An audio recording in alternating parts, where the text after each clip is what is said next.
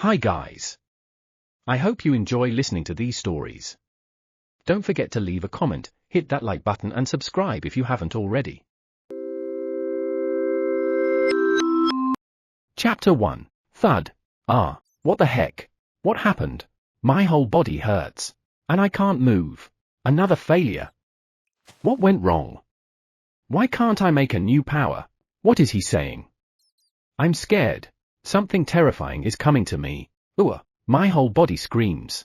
I open my eyes and see a beautiful, blue-haired man dressed in white staring at me. Scary, very scary. TSK, they must have thrown me, and I was knocked to the ground. Gah, the pain makes me feel dazed. Tazu, what are you going to do with that? Use it for the experiment as usual. It will die soon anyway. No, do you want to try that magic? If that works, we can keep using it forever. I don't understand the words I'm hearing. I wonder what happened. Today should be. Yes, today is my 14th birthday. This was supposed to be a good day. Scene change. I don't know how many months have passed since I was brought to this place. Somewhere along the line, my body stopped needing sleep, and I can no longer lose consciousness. I'm fully aware when an experiment is being conducted. My whole body aches, my consciousness wobbles, and then something will pull me back. And then it will be another experiment. I am already tired. With a thud, I felt an intense pain running through my body. I want to curl my body, but I don't have the strength to do so. I just wait for the next experiment to start. I can't move any part of my body. I have no strength to move even a finger. A creaking sound reaches my ears. It seems like that's it for today. The door in front of me has been closed and there's nothing but darkness. That sound is the only thing that gives me peace of mind. I'm tired. I want to die. Someone, please kill me. I hear the door open with a click. I still didn't die today. And hell will begin again. A loud bang resounded. Then, a lot of footsteps. This is different from usual. What the hell is this? Get those guys, quick! Don't let anyone escape. Something touches me, and pain comes from there. The grip is tight and my arm is burning hot. It hurts, it hurts. I wonder if the experiment is going to start again. Somebody, kill me. I heard the sound of something breaking. The next moment, I felt myself slipping out of consciousness. Am I dying? Finally, it's over. Scene change. What's this? It's warm. A warmth I haven't felt for a long time. It feels good. Am I dead? I'd be happy if I were. That's so Ked up. Why? Whose voice is that? He sounds very angry and cold. Could it be that I'm still alive? I want to die. I was looking into the gods we had captured and obtained a piece of information about a magical experiment called Magic Circle for gaining new powers. I found out that it has been ongoing for 100 years or so. It was confirmed that it had already been tried a number of times and there were a lot of victims. We finally located and caught the god who was making that magic. This kid was a victim and was trapped in the basement of the place where he was working. Is it just this boy? All the other children are dead. I see. How old is he? He was 14 years old as far as the data from the paper I found in that child's place is concerned. However, decades have passed since he became an experiment subject. His strength is unstable and unsteady. We tried our best to do something about it, but using divine power doesn't work. We couldn't even remove that magic that had been placed on him. It's not magic.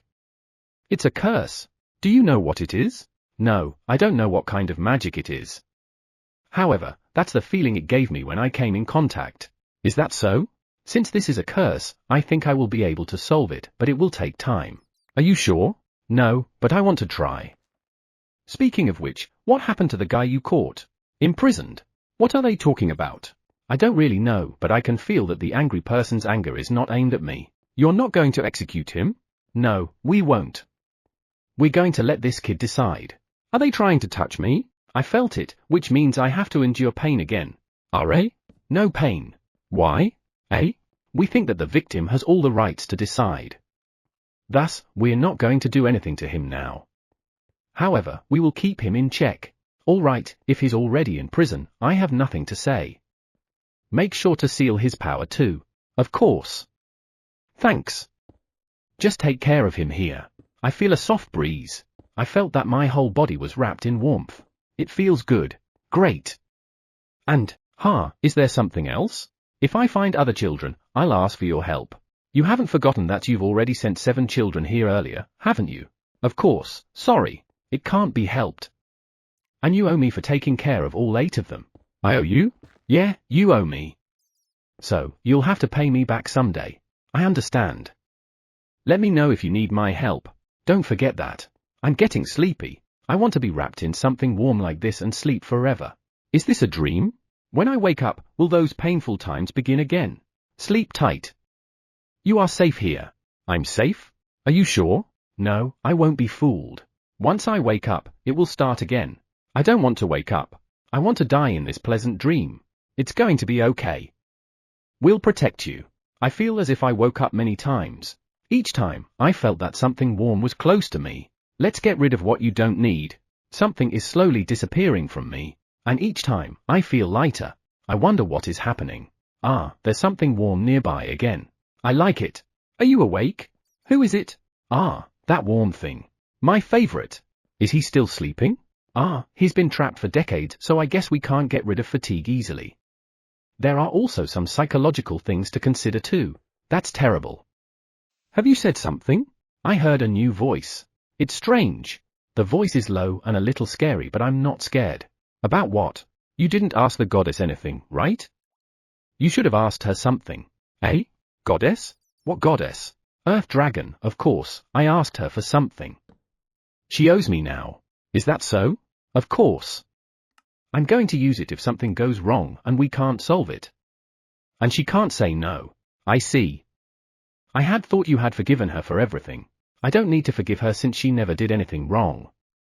However, the god who hurt this kid is another story. I see. I'm not sure.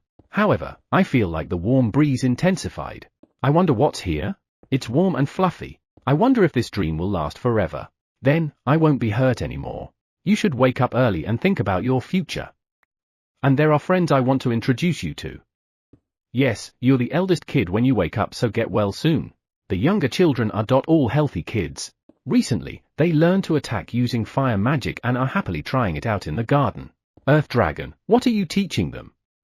Those kids are only as old as 8 years old. Your lordship, I think the word too late is more appropriate. Of course. Sounds like fun. When I wake up, will I be able to join that circle? However, I'm sure when I wake up, they'll be gone. That's why I don't want to wake up yet. If I stay like this and wake up, I can keep dreaming. How long have I been asleep? I woke up unexpectedly. I'm not dead. I just woke up. What should I do? What should I do? It will start again. HNN? My blurry vision becomes clearer after a few blinks. And as expected, I still can't move my body. Ah, but I can move my arms a little. Ooh, a big eye suddenly appeared in my clear vision. And it's staring at me. For a moment, I was scared, but something was different. I'm being watched, but I'm not afraid. Are you awake? Eh? It can talk? What is this creature with rock-like body and one eye? It doesn't look that big. Are? One eye, why are you here? This voice, this is the voice I heard when I was wrapped with something warm. Who's talking? I can't move, so I can only move my eyes. However, where am I? Are you awake? He woke up a little while ago. I was about to report it to your lordship. Oh, thanks for that. Was I useful? Of course. You're a good boy. This place is warm. There's some kind of nice breeze. Are you okay? I feel a little fear in my hand as he gently touches me and I squeeze my eyes shut. My body may have shaken a little. As I will be in pain and scared, I felt a soft, gentle pat on my head. The pain that should have run through my body did not come. I gently opened my eyes and saw a man. As I stared at him, I felt a gentle, warm breeze envelop me. You're awake. That's great. Good morning. My vision became cloudy as I looked at the person in front of me who was smiling gently. You can cry. You did well. Chapter 2. I have woken up several times since then. Each time I woke up, those little guys called One Eye were by my side. When they notice that I'm awake, they'll wave their hands to me or put their hands on my face. For some reason, I'm happy. Maybe it was because I had been alone in the dark for so long. I don't know where I am and I don't know what will happen to me, but I'm happy. Little by little, I began to be able to move my body. First, I could only move my hands, then my shoulders. When I tried to raise my body, 2 One Eyes helped me. It was at this point that I realized that I was lying on a neatly arranged bed. I looked around me and saw a strange space. It's a bright room, completely different from that dark, scary room. However, it is also different from the hospital I know of. Where am I? I thought I had said that out loud. And yet, I wasn't able to hear my voice. I tried it again but my mouth only flapped repeatedly, and all I heard was a hissing sound. I got scared and clenched my hand tightly. Are you okay? His lordship is on his way. Are you hurting somewhere? The two one-eye squeezed my hand from both sides. I thought they were like rock, but I was surprised that they were conscious. And they really were rocks. They feel ragged and cold yet warm. It's good that you can get up now. HNN? What's wrong? Do you feel anything? A man came and I was wrapped in a warm breeze. I wanted to talk, but I couldn't. I tried to move my mouth but all I could do was hiss air out. Could it be that you have lost your voice? I nodded at the man's question. I see. Let me check your body for a second. The man gently places his hand on my head. Then, I felt something pass through my body softly. Nothing seems to be wrong. So I guess it's psychological. I'm not sure, but it sounds like he found the cause. What's going to happen to me? Since he found out that I can't speak, am I going to be discarded? I stare at the man.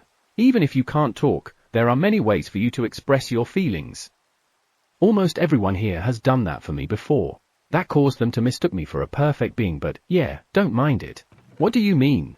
What do you mean by mistook? In any case, it looks like he won't discard me yet. Your heart needs to be healed, but there's no need to rush. Once you are healed, you'll be able to talk again. Even I was in a state where I wasn't able to communicate with anyone for a year. You weren't able to speak too. Is that what you mean by not being able to communicate? Then, you are not going to discard me? I gripped the man's hand firmly. HNN? Is something worrying you? Is he awake? Your lordship, I heard he was awake. Hey, don't pressure him too much. Calm down, you guys. What? I looked in the direction where the man came from, but I wasn't able to see anyone. I look at the man curiously and see that he's looking up. I looked up too, and in an instant, I was drained of all my blood. Big spiders were on the ceiling. Scary. I cajoled the man's hand that I was gripping and put more strength into it. Could I be their food? HNN?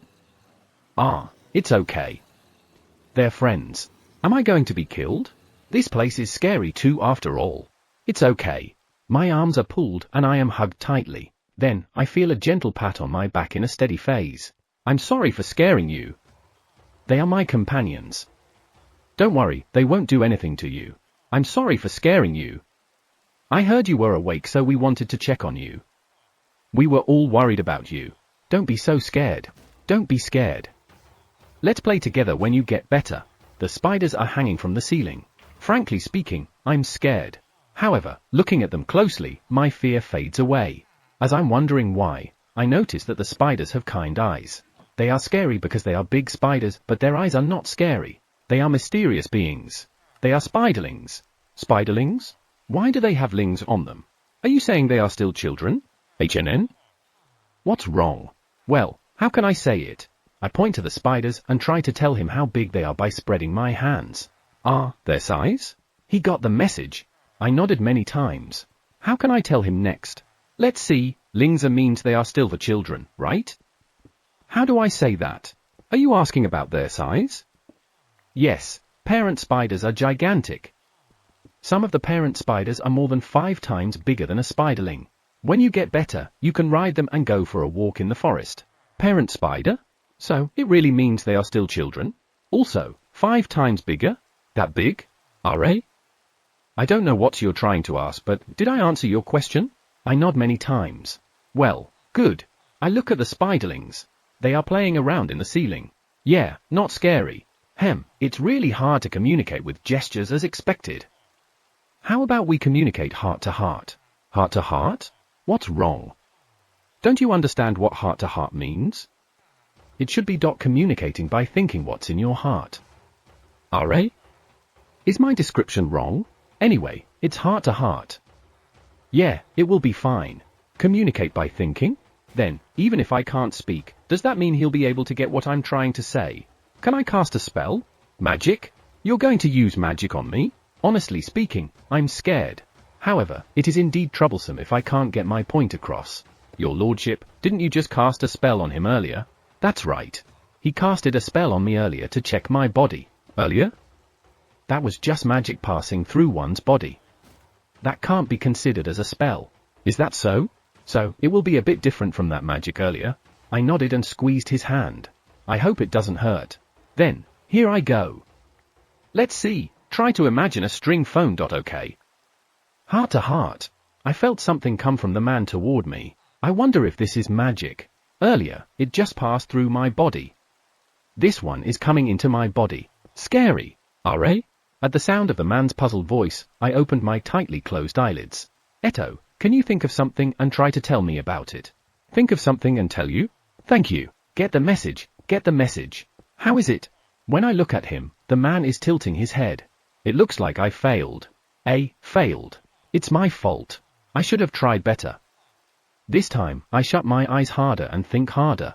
I felt a warm heat inside my head. When I opened my closed eyelids, I saw the man with a gentle smile. I'm sorry, I seem to have made a mistake. When I cast a spell earlier, I didn't feel any response. It was the man's fault? Not me? It's not your fault. Don't be so tearful. Are you okay? Are you hurting anywhere? If there's anything we can do, let us know. We'll help you. The spiderlings that are hanging on the ceiling look at me with concern. The one eye stare at me too, looking worried. My vision blurs. I don't know what it is, but I can feel everyone's panic. However, I wonder why. I can't see clearly because everything's blurred. Are my eyes getting worse? You did your best. It's okay. Cry all you want. Yeah, I'm crying. The man hugged me a little tighter. Tears pour out more and more. I felt a slight chill on my back. It must be the one eyes. My breathing becomes heavier given how long I've been crying. Take your time. Take a deep breath. Breathe in, breathe out. In, out. I followed the instructions and repeatedly breathed deeply. After a while, I felt my consciousness fade away. Rest easy. When you wake up, I'll introduce you to my companions. They are a bit unique, but they are all very kind. I have friends. I look forward to meeting them. Chapter 3, Hikari. I was able to put my feet down from the bed.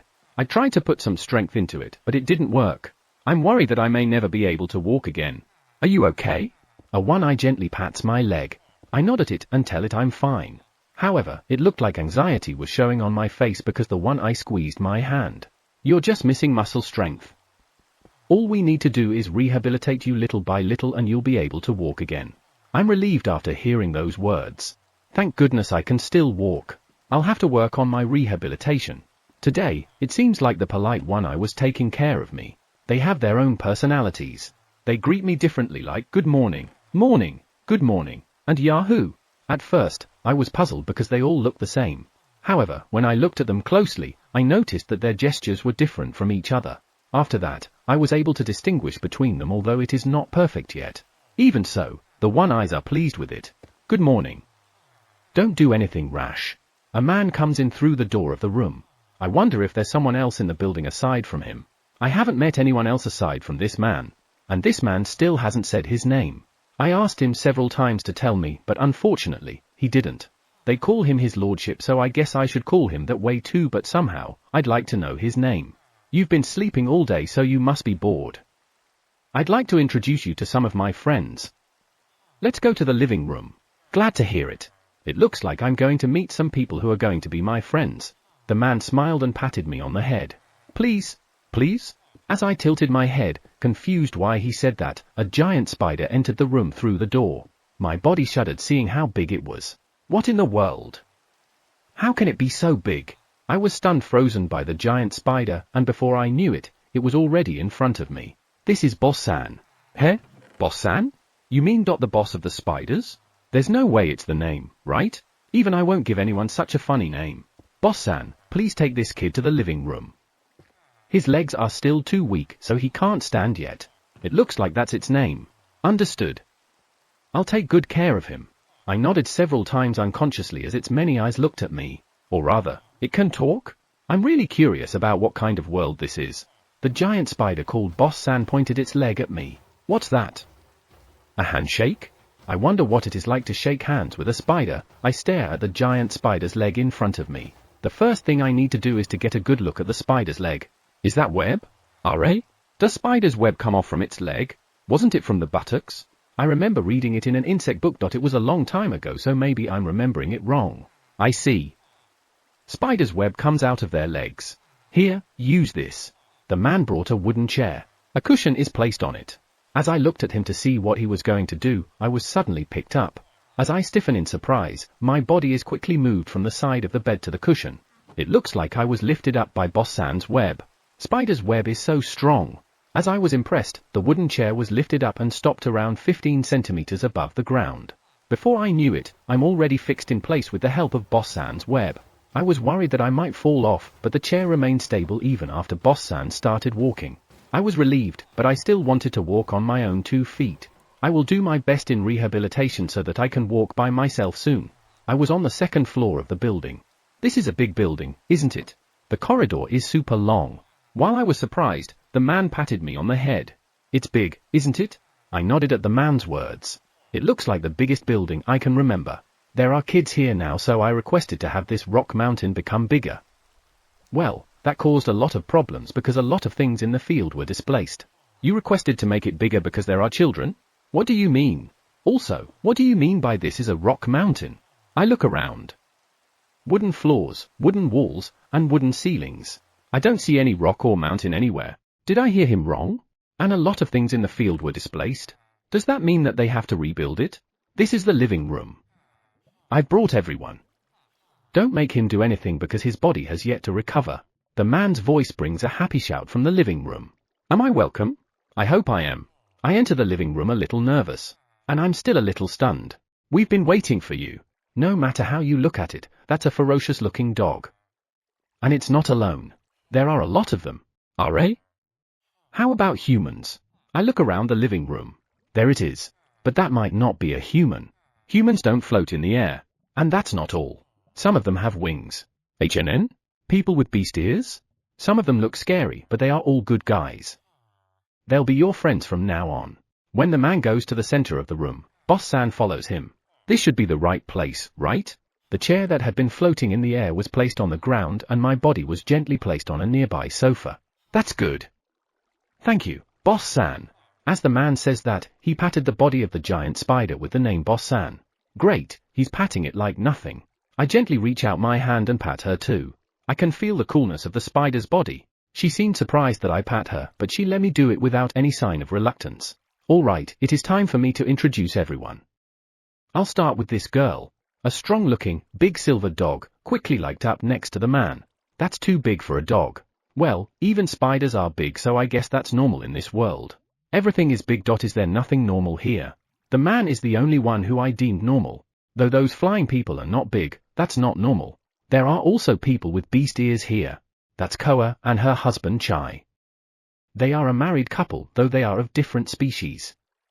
And next to them are, let's see, these two are Re and Nea. By the way, Koa is a Fenrir and Chai is a direwolf. Re and Nea are Garms. I think I heard of Fenrir somewhere. What was it? A legendary creature? I mean, I don't think so. I've already introduced you to Boss-san and the ant next to her is Shuri. I think Boss-san's species is called Chuaranir and Shuri's species is called Anphofermi, and those are the squirrels. Their bodies are blue-green and they have horns. What species are you? Your lordship, we are called Ratatosk. Ah, right. Sorry, I'm still wondering why the spiders are named like that or how he came out with that name. But still, a giant spider and a giant ant. They have too much presence. Not only them, the squirrels also have horns and their body color is. From right to left, they are fluffy, flying lizard, marshmallow, fluffball, and light blue. Though they look small, they are all dragons. HNN? Did I just hear a bunch of funny words? Fluffy? Flying lizard? Marshmallow? Fluffball? Light blue? Given the introduction, those should be their names, right? Eto, are those seriously their names? I know what you mean. I tried to name them something cooler, but everyone liked their names. I tried a few times, and they just won't respond. I see. So, it's not your fault? No. Where did you get those names in the first place? Where on earth did Fluffy come from? And how can you relate a fluffball to a dragon? Come to think of it, I don't know your name. Given the names I just heard, I'm a little scared of being asked about my name. Don't you remember your own name? Name? I don't know. I shook my head. I see. What should I name you? I should have said I knew. I look at the man. He seems to be thinking about something. That something shouldn't be my name, right? I prefer a normal name. How about Hikari, Light? Good. That's a normal name. You don't like it? Then, another. Oh, darn. I forgot to react after being relieved. I desperately grabbed the arm of the man standing next to me, and nodded repeatedly. Are you sure you want the name Hikari? Let me try harder and be more creative, okay? Stop. That's fine. Hikari is fine. You don't have to be so desperate. Well, that's all right. You will be called Hikari from now on. I breathe a sigh of relief. Everyone, this is Hikari. Take care of him from now on. Good. R.A.? I haven't been introduced to those floating guys yet. Chapter 4 Hikari. I'm getting a general idea of his lordship's character. He seems detailed, but rough. And absurdly strong. Probably more than I can imagine. I don't even know if he knows it himself or not. He's also very kind and friendly. Good morning. USA greeted me and bowed, so I bowed in return. USA seems to be a dog-beast kin, and I was surprised when I heard that she was a former slave. It seems that it was his lordship who freed her from slavery, and I can see that she has a great deal of respect and love for him. I could also see that Kuhi, another former slave, loves his lordship as much as USA does. Hikanishan, good morning. After hearing that cheerful voice, my body suddenly floats in the air. Looking at the source of the greeting, I saw a boy sliding down the hallway. His name is Futa. Like me, he is one of the children taken in by his lordship. More importantly, I'm floating in the air. I looked up at the ceiling and saw that it was a spiderling that was lifting me up. Futa, Hikari can't stand alone yet, so you can't jump on him from behind, okay? Hearing what Kuhi said, Futa stopped rushing toward me. His eyes are lively and he is cute. I nod to him. So, I nodded to respond. Hikari, you should at least get angry. For some reason, Kuhi was angry. Why should I be angry? You still can't? It took us a while too. Kuhi and USA said those while holding out their hands to me as I'm lowered from the air. I stand up while being supported by the two of them. What took you a while? Let's go, the breakfast is ready. Kuhi took my hand to support me and I started walking slowly. I bowed a little and walked step by step. It has been a month since I was introduced to everyone. My body was so weak that I could hardly walk. I cried when I was able to stand on both feet and take one step forward. After that, everyone continued to help me with my rehabilitation and I slowly recovered to the point where I could walk. His lordship took in 8 children, including me. I was told that the other 7 were younger than me and they were around 8 years old. However, they are stronger and more powerful than me. His lordship told me that the power of the 7 children is different from divine or magical power. He said they are still unstable, so we have to keep an eye on them. Morning. Good morning. As I enter the living room, I hear voices coming from everywhere. I looked around and found that his lordship was not there. That depressed me a little. Somehow, I feel uncomfortable without him. Oh, good morning. How do you feel? The weight I'm feeling suddenly disappears as I quickly look behind me. What's wrong? Are you in pain? The warm breeze I feel from his lordship brings a smile to my face. I shake my head and bow. Since you are okay, let's eat. I go to the dining room and sit in the chair next to Kuhi. Within a minute or so of sitting down, I confirmed once again that the one-eyes, who put our breakfast on the table, are truly amazing beings. Itadakimasu. We put our hands together and say itadakimasu in my heart and begin eating, starting with the warm soup. The soup, which is filled with bite-sized vegetables and meat, is warming and tasty, and well seasoned. It took me 3 weeks before I was able to eat with everyone else. At first, I could only eat light-tasting soup that was easy to digest. Little by little, the taste became stronger, but it was still hard to swallow solid food. So, when a soup with big vegetables and meat was served, I couldn't help but smile. After the meal was over, we slowly enjoyed tea and fruit together. Hikari. Hearing his lordship, I stopped eating the fruit. I got a call from Goddess Aeon saying that she's coming this afternoon. She wants to speak with you. Are you okay with that? If you don't want to, you can refuse. You don't need to worry about it. Goddess Aeon is the name of the goddess who frequently comes to see his lordship. She usually only speaks with his lordship and the dragons, and now, she's going to speak with me. Could it be that I'm going to be kicked out of here? Suddenly, I can hear no longer and my eyes are shrouded with darkness. Hikari! You are an inhabitant of this world and a member of my family. The word families entered my ears. Listen, Hikari. You are my precious family. You are also USA and Kuhi's family. Hearing what his lordship was saying, Kuhi, who was sitting next to him, nodded while saying that's right. There is no way I'll turn away my precious family member. Ah, he knew what I was thinking. Goddess Aeon has always wanted to meet you for a long time because she wants to ask you something. I've been refusing her, but she's very persistent, so please meet her at least once. If you can't, I'll turn her away and there's no problem with that. Turn away? A goddess? Don't worry about it, Hikari. If you don't want to see her, I'll get rid of her right away. Saying so, the wind dragon light blew while laying his face over my head. I open my mouth, but remembering I can't speak, I close it. At times like this, I wish I could talk. I wish I could properly thank them. Will you meet her? I nodded. All right. Sorry. I shook my head. Then, I watch everyone training in the square. Someday, I will join them and become strong. I hope I can pay everyone back. Rai, Tsubasa, Koyo. Don't use fire magic if you can't adjust the power. I can't help but laugh as I listen to his lordship sigh next to me. The three of them are flying in the air with the infant angels while dropping a series of fireball-like objects toward the ground. Below them, the parent spiders are shooting back fireballs. Those guys. They've become a lot better at flying. Koa, who is often with his lordship, is lying down with her face on his lordship's leg. On the other hand, his lordship is patting Koa's head. Chai, who came along with her, has a slightly strange expression. Koa, Chai is sulking. I'm not sulking. Chai says so, but looking at his expression, he looks so rugged that you can immediately tell that he's displeased.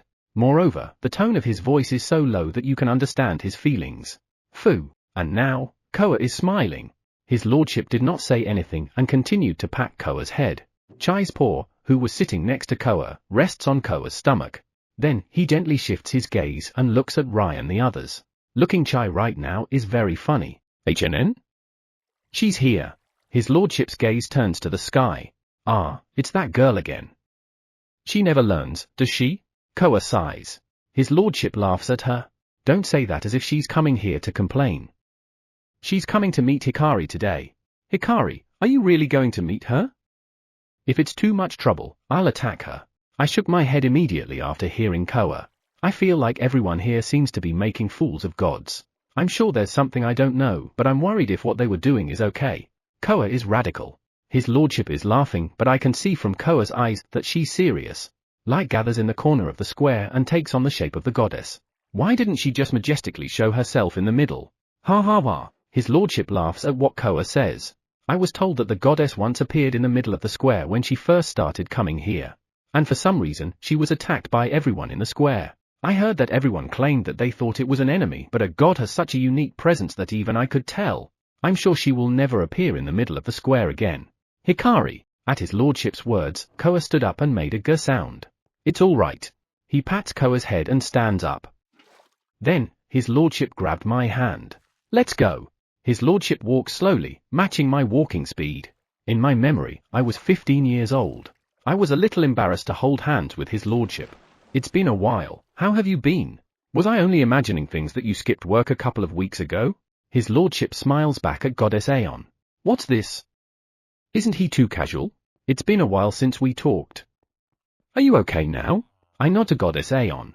It's great, I'm no longer like before. Seeing that I'm relieved, Goddess Aeon was relieved too. I feel like I should apologize to Goddess Aeon given my attitude. Goddess Aeon has no bad intentions.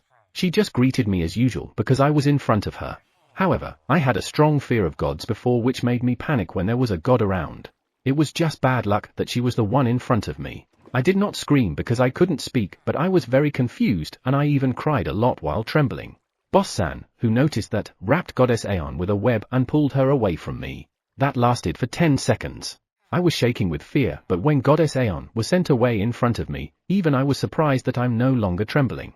When everyone knew that I was afraid of Goddess Aeon, they started working together to make me never meet with Goddess Aeon again. However, I saw her often because she comes into this world often. At first, just seeing her makes me tremble. However, when I tried observing her closely, I saw her playing tricks on Fluffy and Light Blue, making them soaked in water. The two fell on the field, so the golems guarding the field started chasing them around. My fear of God started fading seeing that she's too different from the gods I knew. The other day, I don't know what happened, but the one-eye golems made her sit on Caesar and lectured her for an hour. According to his lordship, Goddess Aeon is one of the greater gods, but looking at her, she's not even noble. I sometimes wondered if it was an act to fool those who are around me, but that's just a waste of time. Goddess Aeon spent time here on a whim just to have a good time. According to his lordship, she must be under a lot of stress given that a lot of problems are being forced on her from both above and below. When I think of her as a stressed goddess, any remaining fear inside me fades away. Do you feel anything bad? If you're scared, just say it right away. Chai, who's next to me, stares at me. I smiled and told him I'm okay. I looked around and didn't find Koa. I tilted my neck since I find it unusual. Hikari, the Fenris are having a Fenrir-only meeting, so she's not here. His lordship realizes what I'm confused about. I see, so that's why they're not together. Is that why Chai's ears are duller than usual? Koa and Chai really get along well. I guess that's what a loving couple is all about. Eto, can I tell you something? Goddess Aeon looked at me. I was thinking a lot of things that I forgot she was right in front of me. Once again, I nodded to Goddess Aeon. Thank you. I have captured that god who kidnapped Hikari from his birthplace and the gods who collaborated with him, as well as the god who experimented on him and all the gods involved. They are now chained up in a dungeon controlled by the god of creation, the highest god. I consulted Akira and he said that Hikari, the victim, should be the one to decide their punishment. Thus, I'm hoping you can tell me what to do with them. That is something his lordship has told me before. He said they've captured the guy who was experimenting with me and I can decide what I want to do with him. He said whatever my judgment is, that's what will be implemented. You don't have to think too hard. I nodded to his lordship. If you think you don't want to get involved, you can just throw it to Goddess Aeon. Eh? Is that okay? I look at his lordship in surprise. His lordship puts his hand on my head and strokes it. His warmth felt good. Anything is fine. We just want you to decide so that you won't have regrets. I see. Anything is fine. So that's why they don't want me to think too heavily about it. So, what should I do with them? I feel pain in my chest when I think about it. I'm sure that if they came in front of me, I would scream in fear. I don't mind Goddess Aeon being around me, but not them. I'm still scared. What do I want to do? I don't want to see them again. I never want to see them again. Hikari, once you decide what you want to do with them, just put your hand on this ball and put your feelings on it. This is called Ball of Communication, which conveys your feelings to the other person even if you can't speak. Whoa, that's a useful item. His lordship looks at the ball of communication that Goddess Aeon is holding. It's a transparent ball with blue, yellow, and green colors. I feel like I've seen something similar somewhere. Where was it? This looks like a marble. Hearing his lordship's words, I look at the ball of communication again. Right, it looks like a marble with 3 different colors that are mixed together. I suddenly miss. My mother once brought a bag of marbles for my Onichan. Onichan showed them to me and said they were beautiful and I agreed. I miss her, but I'm sure she's gone now. I don't know how many months I've been locked away, but it seems like a long time. Yes, I don't want to have anything to do with them anymore. I want them to experience everything they did to me, but I don't want to fall to their level. However, I want to at least lock them up like what they did to me. I hope they are trapped in that darkness for a longer time than I had. Have you decided? I gently placed my hand on it as Goddess Aeon looked and offered the ball of communication. I felt a chill and my fingers trembled. We will do as you wish. I nodded to Goddess Aeon and wished in my heart that they would be locked up in a place I was locked up longer than I was locked up. As I removed my hand from the ball of communication, for some reason, I felt uneasy. Could it be that I had wished for something very terrible? Should I cancel it? There's a phrase for them, they deserve it. I look at his lordship as he stares and smiles at me. Hikari, you are not their only victim. Many of them died without being able to convey their bitterness and sorrow. The gods who are the mastermind of the plot must be punished, as well as those who had a hand in it. Whatever Hikari decided to do, it's not something terrible. Having said that, I won't stop you if you want to cancel it. Victims other than me. I remember. Everyone was crying and asking for help and they were laughing. Yes, they were laughing at us who were asking for help. I don't mean to hurt them. I only wanted to trap them in darkness where we, their victims, were. Just like they did to us. I looked at Goddess Aeon and nodded. I will neither change nor cancel it. All right, your wish will come true. As soon as Goddess Aeon said that, she stood up. Do you want to know the outcome? I shook my head as a reply to Goddess Aeon's question. I don't want to get involved with them, so I don't even want to know. I understand. Is it okay if I tell Akira about your wish? Or is it a secret? A secret? Do we need to keep it a secret? When I tilted my head, Goddess Aeon shook her head. That was a stupid question. I'll tell Akira about it myself. Akira, can I have a moment of your time? Of course. Hikari, you must be tired so you can take a rest. I nodded to his lordship. I really didn't do anything, but I felt somewhat tired. I get up from the chair I was sitting in and look around. Futa comes flying, perhaps noticing that the conversation is over. Hikari! Have a snack with everyone. Futa, who was flying full of energy, flew around me in circles. There are several children being raised by his lordship in this house, but for some reason, this Futa has taken a liking to me. I was puzzled at first. I had no idea why he was like that. Even now, I don't know why, but I can't help but smile when I'm around the cheerful Futa. Today, we have baked bread filled with fruit sauce as our snack. I look forward to it. Futa landed on the ground, squeezed my hand, and started walking. Walking slowly along with Futa, we arrived at a lake at the corner of the square. There, a simple table had been set up and snacks and juice had been prepared. Were you scared? Are you all right? Boss San's words drew everyone's attention to me. I smiled and nodded, pleased with their warm gazes. I'm glad I came under his lordship. I'm glad that I'm alive. Chapter 1, Third Order Knight Pice. Emperor's Kingdom's Third Knight Order Member Pice POV. When I took out a sheet of paper from an envelope, I saw the words Notice of Personnel Change. I can feel my heart pounding loudly. Whoa, okay, let's check it out. I did it. The paper crumpled in my hand as I made a guts punch when I saw the content. Ah, my precious notice. I hurriedly stretch out the crumpled paper neatly and look at the notice once more. It was written there that I had been transferred to that Special Investigation Unit. Pice, no way, is that a notice? My colleague, Appy, saw me and was surprised. Yeah. I've been transferred as a Special Investigator position. The Special Investigation Unit is a unit formed to investigate the forest. During the reign of the previous king, the Fourth Knight Order was commanded to survey the forest, but its purpose was mainly invasion. After the current king took over, the purpose of surveying the forest changed drastically and a special unit was created. And for several weeks now, applicants for transfer had been gathered. The mission of this special unit was to investigate the forest and convey the king's apology to the kings and the god of the forest. Although they are not allowed to go into the deepest part of the forest, where the god of the forest might be residing, they still have to go deep into the forest to some extent. Because of this, strong monsters are expected to appear and it's not a safe mission. However, knowing the danger, many of the knights requested to be transferred. They, as well as myself, believe that we may be able to see the god of the forest in person. Of course, we are not expecting them to see us, who came from Emperor's Kingdom that tried to invade the forest before. I just wanted to catch a glimpse of that overwhelmingly powerful being even from afar. Seriously. I envy you. Darn, I wasn't chosen. Appy looks at the notice with an envious expression. I'm sorry for you, but you still have a chance, don't you? Even if we go to the forest, we wouldn't be able to immediately convey our apologies to the kings. We might not even be allowed to look at them from afar. Even if they listen to our apology, that won't mean they will forgive us. It may take a long time. The king knew this and assured us that we will not give up no matter how many years it would take. However, the mission in the forest was expected to be tough, and once the knights get exhausted, their lives will be in danger. To prevent this, it was decided that the members would be replaced after a certain period of time. So, even if they are not selected this time, they still have a chance. That may be so, but I feel bad for Appy, who is depressed, but I'm extremely happy. I hold my mouth with my hand since I feel like I'll scream with joy. I look at the notice again.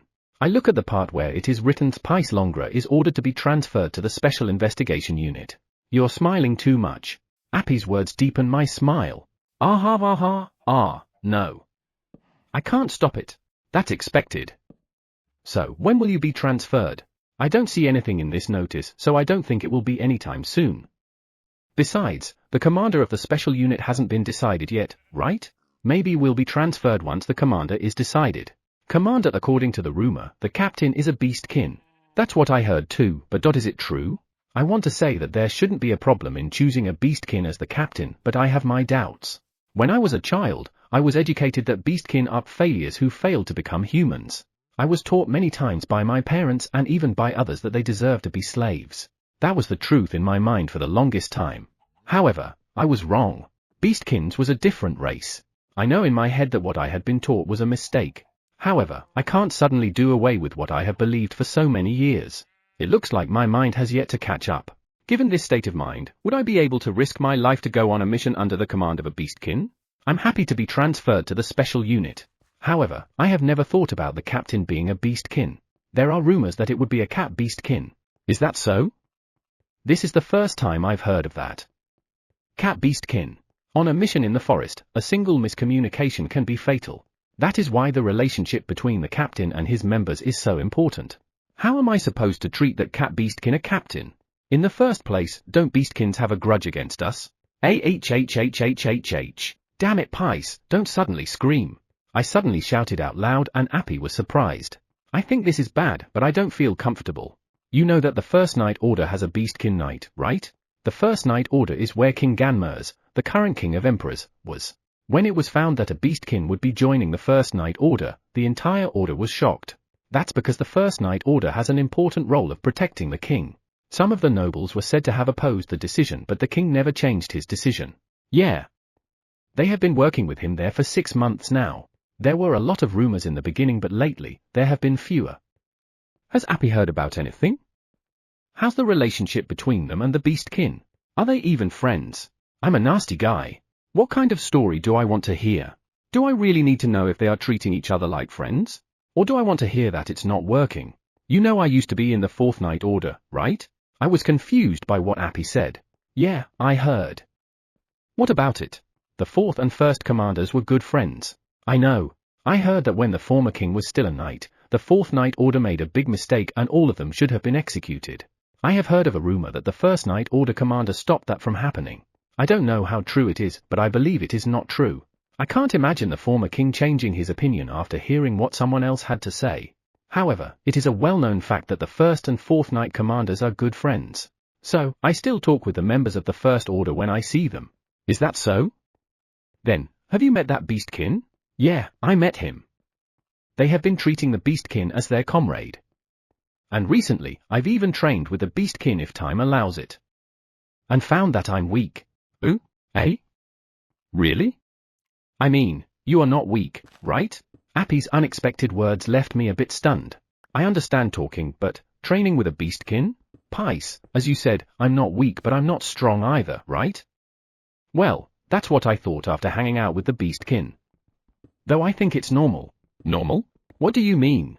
What is normal? I'm not sure how to say it, but it's like how you find that girl in the store cute and fight with your girlfriend, like how you get angry when you made a mistake, like you can't wait for your day off. That kind of normal.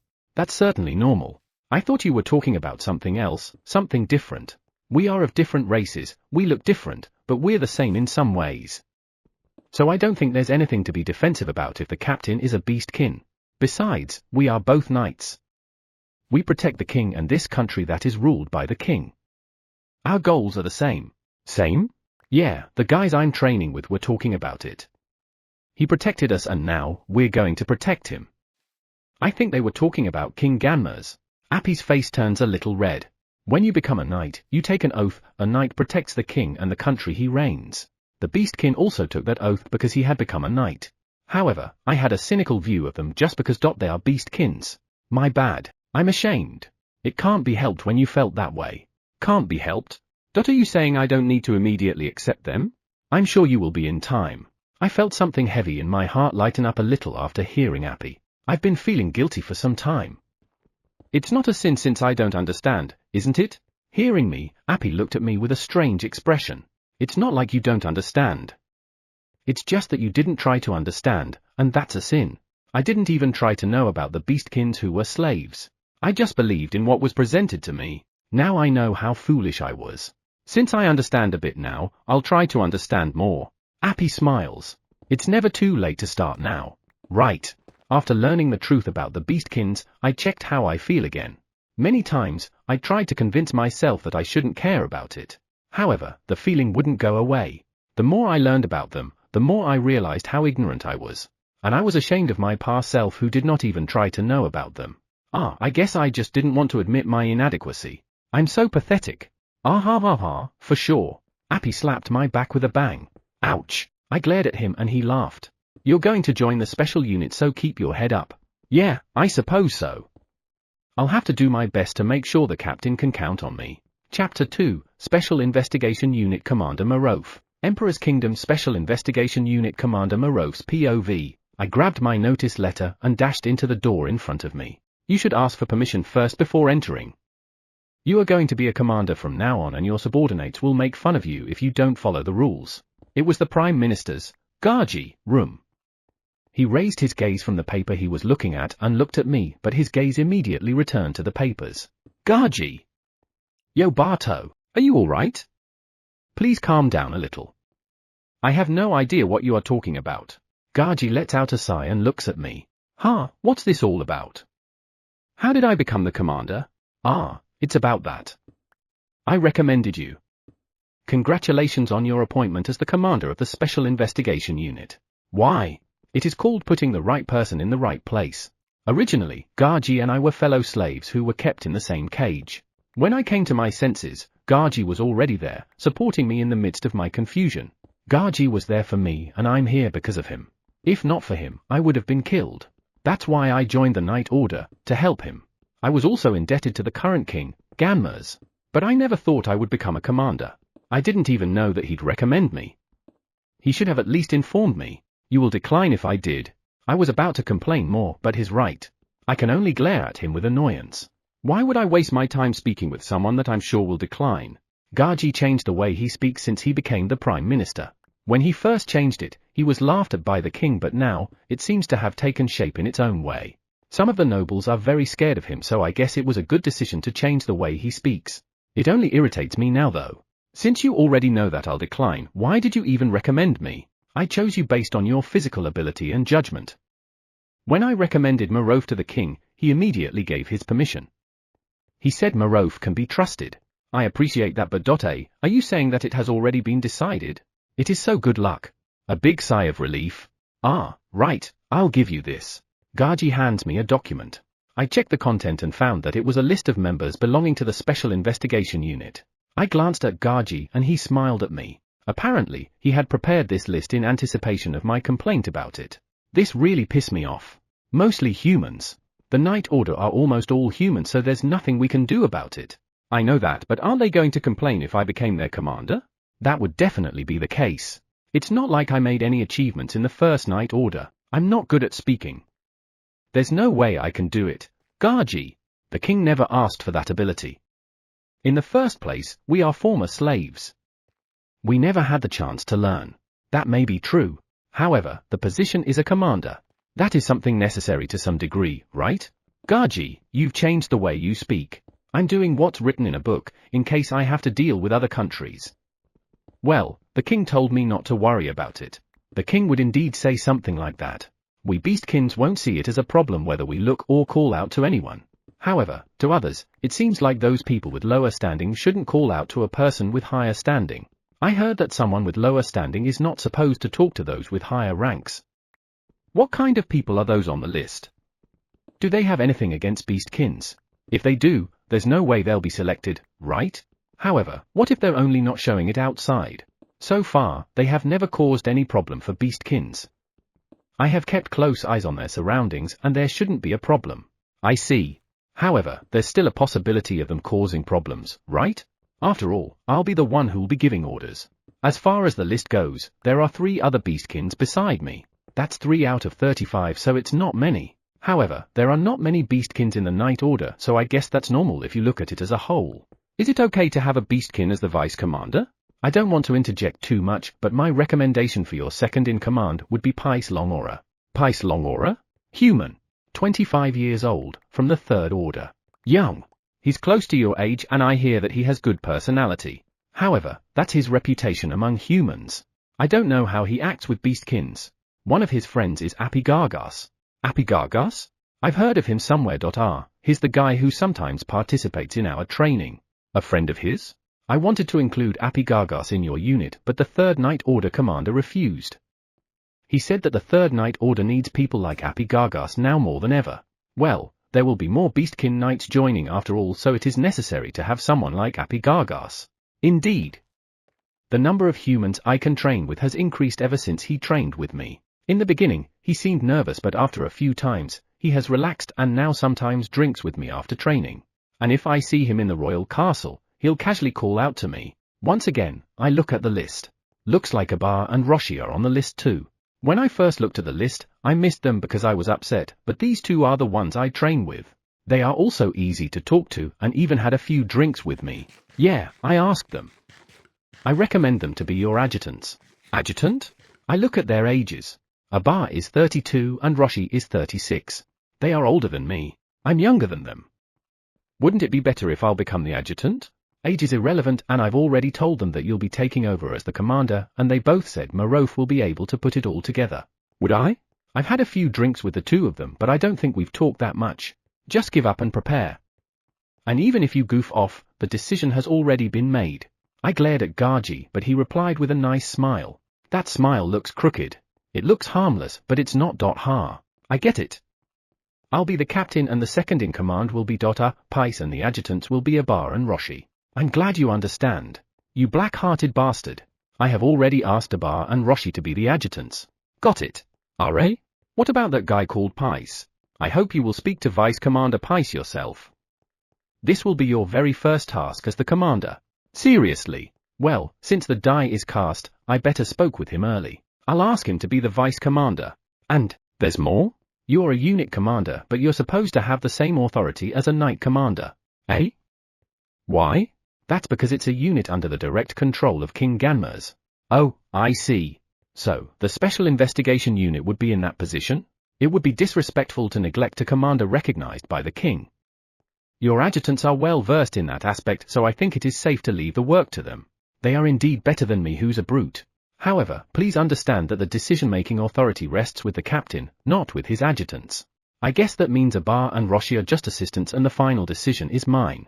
That's all to understand, right? Am I going to be okay? I'm not good at difficult things. Good luck. I only recommend those I deem capable. I nodded and exhaled a sigh. Gaji recommended me, but King Ganmers agreed, so there's no way I can disagree. I don't even know what to say. Then, take this. Gaji handed me a key and a bunch of papers. I tilted my head in confusion and looked at Gaji. They informed me half an hour ago that the room was ready, so you can go there on your own. Half an hour ago? Shortly before I received my notice? Marof came to me before I could call you, which saved me a lot of trouble. Thanks. He totally read my actions. When I looked at Gaji quietly, he smiled at me. Chapter 3, Peaceful Everyday Life. I look around the living room while slowly sipping my after-meal tea. I'd gotten used to the scene of breakfast. I was upset when the number of children suddenly increased, but they are being taken care of by the One-Eyes. Within a few days, the One-Eyes managed to teach them to eat at the table. Even now, the children listen to what the One-Eyes are saying and enjoy their food slowly. Well, there are occasional skirmishes between children sitting next to each other, but it's a lively and peaceful eating time. The infant angels, who were flying around freely when they first arrived, seem to have calmed down and are now good kids. However, for some reason, they seem to be behaving more childish compared to when they first came here. The same can be said to the children that Goddess Aeon brought with her. I was told that they are 8 years old, but given their behavior, I think they are younger. However, since I have not been involved with little kids, it could just be my imagination. Well, whatever the case, they are fine, so I don't worry much about it. The little angels and the children were adults, but they became like this now because of the damage done by gods and some apprentices. It's not surprising if they had suffered some kind of after effect. As long as they are healthy, that's all that matters. Taiyu, Tsuki, Koyo, don't touch foods that are not yours. Kuhi looked at them and said that in a slightly reproachful voice. Eh? We can't? Can't. Even if you want to eat more, don't take it from others. If you want more, just tell the One-Eyes.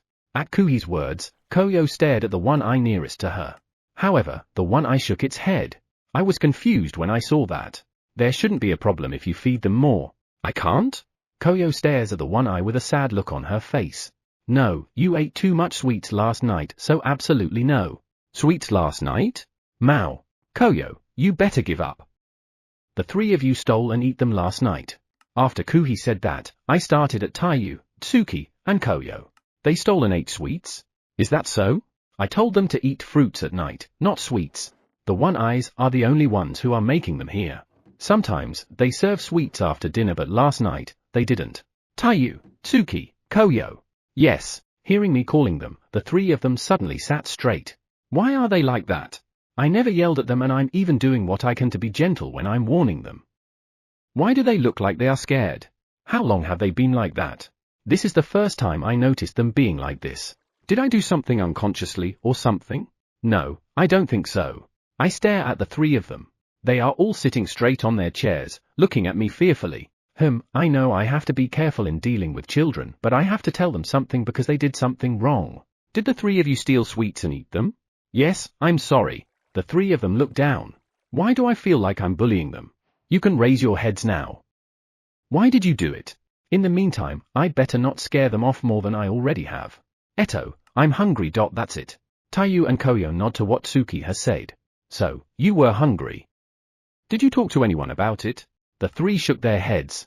They are shaking their heads vigorously that I find it a little scary. It will be a good idea to talk to the one-eyes next time. There shouldn't be a problem with that, right? I asked the nearest one-eye who heard the whole story. Of course. We have prepared sweets in case you're hungry. And food is even readily available. I'm surprised. Really? When the three look at the one-eye nods. We never know if his lordship will get hungry, so we are well prepared. If you ask us, we will make that available for you.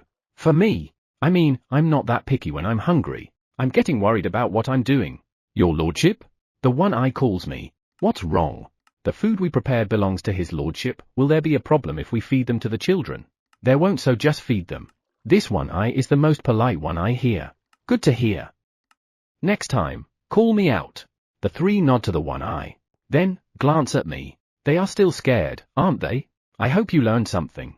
They look so pitiful with how they act. I get up from my chair and get ready to go on my morning rounds. Your lordship, are you going to look around? Yeah. I'm not sure if these rounds are necessary, but, well, everyone's happy to see me, so I can only go on. Some of them, like Iko, are rooted on a spot and can't move. The nanofascists around Iko won't come here unless there's a problem. Take care. I'm off. Have a nice day. I wave and leave to the leaving room and to the front door.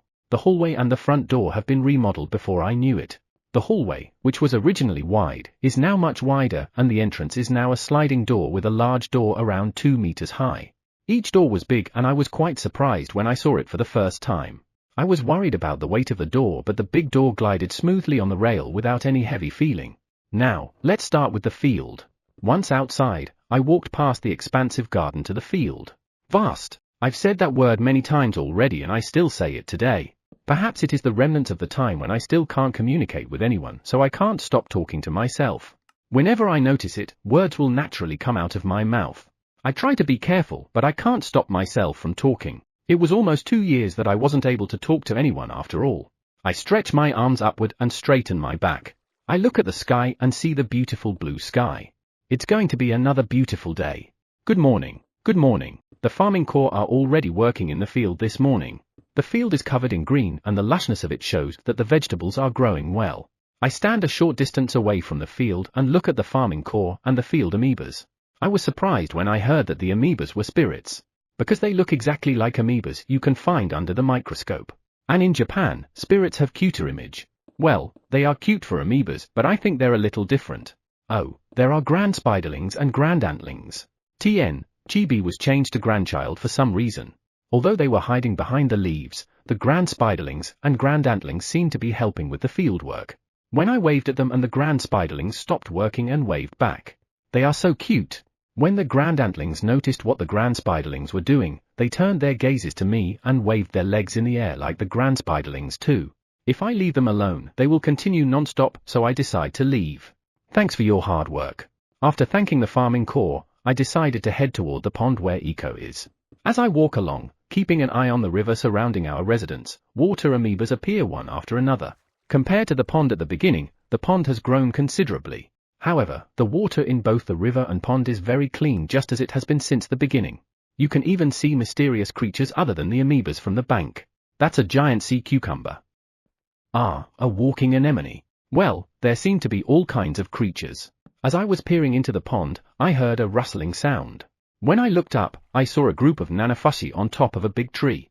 Good morning. The nanofushis look happy and start to dance when they see me. After negotiation, their dance only lasted for less than 5 minutes, and I could enjoy that much every day. You're cute today too. Thanks. I put my hand on the big tree where the nanofushis are and slowly pour magical power through it. The tree rustles and the wind whistles through it. I can feel that Iko is happy. I remove my hand and look up at the tree. White buds are visible among the leaves. Still not blooming. Flying Lizard and the others became quite impatient when they saw the buds. When I asked them about it, they told me that this was the first time they had ever seen Eco flowering. I'm looking forward to seeing what it looks like when it blooms. Everyone's panicking, but I'm looking forward to the flowers blooming.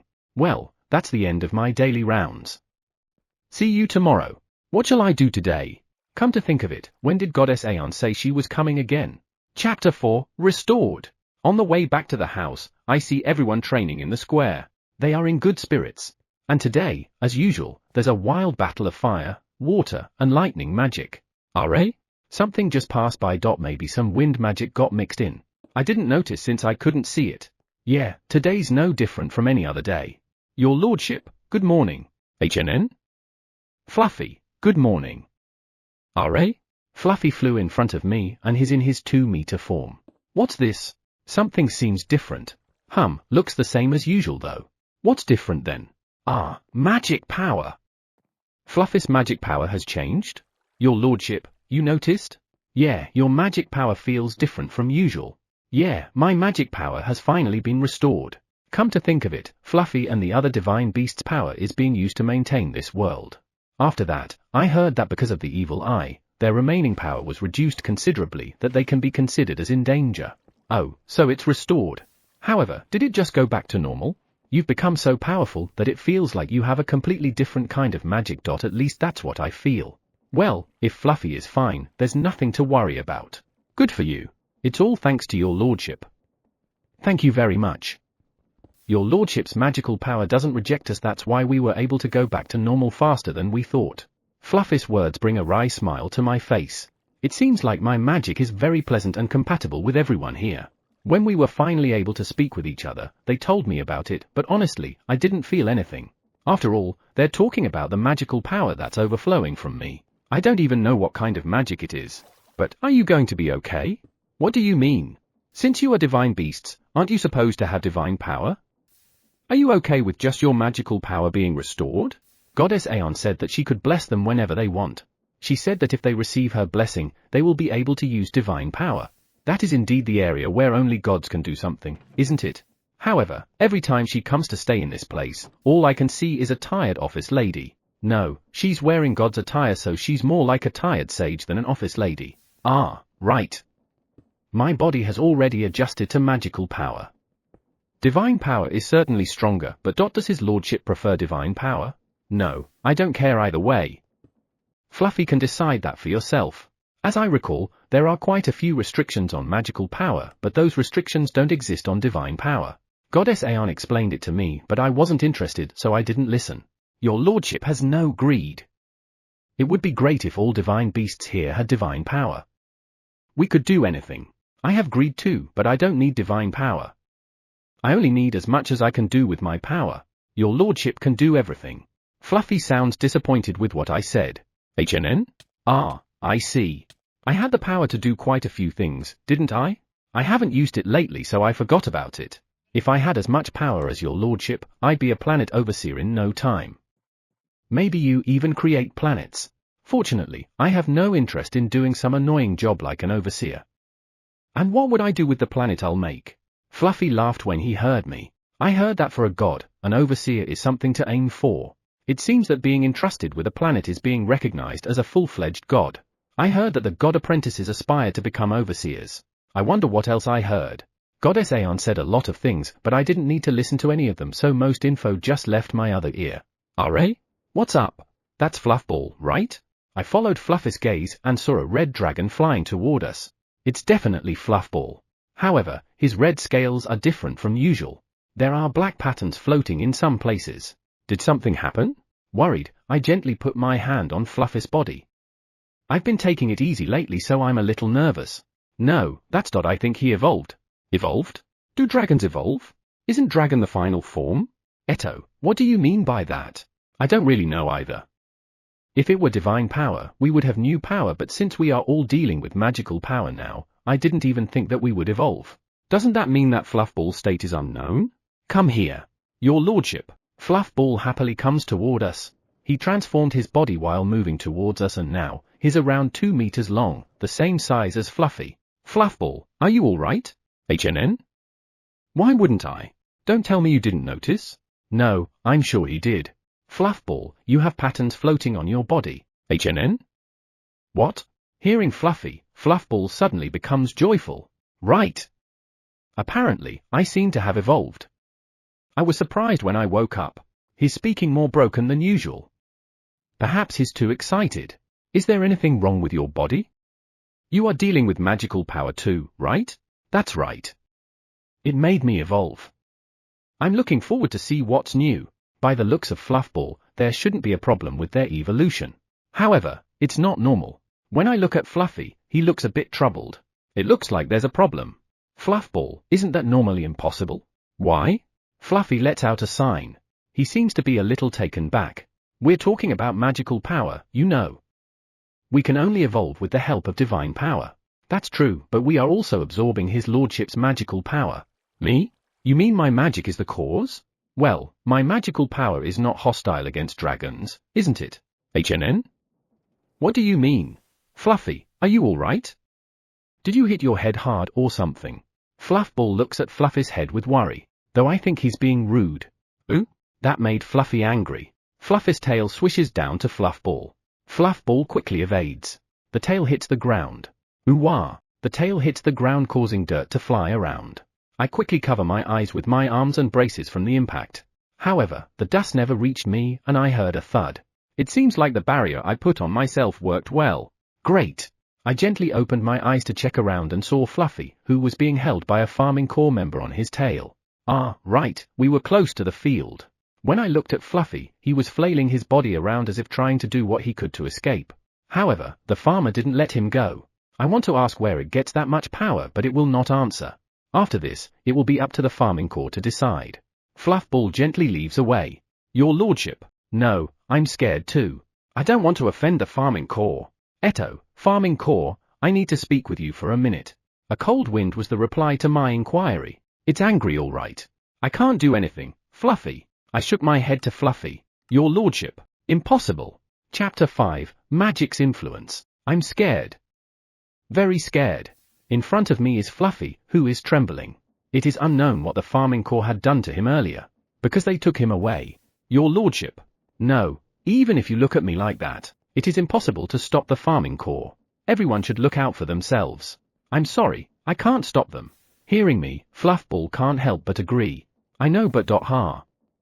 So, how come you seem to be unaffected that you evolved? Fluffy asks Fluffball after calming down. That again? How come you haven't noticed?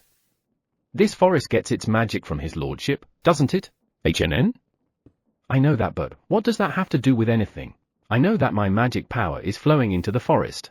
Goddess Aeon even explained it to me. But at first, I couldn't believe it, because I didn't feel any decrease in my magical power. So, I tried to check my magic power.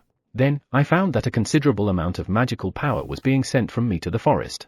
I was stunned. It was so much that I should have noticed it. Flying Lizard told me that I was making more magical power than what was disappearing. Given my current power, he said I could even stop making magical power. However, Koa begged me to not do so.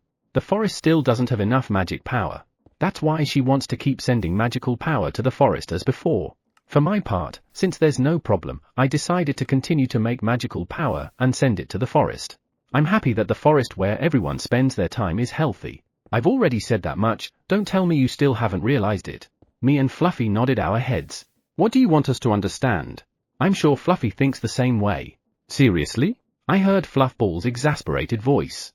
He looks at me as if he's looking at a very unfortunate child, but I'm sure that's just my imagination. Your lordship's magical power is still evolving, right? HNN? Ah, that's how I feel. I nod after hearing the conversation between Fluffball and Fluffy. Evolve?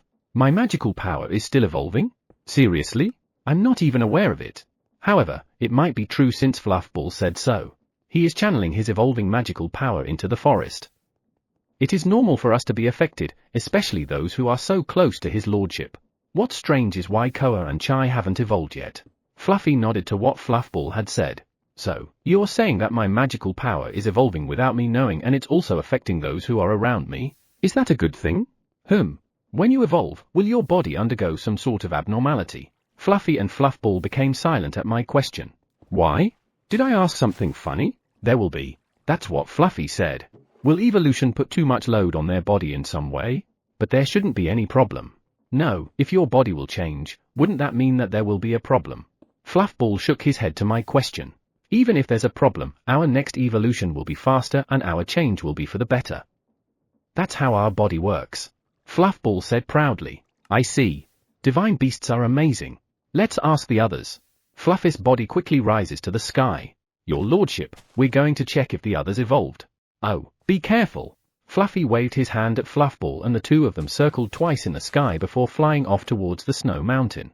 It looks like they're in a hurry, but still, I wonder. What should I do with my evolving magical power that's influencing others around me? I hope it's a good influence, but if it's a bad one. Fluffy and the others didn't care though. Your lordship, what's wrong? HNN? Ah, it's Boss-san. No, I heard that my power is still evolving, so I'm a little. Boss-san tilted her head after hearing me. A little what? Is there something wrong? Too much power is going to cause problems. Really? Eh? When I looked at Boss-san, she looked a little surprised. Did I say something funny? Your lordship's power is still considerable. Ah, I don't really feel it, so I always forget about it. I am very powerful. Ah, yes, I am. They say my power is unparalleled. For me, I don't really feel it at all. Surely, using magic, I can do exactly what I imagine. But that is rare according to Koa. Moreover, if I was normal, it seems like I would run out of magical power several times in the day. Hearing that, I thought it was a little scary to be ignorant. Well, I'm still doing things without thinking that I'm strong. Evolution doesn't just make you stronger. Eh? Is that so? I thought evolution was just about getting stronger. It certainly often makes you stronger, but there are also changes in the body that will make you able to do more things. Changes in the body? Isn't that a bad thing? For example, our web. HNN? Your web? We evolved and became able to control our web. Speaking of which, one day, one of the spiderlings suddenly started using web. After that, the number of children spiders that could use it increased in a short period of time, and before I realized it, Boss-san was also able to freely manipulate web. That was evolution? I never would have thought that someone close to me had already evolved. Did you have any problems then? The only problem is, we forcibly evolve ourselves. HNN? I don't get what you are saying. Forcibly evolve? What do you mean? I learned that one of my children forced herself to evolve by forcing a core of Suisoa into her body. Eto? You forced a core into your body? We needed Suisoa's core to produce web. And put it inside your body? If we had done it badly, we would have died, but I could gain new power if I did. And where my children saw that took on a challenge. They put cores inside them. You could die. I'm a bit speechless at the shocking details. I had no idea that they had done such a dangerous thing just to be able to use web. Did you really want to use web so badly? Well, it's convenient because I could do a lot of things with it. But it was too reckless. You could have died. She shook her head and let out a sigh. Ha ha ha, it was certainly reckless. However, it changed my magic. Change? The core that the Suisoas gave me had the disadvantage that it would wear out due to the difference in the strength of magical power. Because of that, I had to change the core every few months, but one day, I no longer need to change the core. What? Why? Because my body has evolved. I was surprised. When I took out the depleted core and put in the next one, my body became hot and a strange sensation covered my whole body. Is that all right? It is. It's just a temporary surge of magical power that occurs during evolution. I see. I was told that magical power alone is not enough to make you evolve. It took me a while to understand that. So, magical power is not the only requirement to evolve. I'm no longer worried about Fluffball, but I'm still a little confused. Just like Boss-san.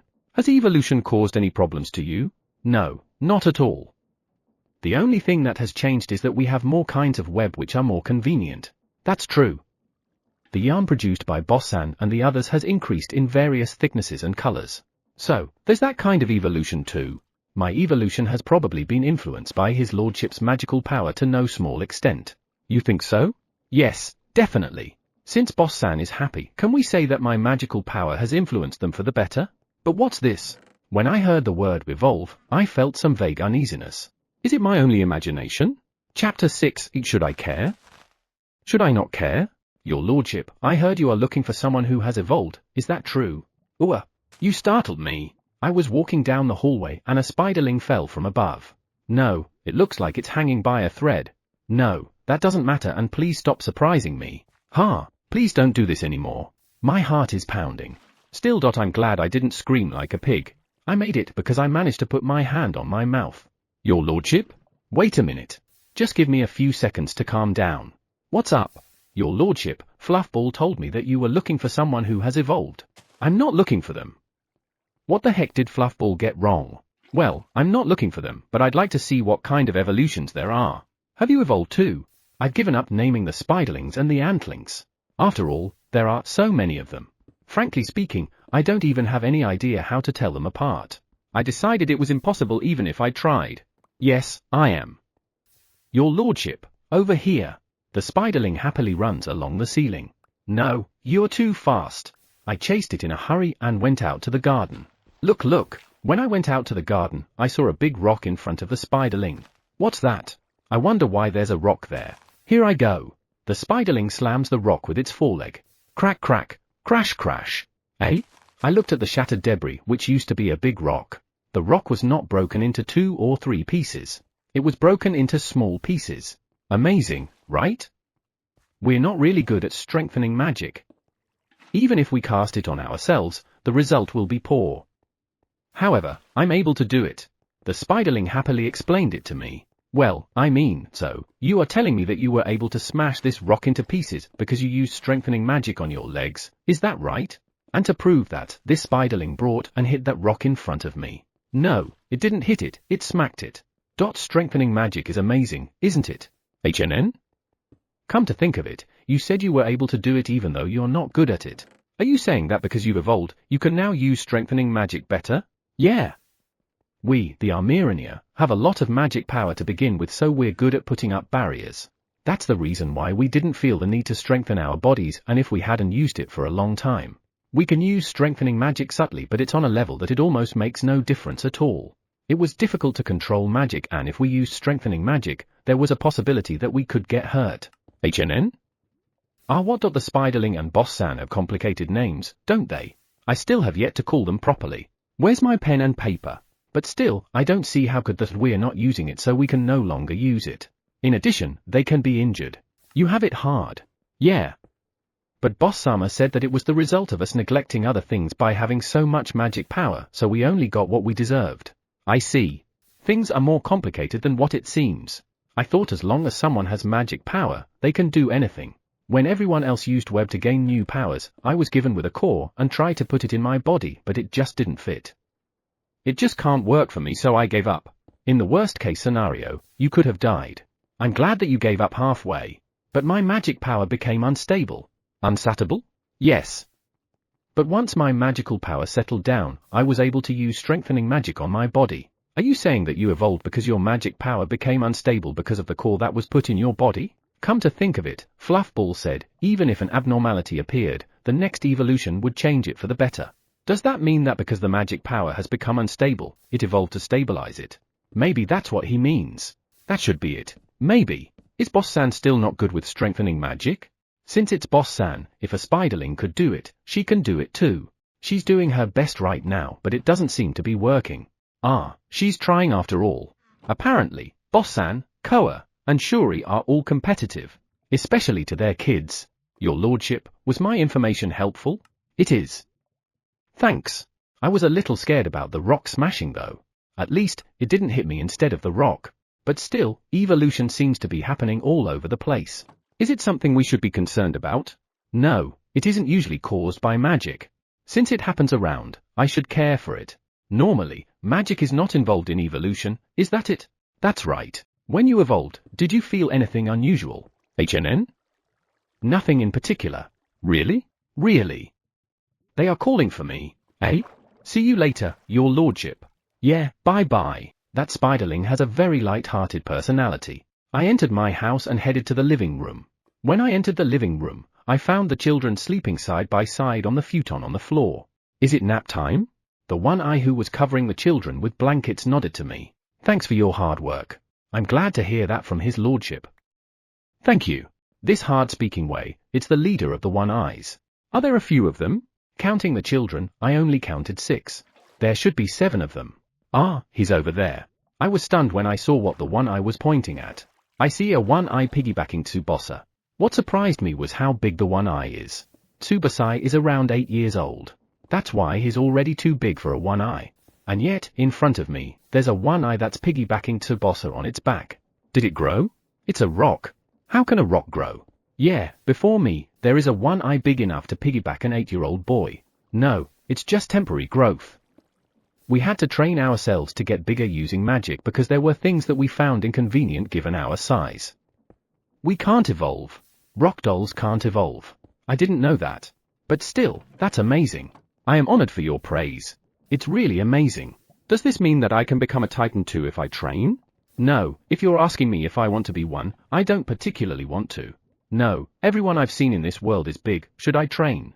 By the way, this magic requires a lot of mental power, so those who can use this are me, that one, and someone else. And only 2 among the farming corps. The farming corps can do this too. It needs a lot of mental strength. That means I can't. Let's give up. I see. Don't overdo it. Yes. We will make sure we won't suffer for his lordship's sake. For me. That's heavy. Ha ha ha. Yes, we will never burden your lordship. Never. Yeah. You're going to be okay, right? It's kind of funny that I'm so powerful that I coincidentally saved everyone including this world as a result, but for some reason, everyone's response doesn't change. Normally, they should be talking like, he's not that great, is he? If it were me. No, I guess the result is what's important. However, the trust of the one-eyes is too heavy. Well, it's not just them, even Koa and the others too. Is everyone alright with the kids? These children are victims of the hero summoning like me. The possibility of their power increasing like mine has not been dismissed yet. The possibility of them having power other than magic is still there. I don't feel any power other than magic at the moment, and there is no indication of a sudden increase in power. I see. I hope things continue the way it is. Really? Eh? Do the one-eyes have different opinion? I don't see the problem with them having all sorts of powers like your lordship has. I don't see anything wrong with that either. So I can't say anything. However, as my magical power continues to increase, I need a place to dissipate it. My enormous amount of magical power was received by this world, which happened to be lacking, but if it weren't for this world, I would have died. Thinking about it like this, there is a problem if they have an increase in magical power, but there shouldn't be any problem if they got new types of power. Then, we just need to be careful about the increase in their magical power. I understand. I'll let you know as soon as there's a change. Thank you. Chapter 7, Studying is Important. HNN? Your lordship. I look at Koyo, who has just woken up and still can't talk straight yet. She stares at me and rubs her eyes. My little sister was as cute as her when she was her age. What's wrong? Come to think of it, they should be around 8 years old, right? They are playing around with a lot of energy now, but they need to start studying or something. As I recall, 8 years old should be a 2nd or 3rd year elementary schooler. Should I ask the one-eyes to take care of their studies too? No, I feel like their knowledge is from Earth. If they want to live in this world, they need to learn common sense and knowledge of this world. Common sense. I might be the one who needs to learn it the most. Maybe I should study with them too. Your lordship? Adobo. HNN? What's that? Adobo. Do you want to play Asabu? Koyo, it's still bedtime. You need to take a good rest. I doubt if an 8-year-old girl even needs a nap. I thought naps were only for 4 years old or so. Well, okay. Aso.boo. Let's play a lot when it's time to get up. Koyo falls asleep again. Given her body size, she's probably around 130 centimeters. From that, she should be around 8 years old, but sometimes, Koyo acts much younger. Is this also a retrograde disorder? Next time Goddess Aeon comes, I'll ask her if she has any information. If it's affecting her mentality, I'll have to deal with it. I don't think we're going to be able to do anything aside from dealing with it. Or just watch over her. Well, either way, they need to study. Study? I heard a voice from my lower right and my body jerked up. I looked at the source of the voice and saw a one-eye looking up at me. I already told them that they should at least call me out if they're going close to me, but for some reason, they're not doing it. Why? A one-eye. Yeah, one-eye Desu. What is it now? It's the leader of the one-eyes, isn't it? Is something wrong? No. Everything's fine. I knew it was the leader. Well, since it's here, let's ask it. I want the children to study. I'm wondering if there's any way I can get a teacher to teach them. What should they study? I've been thinking about that too. Knowledge. About what? The one-eye tilted its head. About this world. Right. The knowledge we got was all from his lordship. That's absolutely not true. I don't know how to make a rocking chair or a crib. Thinking about it, where does the knowledge of the one-eyes really come from? I wanted them to learn the common sense and knowledge of this world because they're going to live here. Even I want to know the common sense of this world. The one-eye had a curious look on its face when it heard me. What's with you? Did I say something funny? Why don't you just change the common sense of this world into the common sense of Earth, where your lordship came from? Ooh, R.A.? I think I just heard something very strange. Changing the common sense of this world to the common sense of Earth? Why did you even think of that? With that, we can just teach the children and your lordship's time will not be wasted. This is not the leader of the one-eyes. It's the vice leader who's helping the leader. It talks like the leader, but the way it thinks is a little strange. That's a strange way of thinking. Also, the time you spent on learning can never be counted as wasted time. The one-eye tilts its head after hearing me. You're not going to tell me it's easy, are you? I think your lordship might be able to do it if you ask Rope. No, I'm sure you can do it. I can do it. Eh? Really? No, but I won't change this world. Those who are living in this world will be troubled if I do that. There's no need to change their common sense. Is that so? You don't look convinced. But still, how serious is this one-eye? I'm getting worried. I'm looking forward to it. What are you looking forward to? I'm looking forward to learn new knowledge. Then don't do anything extra. I'll tell Rope to not do anything later. However, does Rope have that kind of power? That's basically brainwashing. I understand. Good. Since you don't want to change their common sense, why don't you just bring someone who can teach them? I don't know why, but it's depressed. I could tell from the tone of its voice that it is depressed, although its expression didn't change. I think it is awfully depressed. Was it serious when it said change the common sense of this world? I'm curious about what it's planning to change, but it's better not to ask it casually. However, it bothers me if I see someone depressed. I meant no harm, so let's just not be bothered with it. Bring a teacher her. That's a good plan. I'd like to have USA and Kuhi study together with them. It would be better to have proper knowledge when those kids leave this place. I'm sure they'll want to do some things when they grow up. In that case, a beastkin would be a better choice. The country of the liberated slave might still be in turmoil, so it would be better to leave them alone. Come to think of it, I met some of them in the forest. They had tails, so they must be beastkins. Maybe I should go to their country and ask them. I know the country where Kuhi and USA came from, but I don't know where the other countries are. I have seen it from the sky with Koa, but I don't remember which direction the country is from my house. Is that so? Do you know where it is? Yes, I do. We split up to check out the entire forest. What? When did that happen? We must be able to protect your lordship no matter where the enemy comes from. To do that, we need to know everything about the forest.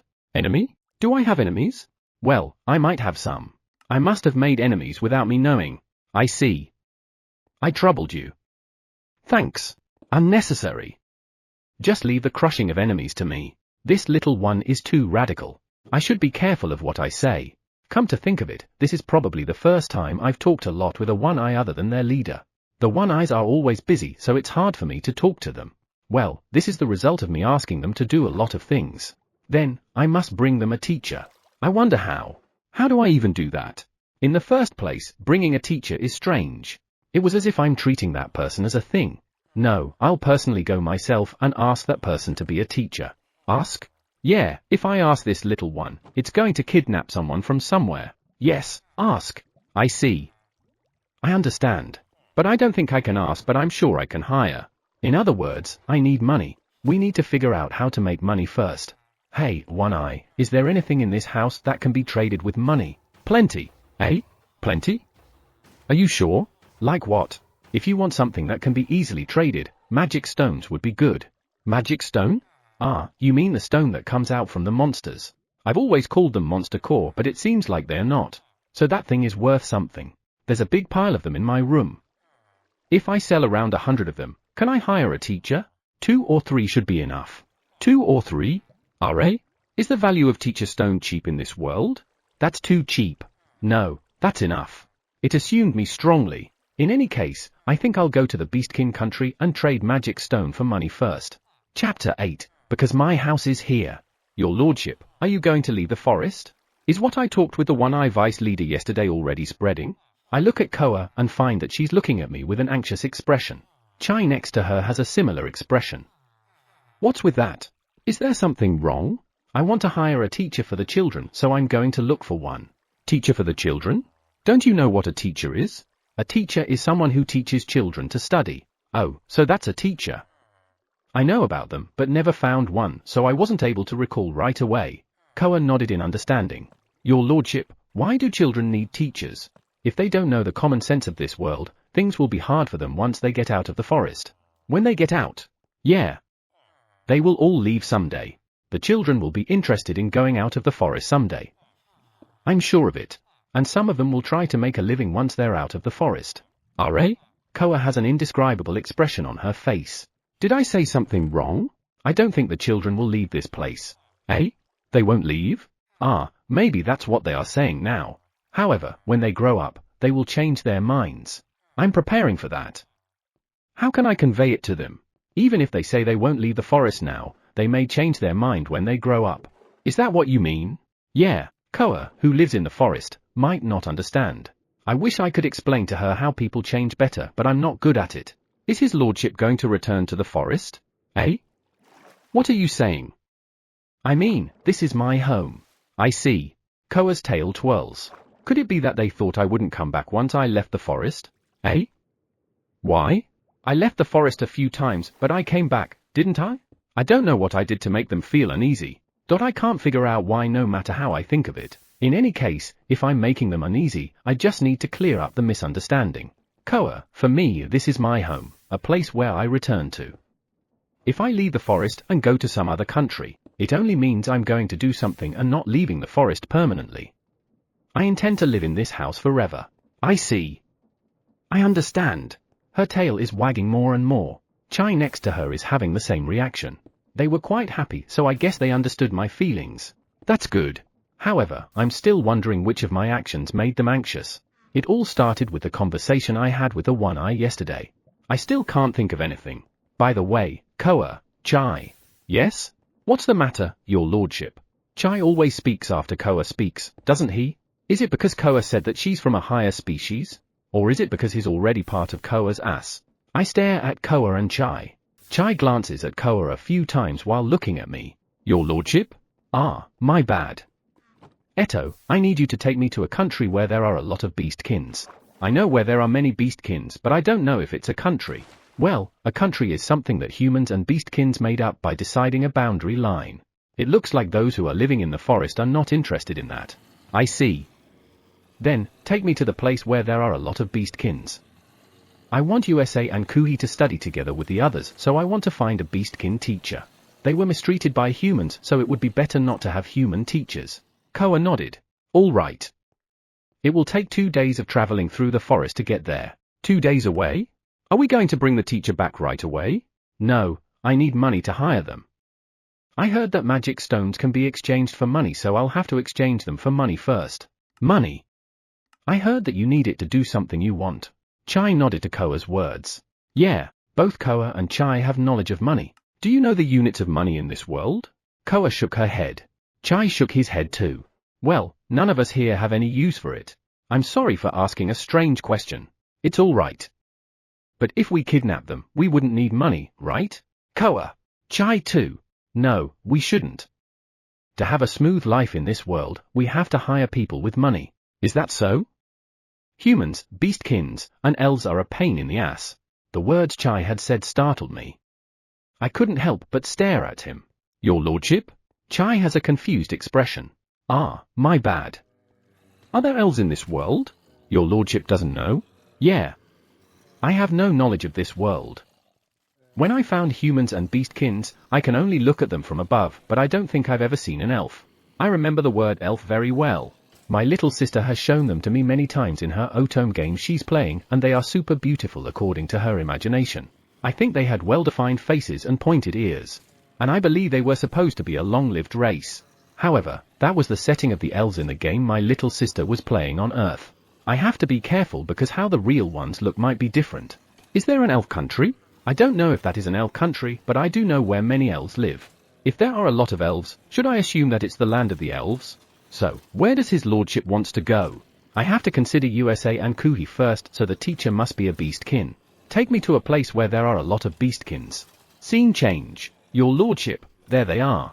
It took a little over a day for us to arrive there. She said it was going to take 2 days, but it actually didn't take that long. The reason for that is Koa. She was running faster in the sky than before. I praised myself for not screaming. Your lordship, looking from where we are, I can see a lot of beastkins. They aren't many here yet, but if we thread this road, you will be able to see a lot of beastkins. The place where Koa had taken me before was covered with fields. It was field as far as the eye could see, and for some reason, I felt magical power coming from the field. I thought it was a bad idea, so I removed the magic power with the help of a magic stone, but after that, I regretted it a lot. I thought maybe they intentionally put magical power into the soil. This time, I decided not to do anything unnecessary and just to see what would happen. However, if I could exchange the magic stone I brought for money, I would. Koa, for now. I'm crossing the border illegally again. However, there doesn't seem to be any beastkin cracking down illegal entry by the looks of it. It's rude to intrude from the sky, isn't it? This is another reminder from last time. Let's walk around to check if this is a village. Okay. I look behind me. Today, I'm with Koa and Chai and 2 of their pups. Do they stand out? Are? Come to think of it, isn't Koa one of the so-called kings of the forest? I think that's what she said when I asked her. A king of the forest walking around the village? We will definitely stand out, don't we?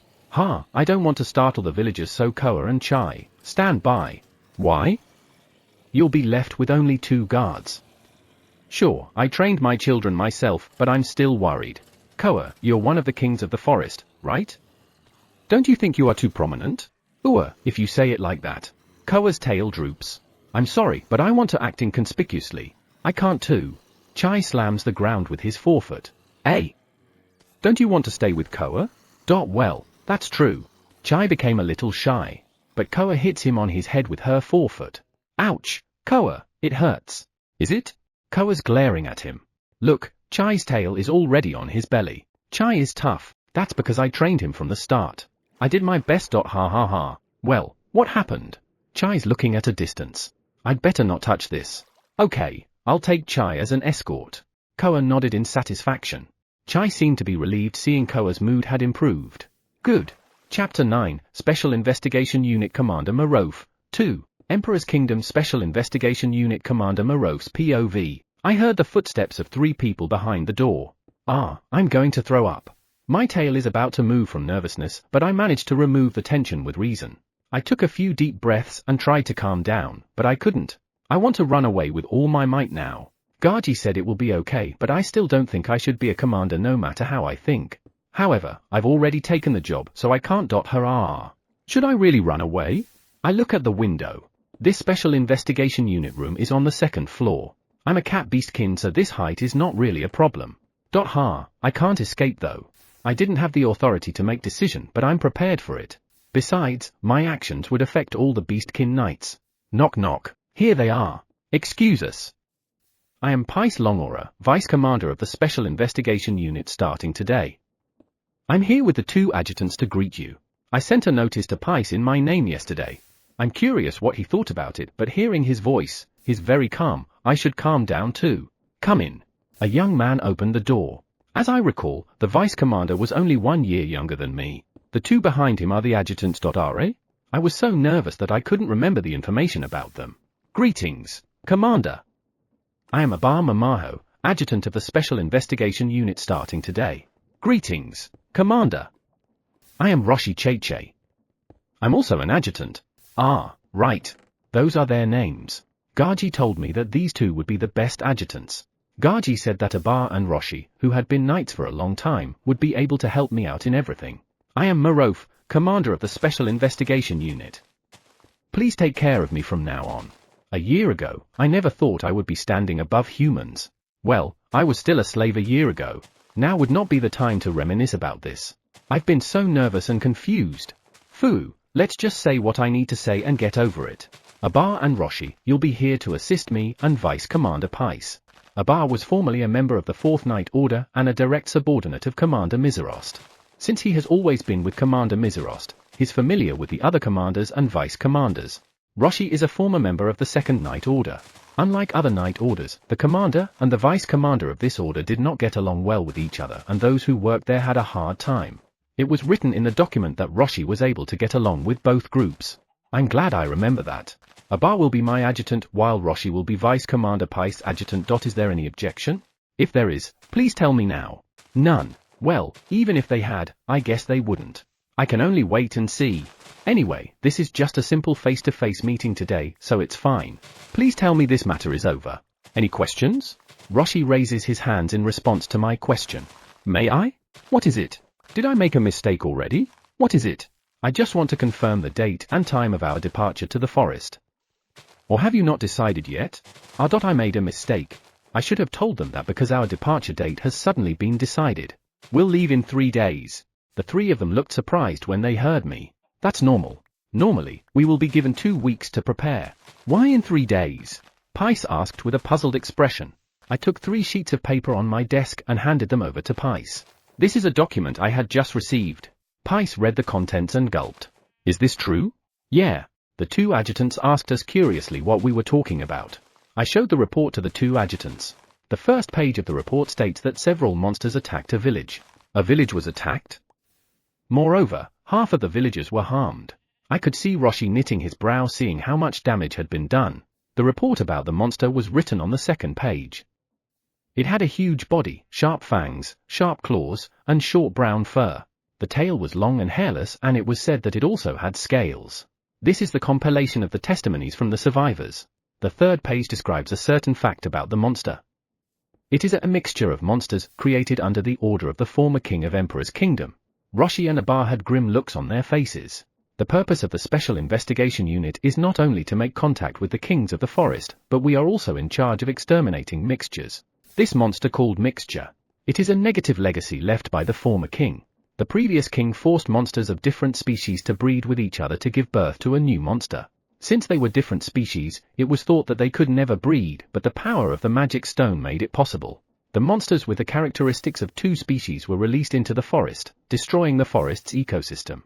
The monster mixture produced by this country went out of the forest and attacked the villages of this country. It could be said that we had it coming, but we can't just leave it like that. A knight's duty is to protect the country and the people that the king protects. Since they already attacked a village, we need to deal with them the soonest time possible. For that, I have to apologize for this short notice, but we must leave in 3 days. In 3 days, each of us should be able to prepare at least. I understand. I'll tell the others that we'll leave in 3 days. Is the attack on the village a secret? No, it's not. You can tell them that. Understood. That's all I have to tell them, right? It's fine to dismiss them now, right? That's all I have to say. You are all dismissed. Yes, sir.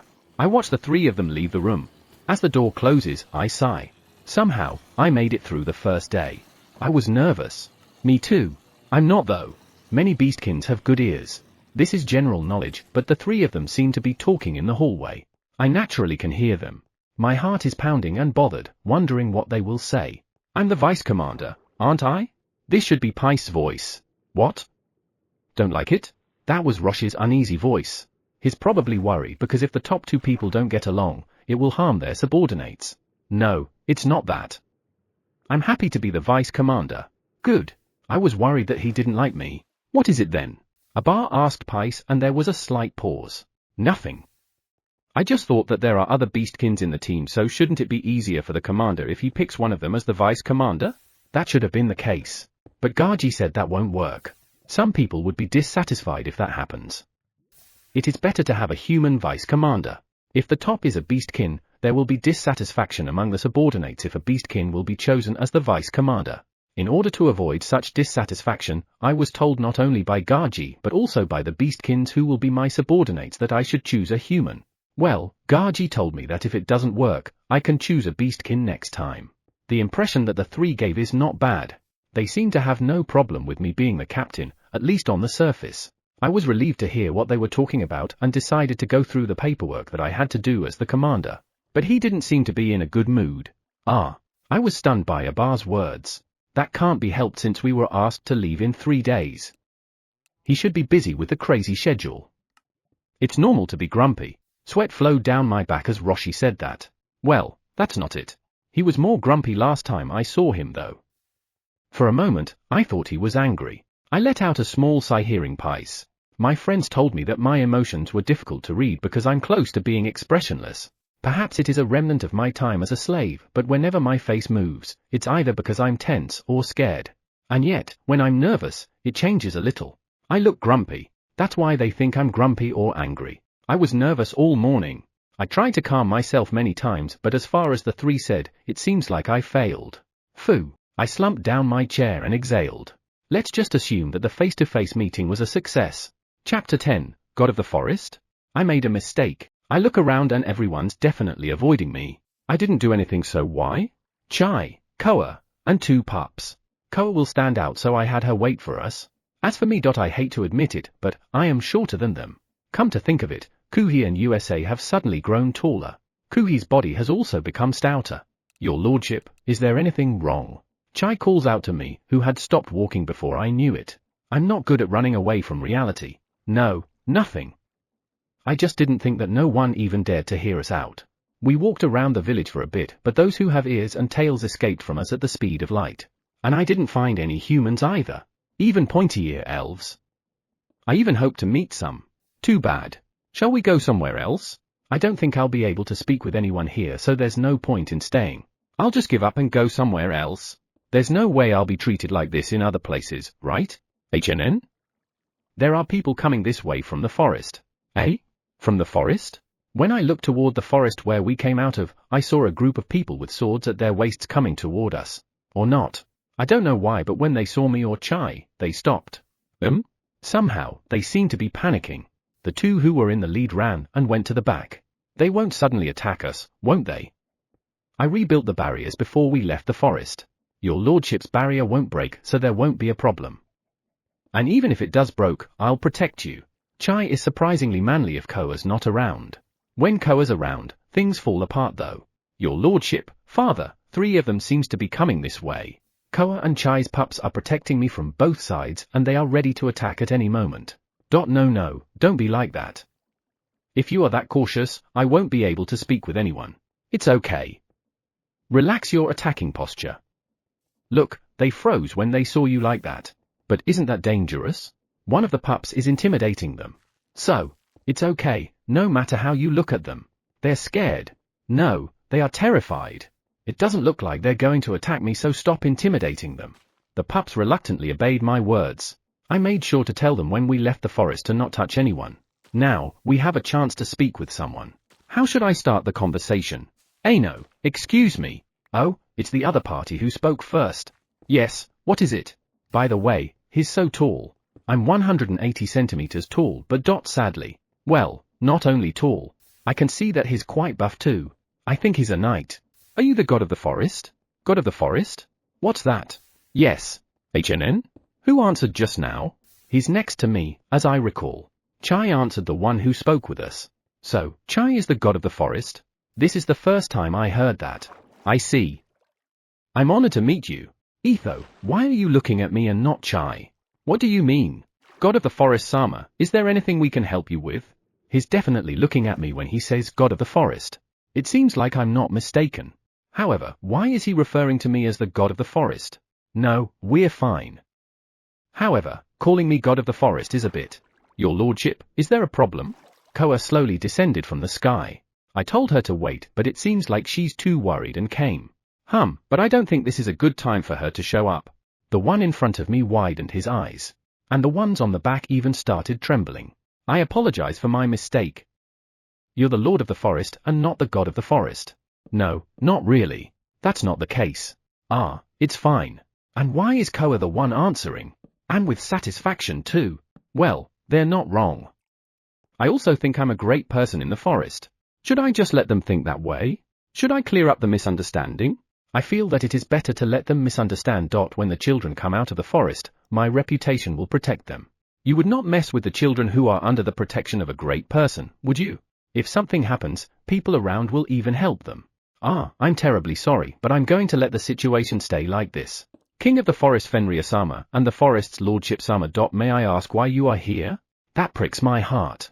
However, for the sake of the children's future, I have no choice. But still, how should I explain it? Should I just tell them that I'm here to exchange magic stones for money? The only thing is, I don't know if I can really trust them. Judging from their outfits, I feel like they are knights. I'm just looking for a few things. Trading place and teacher. Is that so? May I ask what are they? Who are you? I, or, no? I, Watashi, am Enter Kingdom's 3rd Night Order Commander, Dav Avis. Behind me are Kimia, my Vice Commander, and Carferet, my Adjutant. My apologies for my late introduction. Ah, he's a knight all right. And Dadavi-san originally wanted to introduce himself using war.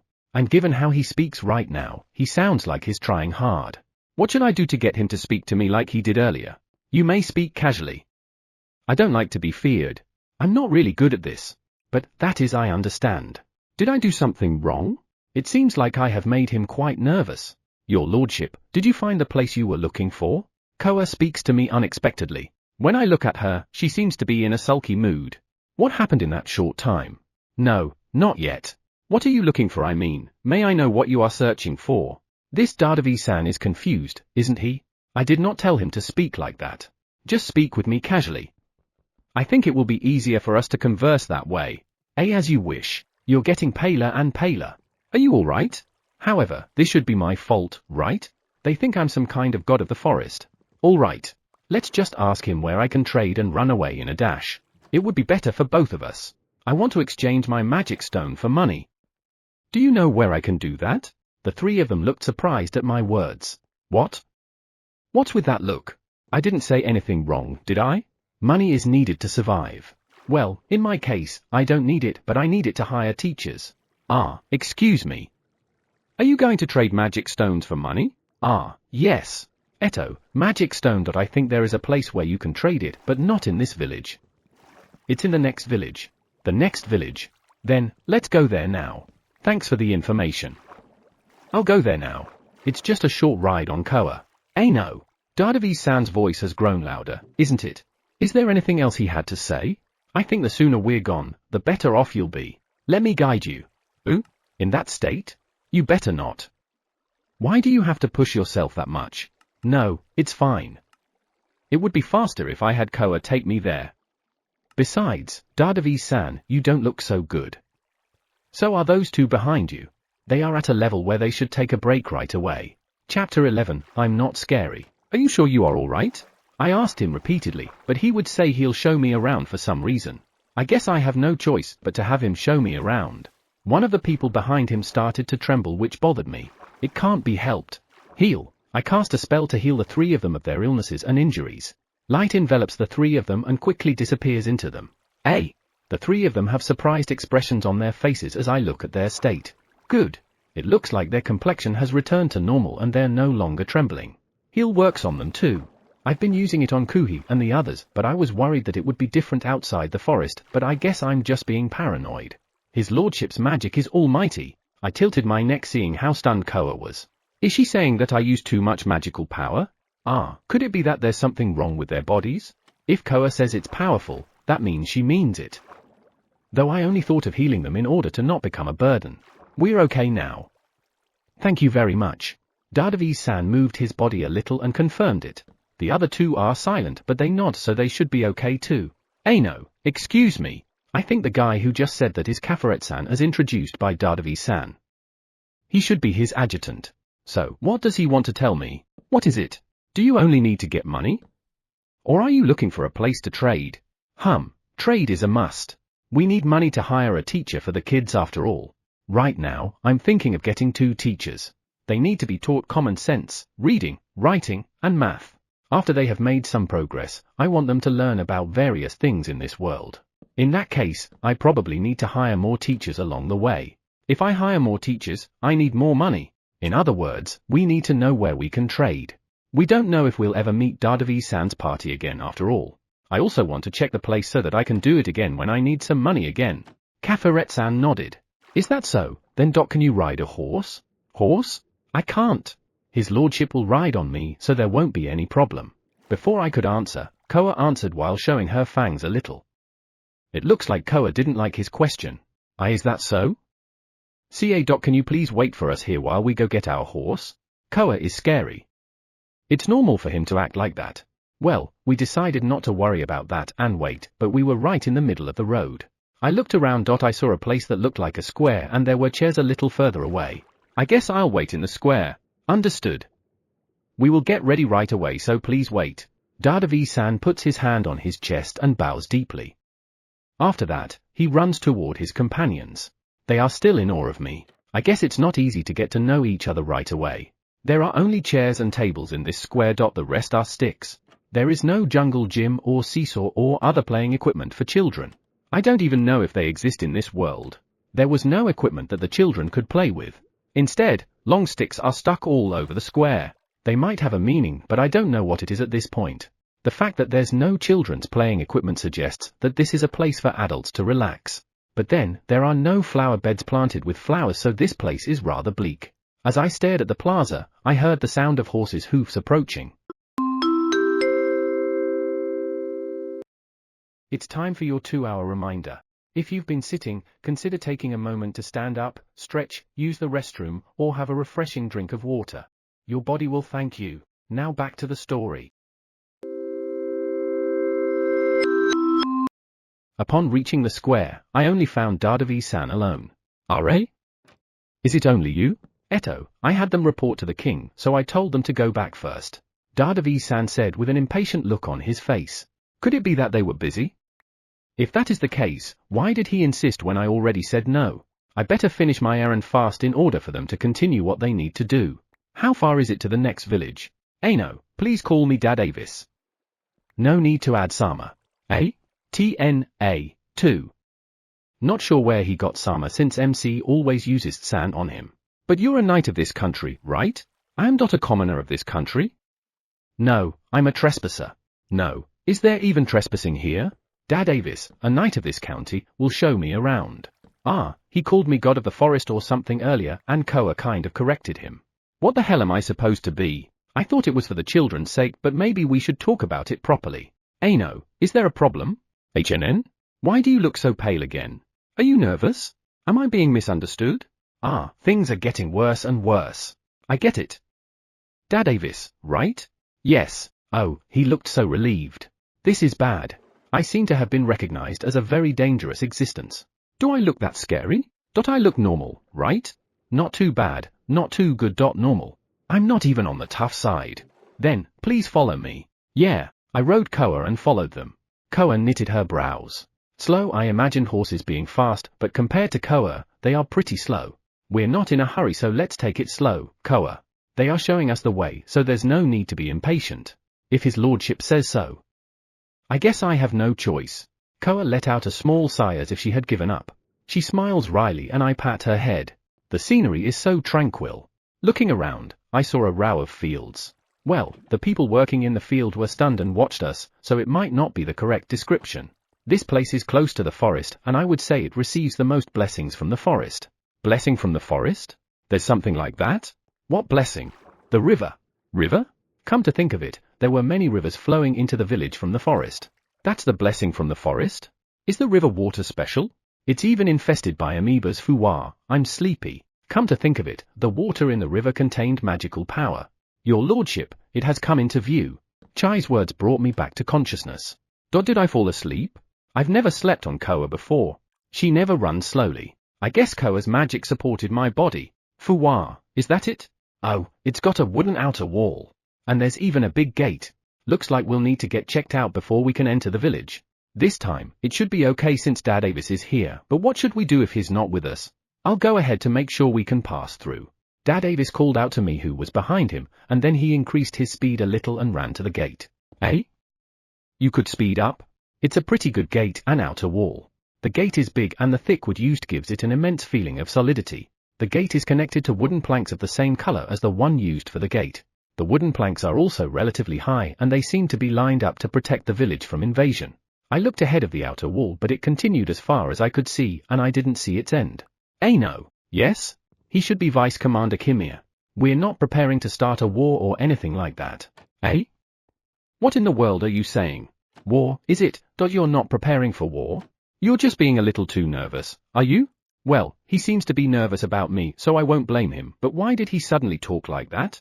When I look at Koa, why are you glaring at Kimia? Why? Is it something about the war? Did he become impatient because we saw them preparing? I look around and all I can see is a peaceful rural place. No. It's okay. I also think that this country isn't going to start a war. I would prefer if there's no war. I have no idea what's going on, but given my answer, it should be fine. However, could war break out in this world? Eh? The forest problem is over, and war is next. No, no, no, that can't be. Impossible. I am glad you understand. No, I don't understand. I have no idea what the heck you are talking about.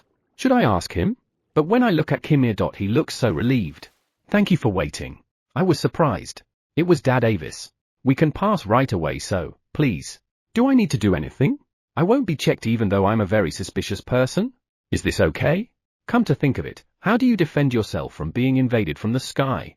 The three of them froze after hearing my question. I shouldn't have asked. Sorry. Chapter 12, Can't Trade? I see the three looking at each other with a troubled expression. I mess up. I wondered if they have something like a barrier, but I guess information about the country's defense is not something I should ask about. I wish they should have just given me a light reply like there's a barrier or something. What should I do now that the atmosphere has deteriorated? If I apologize, it's going to make the atmosphere worse.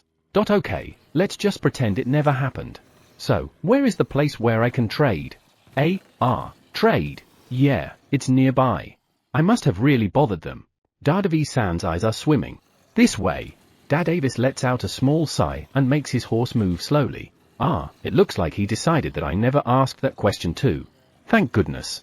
With a sense of relief, I looked at the sky. There was a beautiful blue sky. It's a beautiful day. What is that? There's some kind of membrane in the sky? Is that a barrier? I see. It looks like there's a very thin barrier. Perhaps this barrier is an intruder detection type rather than intrusion prevention type. There's no way a barrier like this can prevent any intruder after all. Your lordship, what's wrong? Chai looks at me curiously as I stare upward. Koa also glanced back and looked at me. Nothing, I just thought the weather is nice. I turned my head and looked at Dadevi's party on horseback. They were big and their armors were thick. I thought they were big because they were knights, but it looks like I'm wrong. All of the beastkins I have seen since we entered this village have buff physiques, though not as buff as Dad Avis. I've also seen females, and they are taller than me too. They're also buff. Well, not only the beastkins, but also humans are bigger and buffer than me. I might be a midget in this world. No, I'm sure I am. No, is there anything wrong? It was Dad Avis who asked that, and when I turned my gaze to him, I found that the three of them were looking at me anxiously for some reason. Why? No, nothing's wrong. My response made the three of them relax. I'm not sure why they're so afraid of me. How can I deal with it if I don't even know the cause? There it is. I look at the building that Dad Avis pointed at. It looks like a house that's already been battered by time. There's no sign, so we could never have found it if Dadevis and the others did not guide us. Thanks. I get off Koa and approach the house. I'll have Koa and the others wait for me outside. Koa, you and the others will wait here. I won't take long. It shouldn't take a long time to sell things. Your lordship will be by yourself? Koa sounds dissatisfied. However, I don't think I can bring them inside that building. I'll be fine. I'll call you as soon as I find anything wrong. Koa thought about my answer for a moment and nodded as if she had given up. I have to thank Dadevi's group too. You're a lifesaver. Now that they're done guiding me, I guess this is where we part ways. I'd like them to introduce me to some teachers, but that will be difficult given how scared they are. Why are the three of you getting off your horses? I'll introduce you to the owner of this store. I think that would be better in a lot of ways. Introduce? It would be better in a lot of ways? Could it be that not everyone could trade? Are there rules? I have to know the rules of this world as soon as possible. I guess I'll be in their care today. Right. Can any kind of magic stone be sold? The magic stone I'm going to sell is a magic stone that I poured magic power into and changed. I asked the One-Eyes if it was okay, and they said, it's okay, so I brought them. However, I was a little anxious because I didn't know how far the common sense of the One-Eyes had adapted to this world. Since they already helped me this much, I think it would be better to have them look at the magic stone first. What do you mean by any kind? Kimir tilted his head. It would be easier to show them the actual thing than to explain it with words. I took out 2 magic stones from the bag on my shoulder. A red magic stone and a blue magic stone. I have verified that the red magic stone strengthens fire magic and the blue magic stone strengthens water magic. Since I experimented with the said magic accordingly, I'm sure that my conclusion is correct. Here they are. A red magic stone and a blue magic stone. I showed the magic stones to Dad Avis and the others. The magic stones have been beautifully transformed by the magic I poured into them, and they look even more beautiful under the sun. What? What are those? Kimir suddenly raised a surprised voice as soon as he saw the magic stones on my hand. Dad Avis and Kafferet both reach for the magic stones on my hand. Grrrr. Dad Avis and Kafferet's hands froze when they heard Koa's growl. Koa, calm down. It's okay. Please don't freak them out more. Should I use heal on them again? Or should I ease up the tension? Then I should use relax. Relax? Isn't forcing them to be so similar to brainwashing? Let's not. Who knows what kind of spell I'll cast? Aino, I'm sorry, but can you show us the magic stones? I hold out the magic stones in front of Kafferet. Go on. Thank you very much. Kafferet stares at the magic stone in his hand. And he casted some magic. Amazing. I feel a very pure magical power. Whoa, you can tell something like that. Is that what that magic did? However, these are. Dad Avis looks at me with a puzzled expression. I have a bad feeling about this. What? I think you can't sell these magic stones in this village. My bad premonition was right, wasn't it? However, if I can't trade it for money, I'll have to find another way to earn money. Maybe I should ask them if there's a job that even I can do. They are scared of me, but they have been with me this far and never left me, so maybe they can introduce me to a job. I think the only place that has enough money to buy these magic stones is the magic stone store in the royal capital. Well, before I consult them about a job, it looks like there's what? The only store that has enough money to buy these is the magic stone store in the royal capital? What does that mean? I look at the blue magic stone in my hand. Are these magic stones more expensive than I imagined? The one I said 2 or 3, but maybe I only need to sell 1. Oh, I see. I guess these magic stones are expensive. Kafferet shook his head. Hey, am I wrong? I can feel the magic of the forest from this magic stone. Moreover, this magic stone is packed with quite a large amount of magic power. There are no magic stones like this. I tilted my head to Kafferet's words. You said it's the magic power of the forest, right? That's strange. I poured my own magic power into it. Did something change? I look at the blue magic stone in my hand. I don't feel anything other than my magic power. This sure has a tremendous amount of magic power. Dad Avis, who received the red magic stone from Kafferet, says as if impressed with the magic stone. Is it really that great? Well, I packed as much magic power as I could. After quite a bit of trial and error, I was even able to compress magic. However, because of that, it became a magic stone that can't be traded. That's a problem. And although I was told there are no magic stones like this, I have tons of them that I also transformed into something like that lying around my house. Aino, can you sell this magic stone to the king? Ki what? King. Eto, the conversation is shifting to something bigger. As for me, I only wanted enough money to hire some teachers. However, if I can't trade it in this village, I have to go to the royal capital. Are? If I sell it to the king, do I have to go to the royal capital? I thought I could easily sell them for money and hire a teacher. Chapter 13, Let's ask a favor. I was a little confused by the impossible proposal. Why would anyone bother to go out of their way to sell a magic stone to the king? That's ridiculous. I glance at Kafferet, but he doesn't seem to be kidding. If he's serious, that would be scary. Kafferet, calm down. Dad Avis calls out Kafferet in an impatient tone. But, just calm down. Your lordship Sama, I apologize. There is no need for you to apologize. It's all right. I feel like we're getting further and further away from our goal of hiring teachers. I don't even know what a magic stone is, and now, I'm confused. I look at the 3 of them. I think they're good people. They brought me to a trading store even though it was only our first meeting. I couldn't sell the magic stone because it's kind of. Should I just talk to Dadavi's group about my goal at this point? But will that resolve my money issue? Why don't I just prepare less valuable magic stones by reducing the amount of magic power I pour into them? The magic stones I have now were apparently too amazing for them. The reason for that is because it is filled with large amount of magic power. In other words, if I only pour a little magic power, the value should go down. They also misunderstood that the magic power in the magic stone was the magic power of the forest or something. It would be best to be honest about that. The magic power in the magic stone is my magic power and not the forest's magic power. They seem similar, but they're different. If they know that it's only my magic power, it should be less valuable. I'll talk to Dadavi's group about the teacher and prepare a different magic stone. Dad Avis, I'll just prepare another magic stone.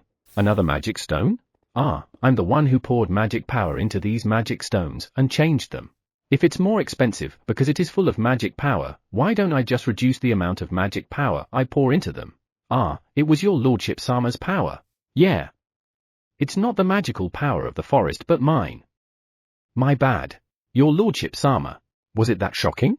The three of them are looking at me dumbfounded. Well, since they were excited when they thought it was the magic power of the forest. They are probably shocked and disappointed that it was mine. I should have cleared up the misunderstanding earlier. I see. So, it was his lordship Sama. Ah, he seemed convinced. That's good. I'm sorry if you misunderstood. However, I still feel anxious. I'm currently someone who'll ask for a favor. Also, can you stop adding Sama? I feel a little anxious. Hey! No, why are you so surprised? I'm basically someone who doesn't need to be addressed with Sama. Ah, I want to feel closer to the three of you from now on. If you add Sama, I would feel distant. How can knights like them address a commoner like me with Sama? I want to be treated with a little more closeness, but it looks like it's impossible for now. For the time being, let's have them stop using Sama. Is that okay? When I look at Dad Avis, he seems to be very serious. When I nodded to him, the three of them smiled happily. They seem to be somewhat pleased. Is this all right? Since they are happy, it should be. Eto, Dad Avis, can I talk to you about something?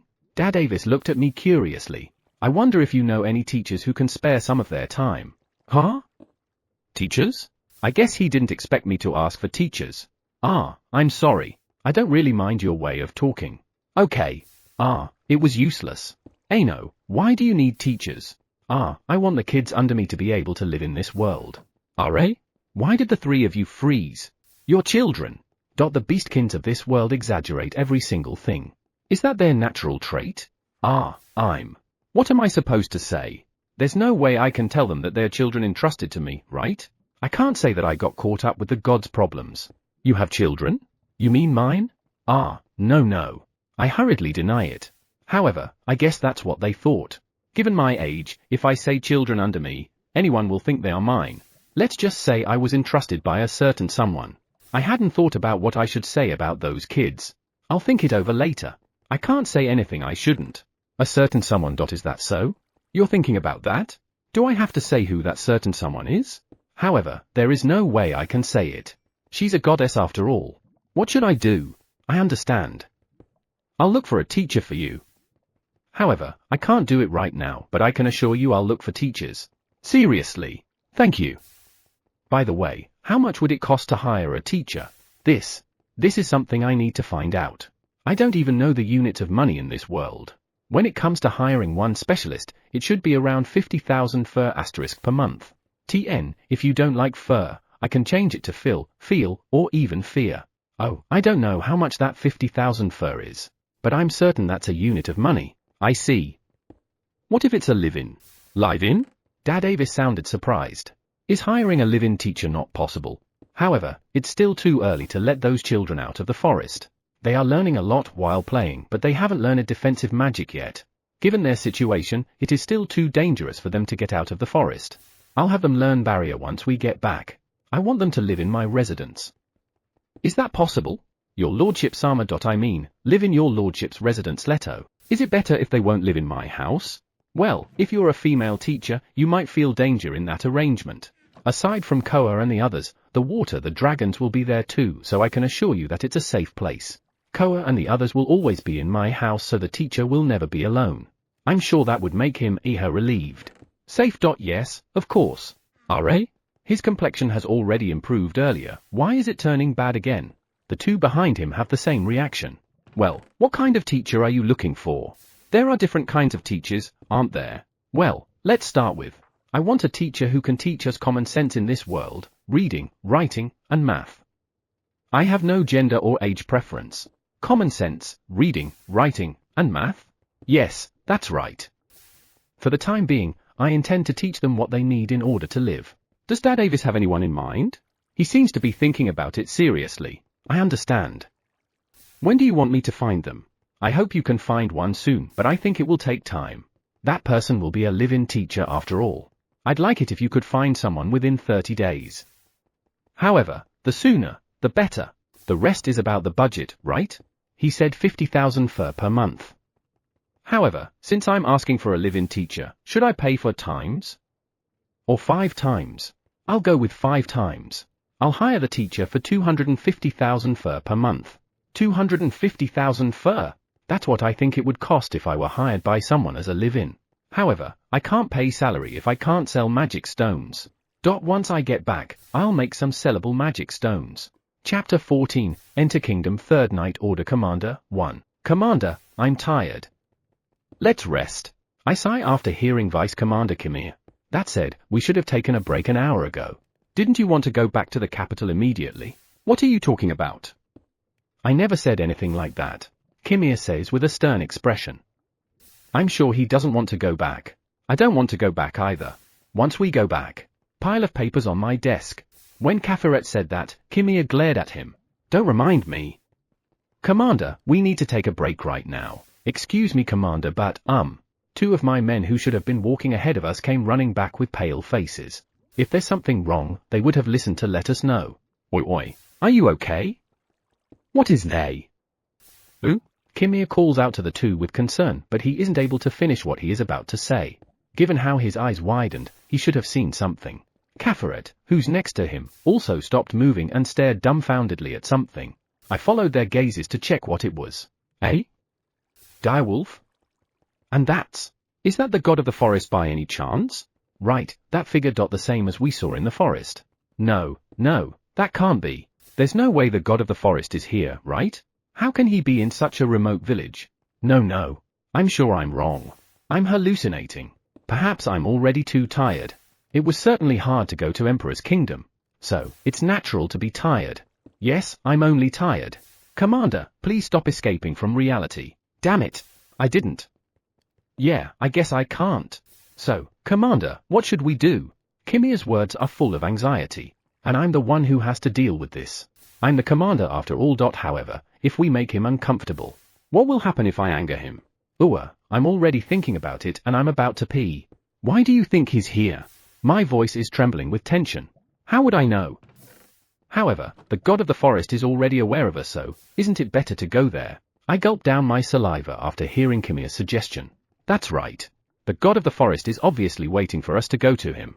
Let's go. Kimir and Kafiret's expressions are stiff. They are obviously very nervous. I'm sure I'm the same. No. I forgot my men. I'd like them to come with me, but if we go with a large number of people, the other party might find it uncomfortable. You guys stay here. Suhil, go to the royal capital immediately. Tell the king that the god of the forest is in the village. Ask him what we should do. Affirmative. Fu, let's go. Wow, my knees are shaking. Please don't trip. That's some overpowering magical power. I can only nod silently at Kimir's words. The closer I get to the god of the forest, the clearer and cleaner the magical power feels. The overpowering magical power almost made my body fall. This magical power is amazing. Powerful, but gentle. As Kafiret says, the magical power is like a gentle yet intimidating soft breeze. There are 3 of them too. No, there's another one. Where is it? I look around, but I can't find the entity that is sending the strongest threat. I breathe out and breathe in, confused. I look at the direwolf in front of us and see that it's glaring at us. This is bad, my legs. This is pathetic, but I'm too scared to move forward. There's no way I can deal with the bloodlust of the direwolf. The threatening bloodlust disappeared. It seems like the god of the forest has said something to the direwolf. Are those 2 behind them Fenris? Something doesn't feel right about them. The 2 beasts behind the god of the forest. They certainly look like Fenris at first glance, but as Kimir said, there's something different. What is it? The appearance looked like Fenris. Kimir agreed with Kafiret, but I still think something's different. I suddenly feel a gaze, and the god of the forest is just in front of me. And his magical power is super amazing. We are already this close, but his magical power doesn't feel rough at all. Usually, when someone's magical power collides with yours, you'll feel some kind of discomfort or pain, but I don't feel anything like that. It feels like I'm being enveloped by a gentle magical power. However, the amount is incredible. I feel the overflowing magical power with every inch of my body. If I let my guard down, I feel like I'm going to wobble. Or rather, what should we do? Should I call out to him? Here goes nothing. No, excuse me. Whoa, our eyes met. I mean, why did the overflowing magic increase? Did something go wrong? Yes, what is it? He seems to be gentle like his magical power. However, why is he so thin and small? No, I shouldn't be thinking about that. Even though he looks weaker than me in appearance, his magical power is overpowering. If there's a battle, it will end in an instant. Are you the god of the forest? Why am I asking something that's so obvious? Yes. The intimidation from the dire wolf is so powerful. Calm down. I see. I'm honored to meet you. I glance at Kimia. I need your help. He can't. He's absent-minded. Are? The god of the forest looks somewhat troubled. Did I do something wrong? I didn't say anything unspeakable, but this is making me anxious. Let's see. So, in order to not make him feel uncomfortable, god of the forest Sama, is there anything we can help you with? I look at the god of the forest. He's a little troubled after all. I guess it was a good move to ask him. No, we're fine. However, calling me god of the forest is a bit. Your lordship, is there a problem? A voice that came out of nowhere made my body tremble. This is the fourth and the strongest intimidating power I felt earlier. In an instant, a Fenrir joined the god of the forest's party. Given this heroic aura, it is definitely King Fenrir, a king of the forest. I'm so happy to meet the god of the forest and the king of the forest. I'm happy, but she seems irritated. Is it because of my response? What went wrong? King Fenrir just called the god of the forest your lordship. Does he dislike being called something else? I can't think of any other reason. I apologize for my mistake. You're the lord of the forest and not the god of the forest. Please, hit me. It's fine. Good, King Fenrir has given her forgiveness. The lord of the forest's expression is subtle. Is there anything wrong? His magic power is also shaking. No, I'm starting to have cold sweat. I don't know what is happening, but let's distract him. King of the forest Fenrir Sama and the forest's lordship Sama. May I ask why you are here? Usher *T. I did not speak formally. I'm not good with talking to begin with. I'm worried about the conversation we're currently having. I'm just looking for a few things. Good, he doesn't mind. But still, looking for a few things? If I help them find what they are looking for, will it give them a good impression of our country? Who are you? Us? I look at Kimia and Kafiret and they shake their heads. Did I forget to introduce ourselves? No. I, Watashi, am Enter Kingdom's 3rd Night Order Commander, Dav Avis. Behind me are Kimia, my Vice Commander, and Kafiret, my Adjutant. My apologies for my late introduction. What are you doing, me? I thought you were trying to make a good impression, You may speak casually. I don't like to be feared. No, I can't. I want to comply with your wishes, but I'm afraid of the king of the forest, King Fenrir, who's next to you. The direwolf on the other side also looks amazing. It is his lordship's wish, but I'm afraid of those who are beside you. But that is, I understand. A king of the forest. She showed some kind of dislike, but I would have been murdered if I disobey. Your lordship, did you find the place you were looking for? Come to think of it, I forgot to ask what they were looking for. It seems that I'm not as relaxed as I imagined. Well, how can I be? What are you looking for? May I know what you are searching for? I did it again. The direwolf is scaring me. That stare is enough to make my heart stop. I quietly peek at Kimia and Kafiret, who should be behind me. No. They won't be of any use. I can only do my best. Chapter 15, Enter Kingdom 3rd Night Order Commander, 2. His lordship Sama is going to sell magic stones? Does he need money? If he just says how much he'll need, we'll prepare it right away. No, is there some kind of meaning behind selling magic stones? What is it? No, my head is spinning. In any case, he can sell them in this village. If I'm not mistaken, the trading place in this village was shut down a while ago. The owner got involved in crime and... magic stone. Wait. I don't need to tell him about the embezzlement of magic stones.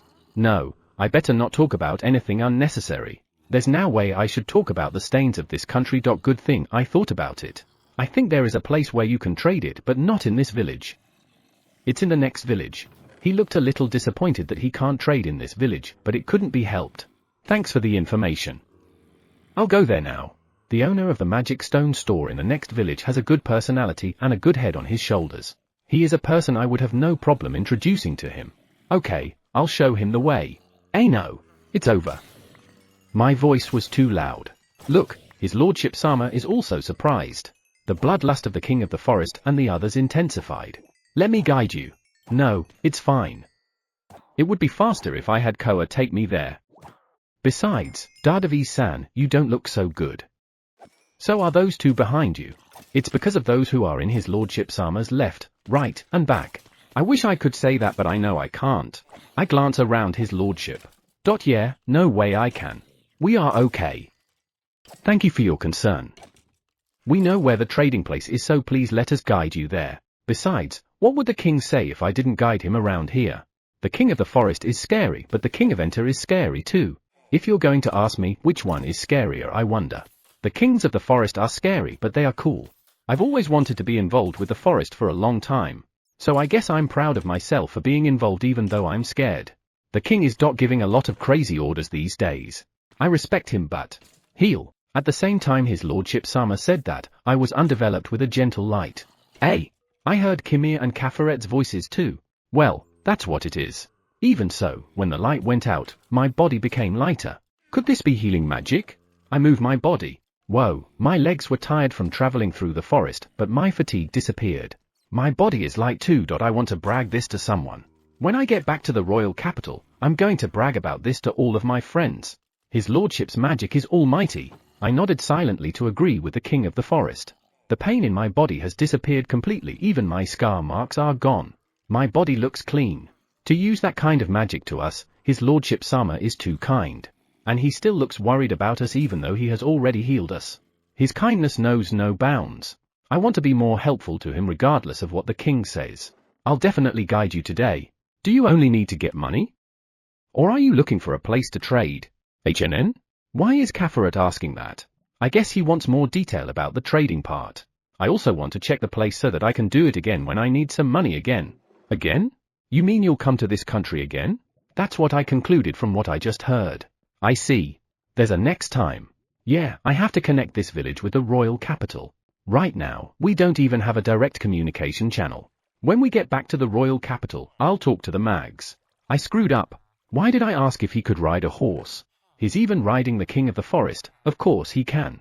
When I met him in Emperor's territory, he was riding the king of the forest in the sky. The bloodlust from the king of the forest's group has intensified to a whole new level. I glance at Kafaret. Yeah, he's white all right. Let's get away here now. My other subordinates are also waiting for us. Can you please wait for us here while we go get our horse? It would be rude to make them wait for too long. I must quickly give instructions to my men and bring the horses back. I ran back to my men. Ano, what is happening? One of my subordinates wasn't able to contain himself and asked me. However, that is to be expected. I am sure everyone's pretty excited given that the god of the forest, who prefers to be called his lordship Sama, and a king of the forest are in front of them. Calm down. His lordship Sama has a little business to do in this country. Since his goal can only be done in the neighboring village, we decided to guide him. You guys go back to the capital. Eh? Can't we escort him with you? RA?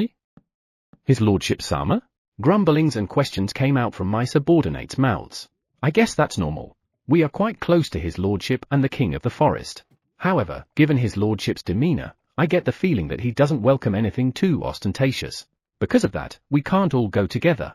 I'll give up this time. And the lord of the forest has given me permission to call him his lordship Sama. Instead of giving up, everyone seemed to get more excited and even started to make a fuss. RA? Did the god of the forest allow me to call him his lordship Sama? Well, I was in the middle of confusion that time, so I remember, the king of the forest allowed it, right? However, his lordship Sama didn't reject it. Which means I'm allowed, right? Yeah, I should have been allowed. By the way, he said something about coming back to this country. If we make a good impression this time, maybe he'll visit more often. For that to happen, we have to do our best. Well, if I am allowed to stay by his side, I'm sure I can do my best. I'm a little scared of his surroundings though. Hearing what I said, my men became more excited. We have to return to the god of the forest side immediately. You guys go back to the royal capital and get some rest. I instructed my men to get on their horses and ride to the god of the forest. He said he would be waiting for us in the square. RA? Did he bother to go to the square? RA? Is it only you? Eh? Would it have been better if I had my men go with us? Did I make a hasty decision? Eto, I had them report to the king, so I told them to go back first. I looked at his lordship Sama. He thought about something for a moment, but he didn't seem to be particularly displeased. I guess it's all right. Right, there's something that's bothering me. I wish I could have corrected it sooner. Ano, please call me Dad Avis. No need to add Sama. Eh? Why are you so surprised? Did I do anything that offended you? No, right? I didn't, right? Ano, is there a problem? No matter what he says, I'll have to be prepared. I get it. Dad Avis, right? Name? Yes, that's it. I look at his lordship and he no longer looks troubled. Good. Something may have happened, but I seem to have been forgiven. RA? What happened to his face? I see his lordship touching his face with his hands. I tilted my head and looked at him, and for some reason, he nodded vigorously. I don't get it. For now, let's guide them to the next village. Then, please follow me. It's bad for the horse, but let's hurry up and go to the next village. I look at the state of the horse. The horse is a little shaken up by the king of the forest, but it seems to be able to run without any problem. I pat it on the neck and give a signal with my foot. Accelerating faster and faster, I feel like it's running the fastest it has ever run. I look at his lordship Sama and the king of the forest. It's amazing that they still have a lot to spare. Yeah, Kafiret replies to my words. Kimia also glanced behind and nodded. I'm impressed that they can afford to go this fast. Chapter 16, Enter Kingdom, Third Night Order Commander, 3. After talking to a gatekeeper, I returned to his lordship Sama, and for some reason, Kimia and Kafiret looked pale. What happened? There's no change in his lordship Sama's condition. When I told them that they could enter the village immediately, they looked at me with anxious expressions for some reason. Why? Come to think of it, how do you defend yourself from being invaded from the sky? Invade from above? What the heck did Kimia and Kafiret tell them? When I look at the two of them, they look paler than before. I looked at them with a troubled expression, but they didn't make eye contact, as if they couldn't talk in front of his lordship Sama. I let out a small sigh after that. Maybe it was a mistake to leave. However, what kind of situation would you be to think there will be enemies invading from above? What is the correct answer? So, where is the place where I can trade? Trade. Yeah, it's nearby. We just need to turn right from that corner, and we're there. Kimia grabs my clothes. What? I glance at him, but he looks confused and unsure. We can't keep his lordship Sama waiting. This way. As I lead the way, I look at Kimia, and he informs me in sign language that only Beastkin Knights would understand. It's about what happened when I left. Let's see, his lordship Sama was concerned about the gate and the outer wall? And he might be thinking that Enter Kingdom might be preparing to attack the forest like Emperor's Kingdom? What? I told Kimia that he might be overthinking it, but he responded that there's no way they'll ask about the country's barrier if they're not. I look up at the sky. I can't see it with my eyes, but there's a barrier covering the entire country. The barrier was made by the best mags in the country. The mags told me that it was a very strong barrier. However, it is unclear how strong the barrier is. It's because when Emperor's Kingdom suddenly went out of control, everyone began hiding their country's military power. Indeed. The fact that they asked about the barrier means they're interested in our military power. You told them that we have no intention of starting a war. You told them, but you're not sure if they believed you. Right, this village has strengthened gates and walls in anticipation of a war with emperors. Wait. There is a big military base in this village. And I'm sure it's near the magic stone store we are heading to. Osha*T. I looked at his lordship Sama slowly. He sighed. When I looked to the side, I could clearly see the military base. I'm sure they saw it too. We have to explain, but if I explain it poorly, won't they be even more wary? What now? No, is there anything wrong? What am I asking? No, nothing's wrong. They are suspicious. I hate this. Just thinking that we might get recognized as an enemy of the existence we long for. I shouldn't be depressed, but it will be one hell of a blow. There it is. I have to change their minds. For now, let's do our part. Their purpose might not be selling magic stones. This store certainly handles magic stones, but they mainly deal with magic stones that strengthen offensive magic. What a store I'll introduce. What should I do? Should I go together with them in the store? Then, what? I can't think of any solution. There's the strong gate and outer wall, a big military base, and readily available magic stones that strengthen offensive magic. They'll definitely misunderstand. I'll introduce you to the owner of this store. I think that would be better in a lot of ways. There's no use in messing around here. For now, I'll go with him and explain. Right, can any kind of magic stone be sold? Any kind? Is he testing us? What do you mean by any kind? Kimia walks in front of his lordship Sama. I'm a little relieved. However, is Kimia's attitude okay? Here they are. A red magic stone and a blue magic stone. What? Those are Sh**T. It seems like I unconsciously reached for it. However, is he testing us? What's with those magic stones? Why are those magic stones transparent? Moreover, even though I failed to touch it, I could feel the magic of the forest overflowing from those magic stones. I want to touch it. We're being tested after all. I felt some disastrous magic power from his lordship Sama for a moment. I started at his lordship quietly. We should still be safe. No, I'm sorry, but can you show us the magic stones? Kafiret, what the heck are you doing? We are being misunderstood, so we need to be very discreet. I know you're a beastkin, and I know you have a strong desire to be involved with the forest, but you have to be patient. Go on, he'll really show him? I look sideways as Kafiret observes the magic stone. What a beautiful magic stone. Are? He's here to sell those magic stones, right? I look at the magic stone that will be sold. No matter how you look at it, it's not an ordinary magic stone, and it should be equivalent to a lot of magic stones. If that was the case, only the magic stone store in the royal capital can buy it. I think you can't sell these magic stones in this village. I look at his lordship for his reaction. He doesn't seem to be angry. So, what do I do now? Let's be honest with him. Right, good idea. I think the only place that has enough money to buy these magic stones is the magic stone store in the royal capital. Is magic stone expensive? It's not. However, the magic stone that his lordship Sama has is a highly rare magic stone that contains a massive amount of magic power of the forest. His lordship looks confused at Kafiret's explanation. By the way, I received the magic stone from Kafiret and it's incredible. Just by laying on my hand, I can feel the power of this magic stone. I mean, are you seriously going to sell this? Is he this serious? If he wants to investigate the military power of Enter Kingdom, he doesn't need magic stones. If he really wants to find out, he'll just pass through the barrier like what he did in Emperors. He can do anything and there's nothing we can do about it. However, he even went to the trouble of trading magic stones for money. No, an ordinary knight like me can't read his lordship Sama's wisdom. All I can do is watch the situation. And if he really wants to sell it, I think it would be better for the country to manage those magic stones. Ano, can you sell this magic stone to the king? Why did Kafiret ask that before I did? That should be my job. You're so blinded by the magic stones that you have forgotten your priority. Let's calm Kafiret down first. Your lordship Sama, I apologize. Thank goodness he doesn't seem to be angry. I glanced at Kafiret and he looked away. Bastard. Dad Avis, I'll just prepare another magic stone. You mean you didn't intend to sell this magic stone from the beginning? Another magic stone? What kind of magic stone? I'm the one who poured magic power into these magic stones and changed them. If it's more expensive because it is full of magic power, why don't I just reduce the amount of magic power I pour into them? Your magic power? HNN? I can only feel the forest's magical power from this magic stone. It was your lordship Sama's power. In other words, the forest and his lordship Sama are one. Yeah. It's not the magical power of the forest but mine. My bad. Your magic power and not the forest's? What do you mean? Your lordship Sama.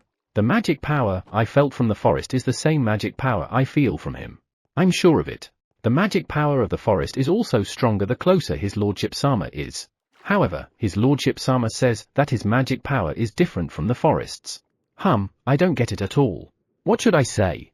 Chapter 17, Enter Kingdom 3rd Night Order Commander, 4. I don't know why but I was told that Sama is unnecessary. Should I really not add Sama? Kimia and Kafiret look confused too. On top of that, I want to feel closer to the three of you from now on. I was surprised to hear that. Does this mean they believe in our country? No, it's still too early to tell. The misunderstanding has not yet been cleared up. Does this mean that he only believes in us? Eto, Dad Avis, can I talk to you about something? Talk? Of course, you can. Or rather, please talk to me about anything. I'm not sure if your lordship can hear the words that will satisfy you, but I'll do everything I can. I wonder if you know any teachers who can spare some of their time.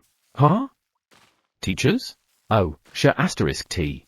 Hearing something unexpected, I answered instinctively. I don't really mind your way of talking. I'm glad to hear that, but should I really speak with him like that? If I want to get beaten up I guess. No. Now is not the time to think about it. Eto, you're looking for teachers, right? Can I ask why? I guess I have no choice but to ask. I want the kids under me to be able to live in this world. His lordship Sama has children. Does that mean you have a wife? Is that the reason you are checking the possibility of us attacking the forest? He's not. He's looking for someone who he can entrust them with, I see. Is there anyone who can even be entrusted with his lordship Sama's children? What kind of person would be qualified to be entrusted with the god of the forest? Only a god, right? I understand. I'll look for a teacher for you. However, I can't do it right now, but I can assure you I'll look for teachers. I will definitely look for one and bring that person. If I ask the king, he will surely introduce me to someone with an outstanding personality. Money? You were trying to sell magic stones in order to hire a teacher. The Enter Kingdom can hire them for you. No, this is obviously a good way to sell favor, but he will surely refuse. Or rather, let's not. If I suggest that, I think it will ruin our relationship. When it comes to hiring one specialist, it should be around 50,000 fur per month. For this amount of money, you could hire an excellent teacher, though it's not a specialized teacher. Eh? Live in? I want them to live in my residence.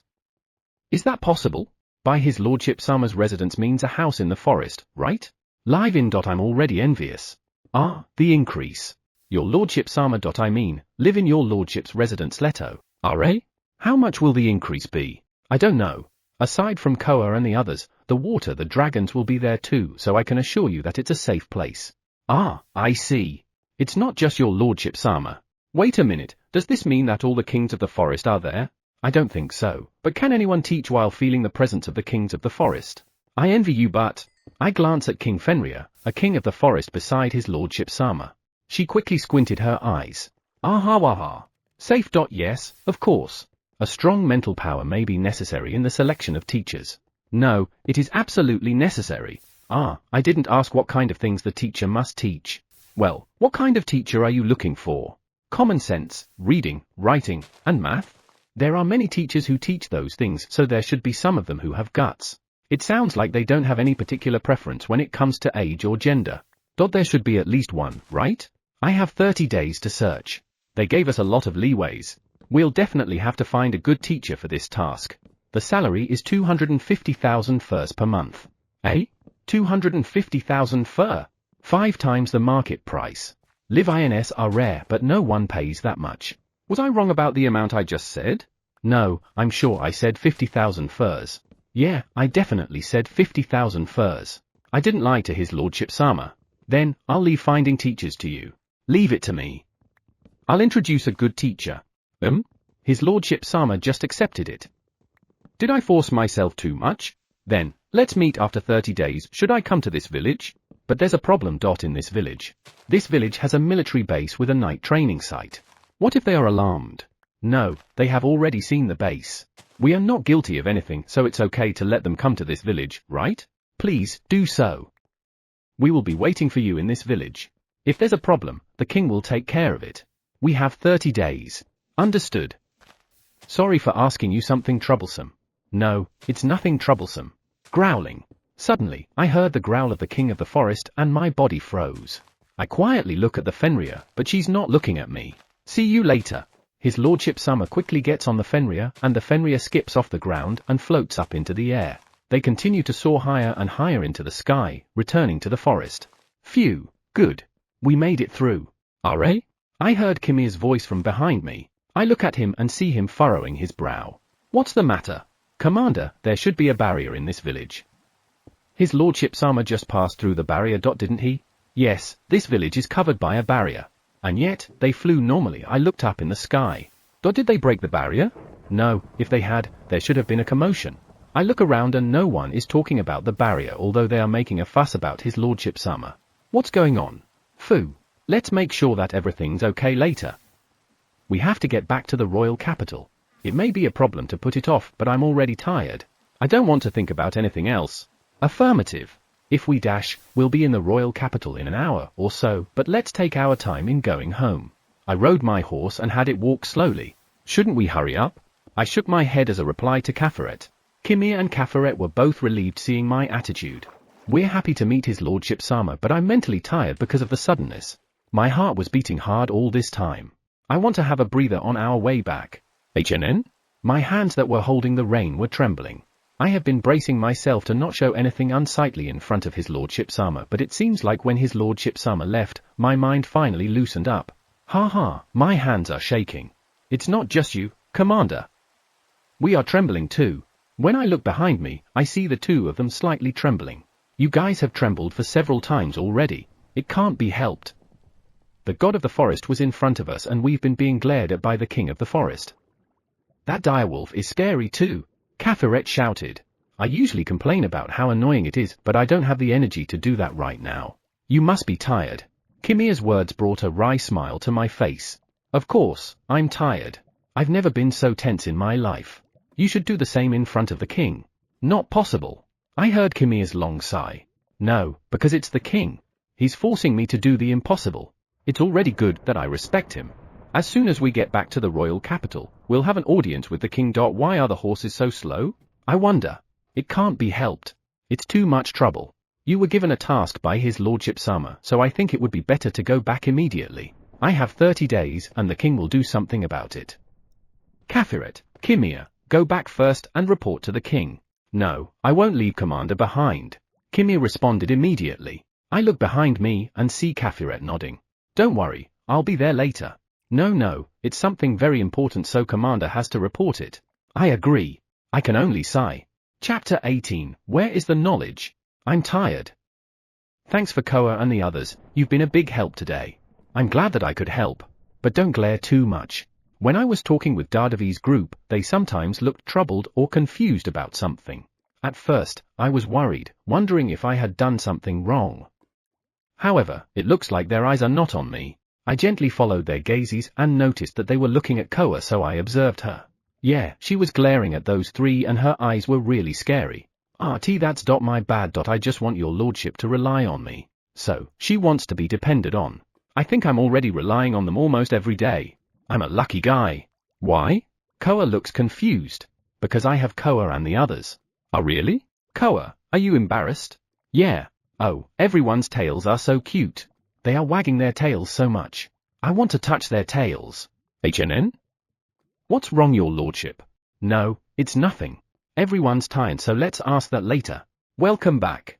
I turned my gaze at USA, who greeted us, and she had a slightly uneasy expression. What's wrong? What's wrong? Did anything happen? I examined the house and the surrounding area for any magical anomaly. However, I wasn't able to find any problem. I'm okay. I'm glad you are back. HNN? I'm back? Well, this is my house and everyone's here too. Of course, I'll come back, right? USA smiles after hearing what I said. Behind her are Kuhi and Hikari. Did I make them anxious? I'm sorry if that's the case, but I have to go out to meet beastkins from now on. I don't know why they are so anxious about, but let's hug USA for now. He. I pat USA, who's smiling happily, and someone pulls my clothes. When I look at who's doing that, I find Kuhi has puppy eyes. He's cute too. I hug Kuhi too, and pat his head. I gently look at Kuhi's face and see that he looks happy. I'm glad. Dinner is ready. The one-eyes worked hard today. Kuhi and Hikari nodded. I pat Hikari's head as we head to the wood deck where we eat. Hikari, thanks for taking care of them while I'm gone. He looked embarrassed but tried to stay composed. He's a little older than the others, so he's always making himself look composed. On the wood deck, the meal has already started and it's already quite lively. Since the number of children has increased, the farming corps has also come to help out this time. Mainly to take care of the children. Dinner is quickly prepared as we sit on our usual seats. It's always perfect. I look at the one-eyes, and for some reason, a one-eye is wearing a hunting cap. Why are you wearing a hat? Today, we made a dish called hamburger. On the table were hamburgers and vegetables sandwiched between bread. It looks nice and delicious. So what? No, what I'm asking is, why are you wearing a hunting cap? This is for the hamburger. Since when is that necessary? I look at the one-eye.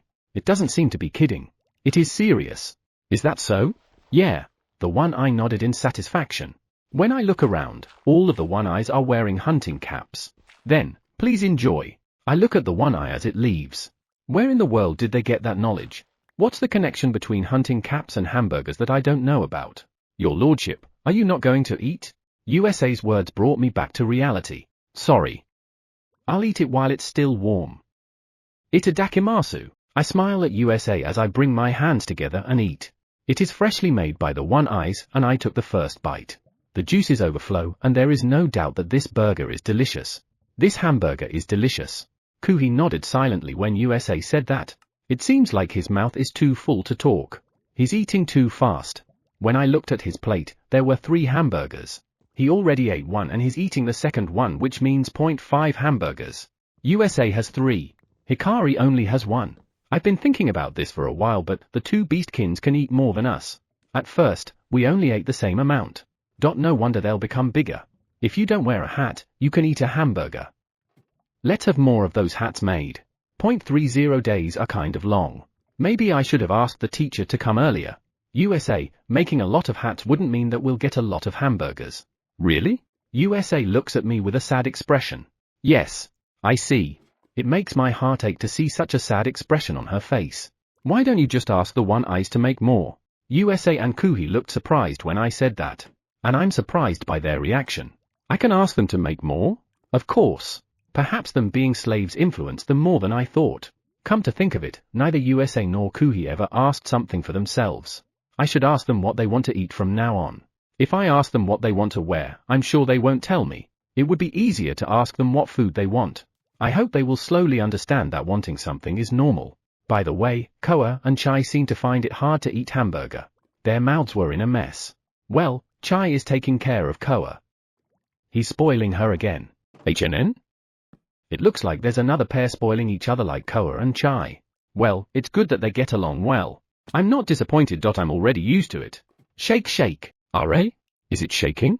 HNN? It looks like something's on the ground. USA and Kuhi look at their feet. Koa and the others are also looking around. They must have been really shaken. An earthquake. Ho. There are earthquakes in this world too. What happened? Kuhi looks uneasy. It's probably an earthquake. Earthquake? Kuhi repeated my word curiously. Maybe he doesn't know about earthquakes. Your lordship, what's an earthquake? Flying Lizard suddenly appeared in front of me. I'm a little surprised and remember what he said to me. I felt like he asked me, what is an earthquake? RA? I heard that Flying Lizard and the dragons have knowledge embedded in them from the moment they were born. And yet they don't know what an earthquake is? I'm talking about the ground shaking phenomenon. Its causes. It has something to do with the movement of the plate. My words are getting smaller and smaller. I could not explain in detail what the cause of the shaking, but Flying Lizard seemed to be genuinely mystified. Given Flying Dragon's attitude, I realized that the dragons have no knowledge of earthquakes. I tilted my head to that. Why isn't the knowledge of earthquakes instilled in them? Was it because they didn't think it was necessary? I don't think so. There was an earthquake a little ago. It somewhat gave me an unpleasant feeling. Is it going to be okay now? USA puts her hand on my arm. That, I'm not sure. I don't really understand that much. USA and Kuhi became uneasy when they heard me. When I look at Hikari, he doesn't seem to be affected. Why are you not sure? Because it's hard to predict an earthquake. I see. They look at me with a very curious expression, but what do you expect to hear from me? Stop that. For USA and Kuhi, I'm probably someone who can do anything but I can't. This might be a good opportunity. I'll show them I'm a normal human. I'm not even human. Chapter 19, How did it happen? Rope, can you hear me? Can't I communicate from here? I have something to ask you. Rope? Your lordship. What? Ooh-wah, I was surprised. Aren't you a little tenser than usual? Please calm down a little bit. Your lordship? Eto. There was an earthquake today. Do you know what an earthquake is? You probably don't know it, do you? Come on, tell me. Earthquake? Was there an earthquake? I didn't notice. I mean, there shouldn't be any earthquakes in this world. HNN? There shouldn't be any earthquakes in this world? Why? Why can't there be an earthquake? Because this world is maintained by magic. It doesn't have things like tectonic plates or anything similar like the world your lordship came from. Seriously? Is this world created in a different way? Is that why the dragons didn't know anything about earthquakes? The dragons, which are divine beasts, are placed in a newly created world to take the role of guardians. A dragon from the world where your lordship came from would have knowledge about earthquakes, but for this world, knowledge about earthquakes is unnecessary. I don't think they'll have any knowledge of it. I see, so that's how it is. HNN? If this world doesn't have any earthquakes, why did an earthquake occur? There was an earthquake earlier. No, like I said before, I didn't notice it. Did it only happen around the place where your lordship is? I'll check it out. Please, do so. Ahihi. Until the end, Rope is in a different kind of tension than usual. Rope should be fine, right? Your lordship. Incoming One Eye. I looked at the door of the room and saw a One Eye coming in with a cup of tea. This One Eye has a rather cheerful personality, and the way it speaks is light too. Or rather, it always speaks in a way where it extends the ending of the word.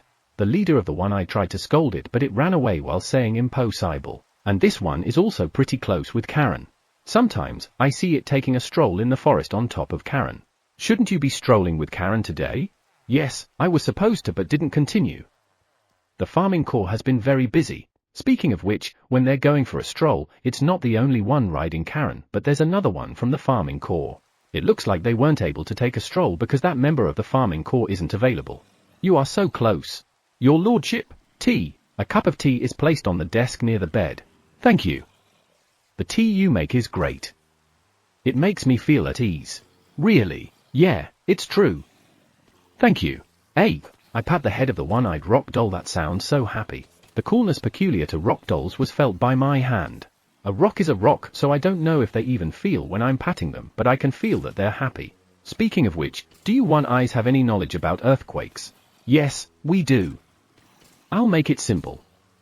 An earthquake is when a tectonic plate that's covering the surface of the planet, which are dozens or more plates of different sizes moving at a speed of several cm per year, collides with each other. Thank you. It looks like the one-eyes know a lot about earthquakes. You're amazing. They definitely know more about earthquakes than I do. I heard today's earthquake seems strange. Right. Earthquakes shouldn't happen in this world. I'm surprised you know so much. You knew? Of course. In this world, there's no tectonic plate because it is made from the magic power of the fruit of the world. There is no magma, so there are no volcanoes, so there shouldn't be any volcanic earthquakes too. I see. However, there are volcanoes here. There's a big mountain spewing fire there, right? Well, it's a little strange that there are trees growing next to the magma that goes through it. Ah, right. That's not a volcano I know of. Perhaps it's not even a volcano. It said there's no volcano here, but is that really not a volcano? I'm confused. That's a volcano, but it is powered by magic. Can the volcanoes in this world be considered as volcanoes? But still, everything in this world is powered by magic. Ah, I forgot to ask a teacher who can teach magic. It should be important. Your lordship? Thank you. I understand what I need to know. I'm glad. By the way, Leader is asking when will the teacher arrive. It says that there should be a lot of things to prepare. Preparations? Since the teacher will be a live-in, I should prepare a room. I'm supposed to be introduced to one in 30 days. Tell them there's no need to rush the preparations because it's still a while away. Understood. Okay, I'm going. Good night. Good night. I saw off the one-eye leave the room. By the way, the one-eyes are really brilliant. When I made the one-eyes, I imagined, was it a robot that could help me? I'm sure that's it. Well, in short, I didn't imagine them one by one. At that time, I couldn't afford it. In other words, they should be similar to each other. And yet, I was pretty amazed that everyone's personality and even way of speaking is unique. What happened for the one-eyes to be born like that? I have no idea. Oh, an earthquake. There shouldn't be an earthquake here in this world, but it's actually happening. I have a bad feeling about this. Well, I'm sure Rope will do something. Until then, let's take it easy. So many things have happened today and I'm tired. Scene change. While eating breakfast, I look into the garden. I see the angels flying in the sky but tied with ropes. And they are holding bread. They're eating while playing? Ah, that reminds me. I looked at the cribs where the angels were sleeping. They're gone. Aren't they? I woke up and felt some kind of discomfort. I felt something was different from usual. I looked around the living room and noticed that the toys that had been circling above the angels were gone. I asked the one-eyes, and they said that it's because they didn't need them anymore. Had the angels calmed down from doing mischief? They used to attack the spinning toys in a cute way, didn't they? Well, they must have had a lot of worries too. After all, they were supposed to have gone to bed as adults and became toddlers when they woke up. Well, from the looks of the angels, they seem to have forgotten about it. Still, there must have been a sense of uneasiness somewhere because of the sudden change. I'm grateful to the one-eyes. They took care of the angels. Can I assume that their mischief period is over? Speaking of which, it has been 3 days since I've spoken with Rope about earthquakes. I still haven't heard anything from him. What's going on? I'm sure Rope is in a human country. When I asked it where it was, it said that it was in a building in a royal castle. Should I go and see what's going on? Or rather, is it okay to leave in a human country like this? Should I seriously think about moving Rope somewhere else? I can't leave it in a human's country forever, can I? After all, it is the overseer of this world. When I talk to it, it never gives me that kind of feeling at all. Well, I need to hear from Rope itself what it wants first before deciding what to do. When will it get in touch with me? The longer it takes, the more anxious I get. Shake. Stopped. Is it only my imagination? For a moment, I felt like the ground shook. Your lordship, that's another earthquake, isn't it? It didn't shake a lot compared to the last one. Did it really shake? It was so slight that I would not have given it a thought, but USA and Kuhi reacted. Yes, it's an earthquake. As USA said, it didn't shake much like the last one. USA nodded. She has a half-eaten salad on her hand. Let's eat. Kui resumes eating after hearing me. It looks like earthquakes occur in this world too. I hope the problem will be solved soon. Ha, Rope, please don't bring me trouble. Well, it doesn't seem to be an earthquake caused by Rope, so I guess it's useless to pray. Chapter 20, Daily Tremor. Tremor. Oh, it's happening again. I feel the ground shake. It's gentler than the first one, but it has been like this for the past few days. And it's happening several times a day. Yesterday, I think I felt around 9 earthquakes. In Japan, they said on TV that there were quite a few earthquakes that you won't feel. Perhaps there were more earthquakes that I didn't notice. I can't think of a way to find the cause, so I won't know what's happening. Come to think of it, this is already the 5th day of the earthquakes. And the duration seems a little lesser compared to yesterday. Still, this is not normal no matter how you think. Earthquakes are not supposed to happen in this world to begin with. Also, I haven't heard from Rope since that day. I have a really bad feeling about this. I don't know what's happening, but I have a feeling that something really bad is getting closer and closer. I think I should personally go and see Rope. It's in the royal palace, right? How should I get in? Will they let us in through the front door? That sounds impossible. There's no way they'll let someone with an unknown identity enter the royal palace. Worst case scenario, they catch me for being suspicious. How about I'll locate where Rope is from the sky and steal it directly. That would be trespassing. It's even a worse idea than going in from the front door. I don't know anyone in this world that I can ask for help. Why don't we ask Dad Avis and the others? However, they are from the country of beastkins and Rope is in the country of humans. Though I feel like they'll make a move if I ask. However, I'm already asking them to find teachers for me. Let's not. I look around. Over the past few days, everyone has gotten used to small tremors, so no one is panicking. Since weak earthquakes are not settling down, I told everyone that a strong earthquake might be coming. I thought it would be better to be prepared than to be caught by surprise. The dragons, who had never experienced an earthquake, asked me how it would shake, and I told them that it would shake both vertically and horizontally, making it hard to stand. I thought my experience in Japan would come in handy, but Fluffy said, wouldn't it be better if we just float in the air? That caught me off guard. Most of my companions can fly. I felt strange because I realized the difference of this place from Japan. Well, I told them what to do in case of a strong quake. Get those who can't fly on you and fly. After the first and second earthquakes, Boss-san and Shuri and the others checked the forest for change, but found nothing unusual. I checked the forest several times too with my magic and new power, but I wasn't able to find anything. I think that's kind of creepy. Snap. Oh, this is the biggest eggplant today. I want to eat fried eggplant today. But still. My back hurts. I put the harvested eggplants in the basket and stand up and tap my lower back. The autumn harvest began after breakfast and a short break. I looked a little far away and saw the vast field. Too wide. Well, I guess it can't be helped since the number of my companions is increasing. Even so, it's really vast. I heard a rustling sound, and when I turned my gaze to the source, I found Karen carrying a big basket of harvested vegetables. Apparently, she had joined us this time. Come to think of it, she said the wheat harvest would increase this year. She said the consumption of bread and cakes has increased. That's normal given how delicious the bread and cakes the One Eyes make. Alright, let's work hard. It was decided this morning to have a harvest festival after harvesting is complete. For some reason, the One Eyes, and even the farming corps, convinced me that we needed to have a harvest festival. Of course, we had always served wine to those who had worked hard, but this year, they wanted to make it bigger. For some reason, the One Eyes are very enthusiastic. I'm a little scared of what they are planning to do. Scene change. I was stunned by the sight lined up in front of me. Are those festival stalls? The first thing I saw were floating balls in the water. Looking at it closely, they are magic stones from small monsters. The magic stones were casted with a spell to float on the water. And it seems that the balls must be taken out using a scoop made from monster bones covered with paper. This is the water ball fishing that can be seen at Japanese festivals. However, it is the other world version, so it is called magic stone fishing.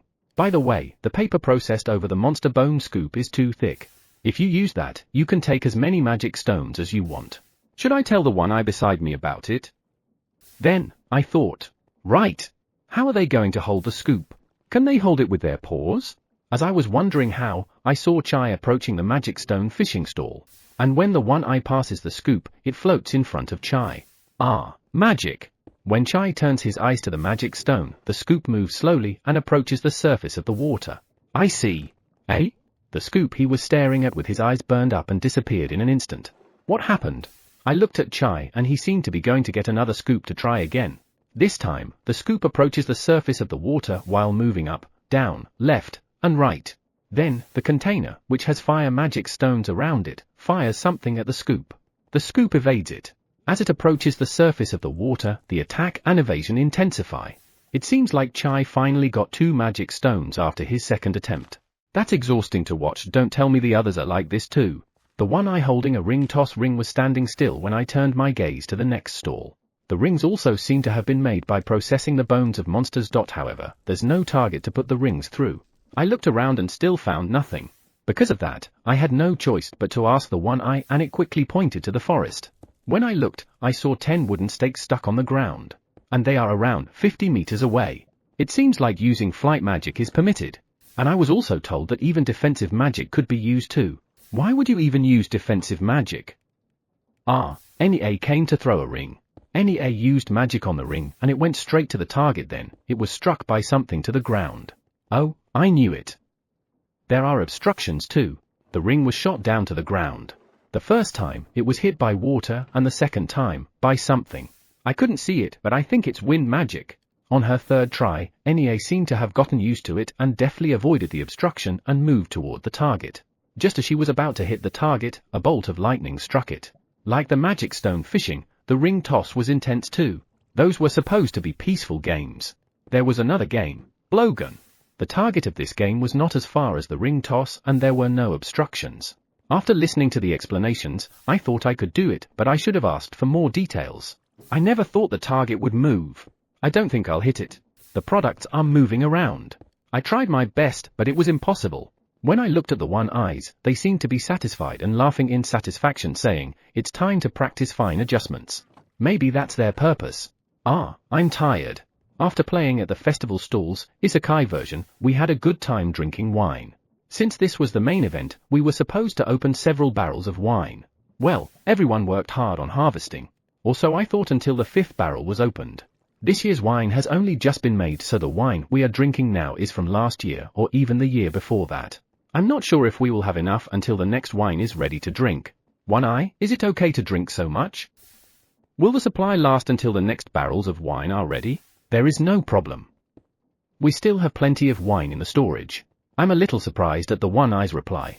These 5 barrels are what's presently here, but they already consumed a lot earlier. And you're telling me that there are still plenty? Come to think of it, they have expanded the wine storage several times. Recently, it has become so large that you can no longer see the back wall from the entrance. Well, if the one eye say no problem, there shouldn't be any problem. Chapter 21, Special Investigation Unit Commander Morof's 3. Emperor's Kingdom Special Investigation Unit Commander Morof's POV. When we arrived at the village that had been attacked by the mixture, I was stunned at the sight of the destruction. However, I can't stay stunned for long. I regained my composure and gave instructions to my team. It was the evening of the 4th day after we arrived at this place. Vice Commander Pice, who had gone to the forest to conduct a survey, returned to the tent that's currently our base. Thanks for your hard work. Yeah, I'm here to report the result of the survey. Understood. Let's wait for the 2 adjutants before you start your report. Vice Commander Pice was tasked to look for the mixture. He doesn't want to leave the devastated village, but we need to know the movement of the mixture. A few dozen minutes later, our adjutants arrived at the base. Vice Commander Pice, start your report. Yes, sir. The mixture returned to the forest right after it attacked the village. There were no further clues. We did a little survey in the forest, but we didn't find anything. I see. Why did they attack? We saw the victims but no one was eaten? Why did they attack this village? Here, Adjutant Abar spreads out a map and points to a certain location. We found traces of mixture here. He pointed to the border between the forest and the village, which was probably where the mixture had entered. Is there anything wrong with the barrier? There is a barrier at the border of the forest and the village to prevent monsters of the forest from attacking the village. None. The barrier is undamaged and at good condition. Abar knitted his eyebrows. If there's nothing wrong with the barrier, it means that it is ineffective against the creature that entered the village. What kind of monsters did the former king made? This is the worst possible scenario. Vice Commander Pai said with a sigh. I agree. If the barrier doesn't work about the mixture, how can the village be protected? It's not just this village, all the villages near the forest are in danger. Besides, There were 6 mixtures spotted this time, but we are not sure if that's all of them. There's a possibility that there's more. I'll inform the king of the results. Thank you for your investigation. Perhaps more knights need to be stationed in the villages near the forest. No, that's impossible. There are not enough knights. Even if we wanted to increase the number, we would not be able to. We must find the mixtures and annihilate them at any cost. No need. Again, when I thanked them, for some reason, they became nervous. Is something wrong? My stomach. Let's just continue the meeting. Ha. Adjutant Roshi, how much of the rubbles were disposed of? Most of the houses in the village had been destroyed and piles of rubbles that used to be houses are everywhere. In order to rebuild the village, debris had to be cleared first. The day after we arrived at the village, I instructed Adjutant Roshi and his team to remove the debris. For days have passed since then. The knights are strong and the village is not that big. It is possible to estimate the completion time of the removal of debris. All debris was cleared after 1 day. That's fast. I didn't expect that. I thought it would take 4 or 5 days more. The mags who are accompanying us used weight reduction spell which made everything easier. Mags? Come to think of it, 2 mags came with us. I'm not good with mags given my old memories with them. I know that I shouldn't be like this. I'll read materials about mags later. Thanks for your hard work. After 2 days, we'll receive lumber from the neighboring town. Our work is limited to clearing rubles. The rest of the work is to go into the forest to investigate the mixtures and take them down. Affirmative. After the discussion, I felt tired. As the 3 of them left the base, I took a deep breath. We had several discussions before arriving at the village, but this is really tiring. Starting the day after tomorrow, we'll be in the forest and I'll be spending more time with them. Ha. I left the base and looked at my men eating a little further away. They got some vegetables from the villages as thanks, and today's soup has a lot of ingredients. Everyone seems to be having good relationship with the villagers. Aside from me. When I talked with the village's representative, he was quite scared of me. I tried my best to put on a good face, but it seemed like it had the opposite effect. The moment he saw me, he screamed. I don't know what kind of face I was making back then. I brought you supper. Eh? Vice Commander Pice comes to my side with a tray with dinner for 2. I stared at him curiously and he tilted his head. I heard dinner isn't ready yet. Ah, that's true. By chance, are those for me? When I'm panicking in my heart, a tray is quickly offered to me. I was a little surprised by my reflexive acceptance. Thank you. So, can I eat with you? I can see that Vice Commander Pice is trying to get close to me. However, shouldn't I at least take it easy and eat some food? I'm a little lost, but it would be rude to say no to Vice Commander Pice. I don't mind. There are more ways to say that. Like expressing gratitude. No. I feel like my face is stiff. I glanced at Vice Commander Pice. Good, he doesn't seem offended by my attitude. I sit on the chair near the base, side by side with Vice Commander Pice. As we began eating, I realized that the vegetables were indeed delicious and there were plenty of them too. Do I have to talk about something? However, what? About the day after tomorrow? But talking about work during dinner is a no. Even I don't like it. What should? Our night order and the villagers are getting along well, aren't they? I turned my gaze to my men after hearing Vice Commander Pice. I noticed that there were a lot of villagers mixed in with my men. Come to think of it, they were there yesterday too. Yes, they are. Well, the villagers asked me to apologize to the commander. They want to apologize. What could have happened between the villagers and me? I think it was about the way they treated you when we arrived. When we arrived? You mean their disgust when they found out that the commander is a beastkin? I'm used to it, so I don't really care. Did they care? I don't really care, so it doesn't matter. Mind is not something that can be dealt with immediately. They have always looked down on beastkins, and then I showed up as a commander. There will be some who'll feel disgusted. And not just 1 or 2. Even among the knights, there were those who were not happy about me becoming a commander. I can't be bothered with every single one of them. No, apologizing. No, it's nothing. HNN? I felt like he was about to say something. I looked at Vice Commander Pice, but he had already resumed eating. It's impolite to ask again and, well, I guess it's okay. Come to think of it, Vice Commander Pice didn't panic when our eyes met. Many of my fellow knights, aside from beatskins, turn their gaze away when our eyes meet. I gently look at Vice Commander Pice. I'm glad you're my Vice Commander. Eh? Did you say something? No, nothing. I panicked when Vice Commander Pice looked at me. I never thought I would say it out loud. When I tried to continue eating, I found that I was already done eating. When did I finish eating? TN. Why are you gare? Chapter 22. Let's go to the royal castle. Tremor. Ooh-wah. I felt an earthquake and got up from the bed. That was a little strong. Why is it still not settling down? Rope? Are you there? I waited for a while, but there was no answer. Are you there? What's going on? I guess I should assume that something happened to Rope. It was a mistake to let it check it out before having any idea what was happening. I assumed that since Rope was the overseer of this world, it could find anything going on. But should I sneak into the royal castle? Maybe the humans did something to Rope. Is that even possible? I don't think I'm going to get an answer while sitting here thinking. Alright, let's go to the royal castle tomorrow to see what's happening with Rope. I'm sure we can work out a way to get into the royal castle probably. Your lordship. Eh? I looked at the source of the voice and saw the children running into my room with Taiyu in the lead. Seriously. Given the children's momentum, I braced myself. And as expected, they came straight at me. Wait a minute. Strengthen. It's shaking. I'm scared. What was that just now? The children tackled me all at once. I know you were scared. I understand where you were coming from, but please, be a little gentler. Cough cough. Taiyu hit me so hard that I couldn't help but fall onto the bed and the kids kept coming on top of me. Heavy. I'm glad I was able to cast Strengthen to myself before Taiyu hit me. It's fine. If it shakes again like that right now, I won't be scared. Is this what you'll say to comfort children?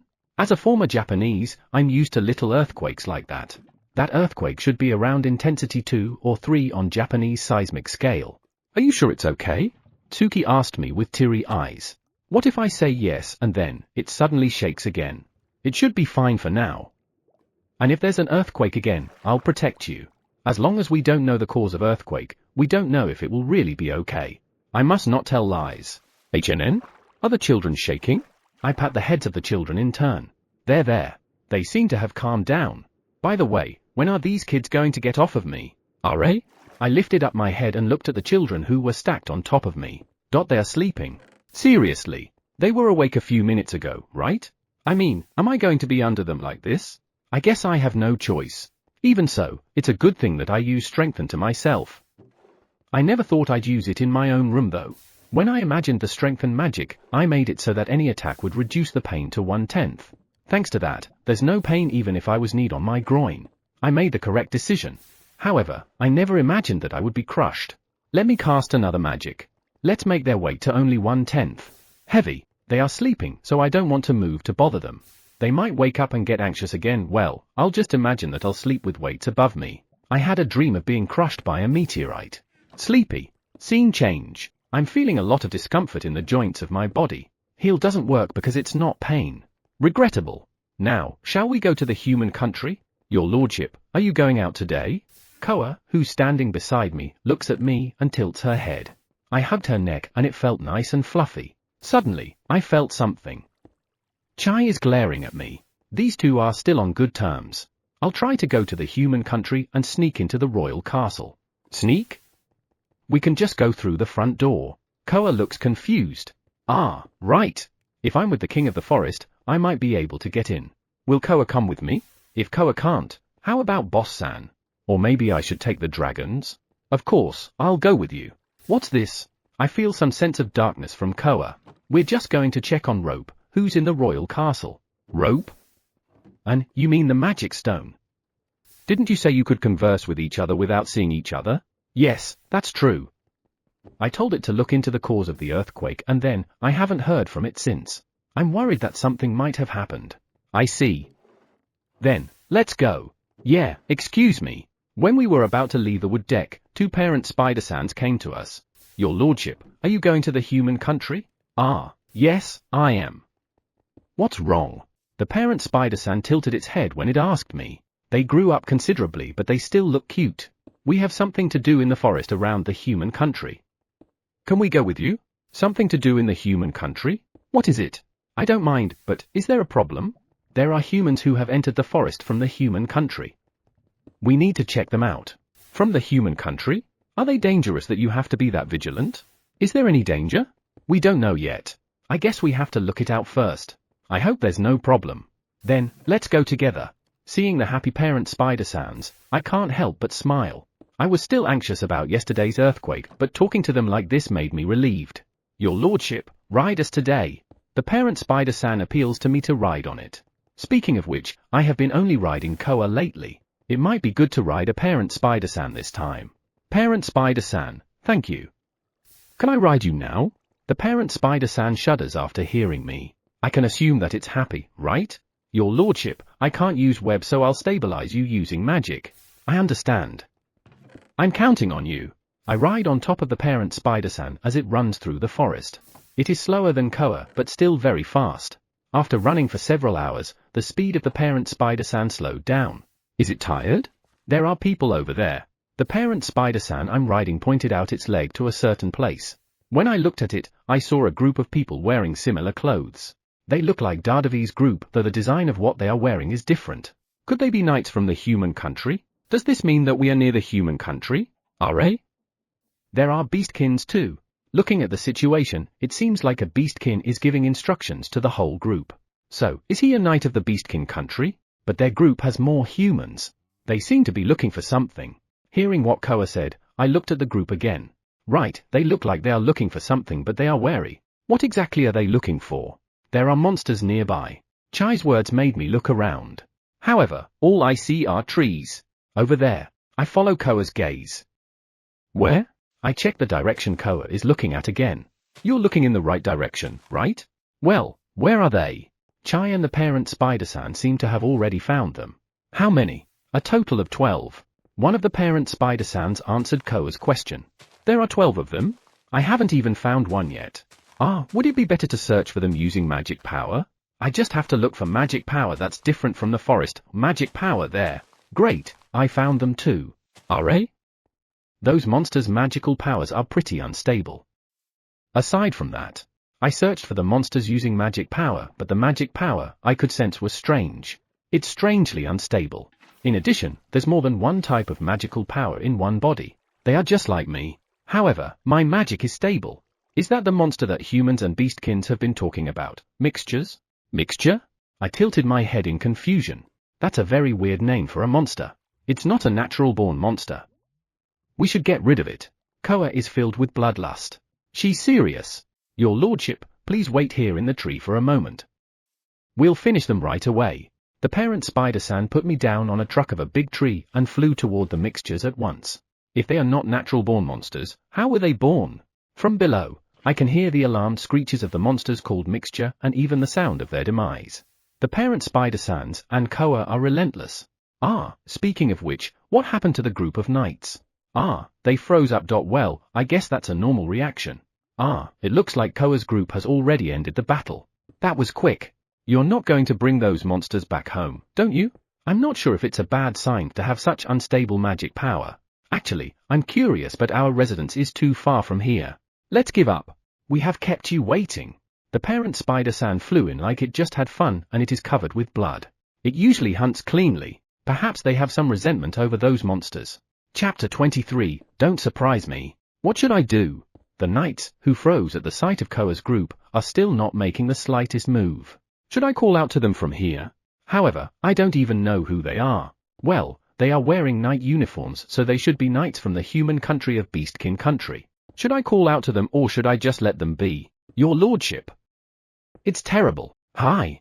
The loud voice that suddenly resounded made my body tremble, making my feet slip. This is terrible, right? Your lordship. Puff. HNN? When I looked down, I saw Chai. Apparently, Chai had saved me from slipping and falling. Oh, my eyes met with the Beastkin Knight. This is embarrassing. Thanks, Chai. What happened? Koa comes down to me anxiously. Well, I suddenly heard a voice. Wait. That voice is. I feel like it's resonating directly in my head. If that's the case, there is a good chance that Koa and the others didn't hear it. Would it be better to call out to it to be sure? Rope. Yes, it's me. My apologies for acting rashly. I look at Koa and the others, but they don't seem to be reacting from the voice. I'm the only one who can hear them. It's okay. Rope just called out to me directly and it startled me. Sorry for making you worry. I pat Koa and Chai's head. The parent spiders are also looking at me with concern. Are you okay, Rope? Well, from the sound of its voice, there shouldn't be a problem. HNN? What do you mean? I guess it's fine. Then, why did you suddenly lose contact? I was unable to get in touch with you all this time, so I'm worried. Sorry. All this time, I tilted my head after hearing Rope's confused voice. I felt something staring at me, and when I turned my gaze, I found Koa and the others were also tilting their heads in confusion. It's strange, because I'm talking from my mind to speak with Rope. But then again, if I'm the only one talking out loud, it would look like I'm crazy to strangers. Speaking of which, what happened to the knights? I looked down and now they were looking up, frozen. I think they are all looking at me. Or maybe I'm being self-conscious. I moved to the side a bit, and it looked like they were really looking at me. Why? I feel a little uncomfortable being looked at them like that. It seems like it would be better to leave this place. Should we find a place in the forest where I can sit and listen? Or should we just go home? Rope said something about being terrible a little while ago. Let's go home. Is it okay if we just go home? I'm sorry. I even troubled you to bring me all the way here. Of course. What about you guys? When Koa asked Chai and the parent spiders, they said, no problem. I'm sorry. The parent spiders especially came here to check those who were intruding the forest. I looked at the parent spiders and both of them nodded. What are you planning to do with the intruders now? There doesn't seem to be a problem with them, so it's fine to leave them be. They said that and looked at the knights below. Ah, they're going to check them out. Well, given how they act, they don't seem to be doing anything wrong. Your lordship, is Rope all right? Yeah, it sounds like it's fine. I'm sorry for bothering Koa. Thanks for accompanying me. When I pet Koa, she presses her nose against my hand. She wants me to be rougher. And Chai, don't start at me like that. The parent spider came in front of me after cleaning its body using magic. I guess it means it's time for me to ride it. Excuse me for disturbing you. I got on the parent spider and we immediately started dashing toward home. Ah, I heard a panicked voice below, but I'm worried about what Rope says. I'm sorry, but I don't have time to deal with you. I'll see you again if I have a chance. Your lordship, can I speak with you now? Rope's worried voice made me smile a little. It's okay now. Eto, I don't know how much time has passed since you asked me to investigate, but I apologize for being late. I don't really care about the passage of time, so I don't know how long has it been. You don't care about the passage of time? I see, Rope is the magic stone of fortune. Its time is infinite. Why would you care about the passage of time if you have an infinite amount of it? My apologies. It looks like my request was too much. This is the first time I felt the fundamental difference in how others view time. Let's be careful from now on. You don't have to. I'm more than happy to be requested by his lordship. Hearing you say that makes me relieved. However, aren't you being too motivated? Ah, right. We're in trouble. I've investigated the cause of the earthquake and found that this planet is in danger. Eh? This planet is in danger? What do you mean? I have to ask, but I don't want to. I just want to live a peaceful, leisurely life. After being dropped into this world, why can't I do those? Can I tell you about it? I know I should ask right away, but I want to focus on our conversation. I feel like it's an absolutely bad idea to talk to it right now. Rope, wait until I get home. I want to speak with you without interference. I'll prepare myself and not panic no matter what it reports to me by then. Is that so? I understand. Even so, did Goddess Aeon miss the fact that this planet is in danger? She didn't miss it on purpose like God Demi, isn't she? If that's what happened, I'll ask the dragons to go wild. No. The dragons will surely be hurt by a god's counterattack. And we don't even know if we can hurt a god. Your lordship, are you all right? You look very anxious. HNN? I'm fine. I'm just trying to think of a way to punish God. Is that it? Eh? I was surprised by Koa's reply, but she only sighed. It's impossible for me to do it, but if I work with the dragons, it would be easy to punish a god. I looked at Koa in surprise, especially when I heard the word easy. You'll get injured. No problem. Come to think of it, Flying Lizard said something similar. Is it really that simple? If Goddess Aeon is planning something bad, I might ask them to do so. Your lordship, count me in too. I can go on a rampage. Rope will go on a rampage? I mean, you're a stone, right? You can't even move. Your lordship? I have strong power, aren't I? Right, it's a stone made by gods. I'll count on you. Yeah. If you want to punish anyone, just tell me right away. HNN? I tilted my head to Koa's reply. Why does Koa look satisfied? Maybe I said it out loud. Eto, what did Koa say? She said she could punish a god without being injured? Eto, thank you, Koa. However, can you punish a god? I mean, have you done it before? I've never done it yet. I see. Is that okay? Well, Koa understands my intention, so I guess it's okay. More importantly, if she's really up to something and ignored the fact that this world is in danger, I'd ask you. Chapter 24, Worst Truth. I reached home. Yeah, I said that I would calmly listen to what Rope was going to say when I'm back. But I'm scared. No, I'll be fine. Everyone's here, and I'm sure no matter what it is, we can handle it. Your lordship, I want to speak with you alone. Just the two of us? Eh? What about everyone? Got it. Speaking of which, why am I even nervous? It is because Rope said it was terrible? Or because I know how scary earthquakes are? Or is my instinct telling me something else? I don't know. However, I was vaguely afraid to hear the result of Rope's investigation. Your lordship? It's nothing. Speaking of which, I wonder if Rope can only speak using telepathy? It would be useful if it could speak in a way that everyone could hear. Rope, I'm in my room. Yes, I know. I'm looking at you. Oh, so, you are looking at me. What? Can I ask you a question? Of course. What is it? Can't you try communicating with everyone at the same time? I mean, I'm the only one that can hear you, right? I can do that. It's like this. By the way, I can also use telepathy with everyone. A voice other than mine resonates in my room. So, he can do it. And he can do it with telepathy too. I guess I should have asked that earlier. I want you to communicate with me using your voice from now on, but if there's someone unrelated nearby, it's okay to use telepathy. Anyone would be scared if they suddenly heard a voice from nowhere. I was like that too. Well, it's okay now since everyone knows Rope's existence. As you wish. Okay, thanks. So, what do you want to talk about? Tell me what you found out. Don't panic, no matter what I hear. I shouldn't panic. Alright, please don't be surprised, your lordship. The fact that Rope is saying that must be because it's something too shocking. Wow, I don't want to hear it. I wish I could say that but I can't. I'm okay. Tell me. I found out that this world is on the verge of breaking. Breaking on the verge? Yeah, I prepared myself, but this is too. It's on the verge of breaking. Calm down.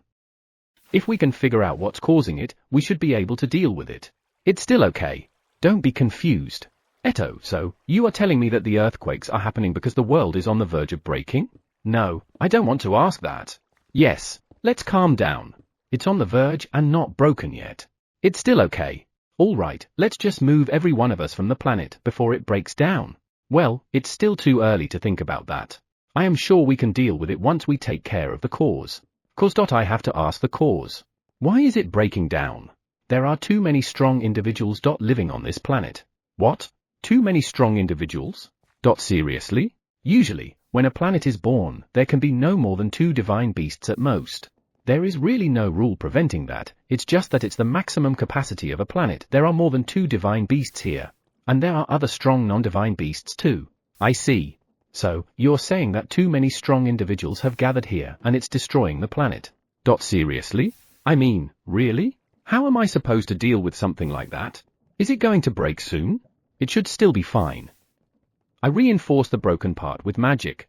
It broke because there are too many individuals with strong magical power here, but it can be reinforced by using magic power. I don't get this world. However, that's just buying time, right? Yes. So, you're saying that we need to solve the cause of the problem. Cause? If there are too many strong individuals, reducing them is the solution. Reducing? Who? My companions? Absolutely not. However, the world would break. Before that, we need to move everyone. Can we move the dragons out of this planet? I don't think that's possible. It's not possible? Why not? They were born adjusted to the world they were born to. They can't live in another world. If they move, it will be very hard on their bodies. They'll die in a few years. Adjusted sounds disgusting. But still, it's impossible to move them. I won't move them to another planet if I know they'll die. What should we do? The reason why this planet is on the verge of breaking is because there are too many strong individuals. Darn it. I should consult. I can't. What will happen if I tell Flying Lizard and the others? I'm sure they'll choose to leave this world. Then, what am I supposed to do? Rope, is there any way we can contact Goddess Aeon? I have to ask Goddess Aeon something. I can send her a message. Then, send her a message saying, come here at once. Alright. If she's on our side, she might have a solution. We have to figure out a solution where everyone will survive. Your lordship, are you okay? Honestly speaking, I'm not. However, we have to do something. I have no idea what to do. The problem is that too many powerful divine beasts have gathered here. In other words, is the problem the dragon's magical power being too strong? Does it have anything to do with magical power in the first place? Or is it their very existence? No, I can't think of anything. Come to think of it, the dragons were evolving. I feel like my new power is having an effect on them. Aside from the dragons, even Koa and the others are getting stronger too. My presence has made everyone stronger. Am I the cause? Your lordship, that's simply not true. There were originally 5 dragons in this world. That's what's wrong. There are indeed 5 dragons. However, it was still fine before. Before I came, they didn't even affect the world. They didn't even know about earthquakes. Why didn't it break back then? Was it because of the evil eye magic? Because of the forest's barrier? My head is all confused. I've sent the message to Goddess Aeon. Oh, thank you. Shake shake, your lordship, are you okay? Your magic is quite unsteady. I heard Koa's voice from outside of my room, so I immediately tried to calm my magic down. My magic power seems to have been fueled by my unstable emotion. Since I have a lot of magical power, even a little emotional instability can make this place shake. I'm fine. I took a few deep breaths and felt the shaking calm down. It's okay. I'm sure there must be a solution. May I come in? What should I do? I don't know if I can behave as usual right now. Your lordship? I heard Koa's anxious voice. I can just deceive her, but I don't think I can right now. Then, I guess it's better to talk about this with everyone. Come in. Koa opens the door to my room and enters. It seems like Chai is not with her. I left behind Chai. It's Koa. I am sure she realized something was wrong. I'm here too. Behind Koa is Flying Lizard. I was relieved to see the two of them. Koa, Flying Lizard. Hearing me talk like that, Koa and Flying Lizard looked at me sharply. What happened? I looked down after hearing Koa's question. To be honest, I still have doubts. However, there might be a solution in the dragon's knowledge. I asked Rope to investigate the cause of the earthquake, and now I know what's going on with this world. I told Koa and Flying Lizard what Rope had told me. I feel somewhat helpless. Even if you have great power, at times like this, you can't do anything. That's all. If we leave this world, you can't. I interrupted Flying Lizard. I can't let that happen. Besides, Rope said that even those who are not divine beasts are strong. What if Koa and Boss Sang get more powerful? Am I going to send them out of this planet too? I absolutely don't want that to happen. I don't want to cut down anyone for the sake of this world. Not Flying Lizard, not Koa, not anyone. But, Flying Lizard looks at me in confusion. I meet his gaze and remember Dadavi's group.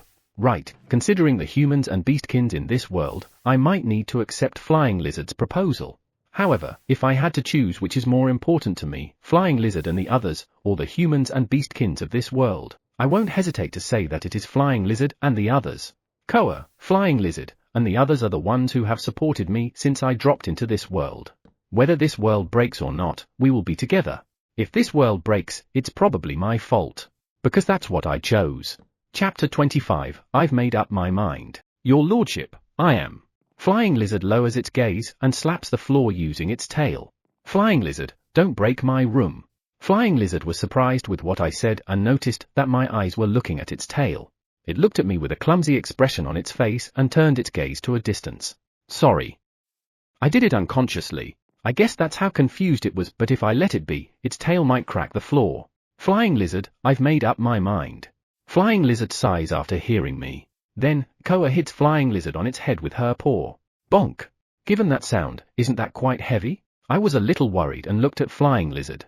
Ouch, what are you doing? Nothing, I'm just trying to give a fool some sense. Koa snickered at the angry-looking Flying Lizard. What do you mean? Flying Lizard asked Koa in an impolite manner. If you're really worried, look at the knowledge of dragons you have. His lordship himself didn't give up, are you telling me you are? I agree with Koa. I'll definitely protect this world. If I can't, I'll just die with everyone. Ah, but the kids. I'll discuss it with Goddess Aeon. Well, that's only if she's on our side. Rope, by telepathy please. What's the matter? I want you to make sure that the dragons won't be able to leave this world. They will probably leave on their own to protect this world. I'll do my best in order to prevent it from happening, but if the destruction of the world is inevitable, I'm sure they'll choose to leave. And I'll block them from doing that. I'll stay with everyone until the end. That's what I decided. I've made up my mind. Ah, however. Does that mean that I've decided for everyone too? All right. I'll stay with you too. Eh? Rope can leave this world as long as you ask Goddess Aeon, right? Rope was not born in this world. If that is the case, there's no problem if it leaves this world. I can, but I will only recognize your lordship as my master. We'll be together until the end. Since you are finally free, don't you want to enjoy it more? Fufu, I enjoy being with your lordship. I'm fine with the way things are. I see. Thank you. Yeah, it's okay. I'm not going to lose them. Your lordship. I looked at Flying Lizard. Can I tell it to the others? I have a feeling that the less they know, the happier they'll live. However, I guess that's my selfish thinking. It's okay. You can inform everyone. Flying Lizard and Koa nodded. However, I will not send anyone off this world even if the world comes to an end. Tell them that that's what I've decided. Sorry if I'm being too selfish. Koa looked sad. However, she nodded strongly the next second. It's fine. I'm sure there's something we can do. Right. Flying Lizard nods many times. Yeah, everything will be okay. But still, I'm glad I had the hero summoning gifts. Without it, I might have never looked forward. I've been thankful for it up to now, but there has never been a day that I've been more grateful for receiving it. Talking to Koa seemed to have calmed you down. Was I helpful? I hugged her neck tightly. Ah, she calmed me down too. Yeah, all right. I should explain this to everyone. Flying Lizard called Fluffy and the others and left the room first. As for me, I'll figure out what to do with the angels and the kids. I wish they could say my intentions, but they can't. I think it's about time for the angels to talk in a meaningful manner, but they still don't. I've heard that even human children can talk before they're a year old. They're pretty late. I'm worried. I went downstairs to the first floor and saw Chai waiting. When he sees Koa, his tail wags happily. Why are you here? His tail loses momentum in response to Koa's question. I pat Chai's head while almost laughing at it. Chai is happy to be pat, but also seems to be concerned about Koa's presence. Koa laughs a little and slams Chai's, but with her tail. They are flirting as usual. I have something important to tell you, so let's go to the living room. Hearing my words, the spiderling and grand spiderlings on the ceiling move hastily. I guess they're going to call everyone. The living room is too small for everyone to gather in, so let's prepare the wood deck too. Your lordship. USA and Kuhi came running down to me. They look a little uneasy as if they have sent something. Hikari is behind them. Hikari can't speak yet, but he's interacting well with everyone. USA, Kuhi, Hikari, I have to talk to you about something. It's about your future. Hearing my words, the three nervously nodded. When I went to the living room, my companions were already there. The wood deck had been vacated by the one-eyes, or perhaps they opened the window wider than usual. Boss-san, Shuri, parent spiders, and parent ants are already here too. Ari and the others also have gathered. The dragons. All here. Karen is looking at me from her perch. I think everyone is aware that there have been earthquakes since a little while ago. I had Rope investigate the cause, and it found out what was causing it. I explained it to everyone, and they were all listening quietly. Listening about the problem this world is facing. As I was done informing them, I could see the dragons exchanging glances. I'm sure they're preparing to leave. Let me tell you this first. I will not be happy to survive at the expense of someone. On the contrary, it would be so painful that I might want to die. Therefore, I don't want anyone to leave this world. I don't want to feel that pain. I look at the dragons, and they have complicated expressions on their faces. I wonder how long have I been like this? When did I become able to read their expressions with the slightest change? I already could do it before I knew it. I guess that's how much we're together. But your lordship. Light blue comes up to me while looking down in sadness. When I pat its head, I can feel the coolness coming from it. It feels good since it's summer. It hasn't break yet, and it's not even decided that it will surely break. Don't you think it's too early to give up? We have to solve this at all costs. That's right. Fluffy and the others' expressions changed a little.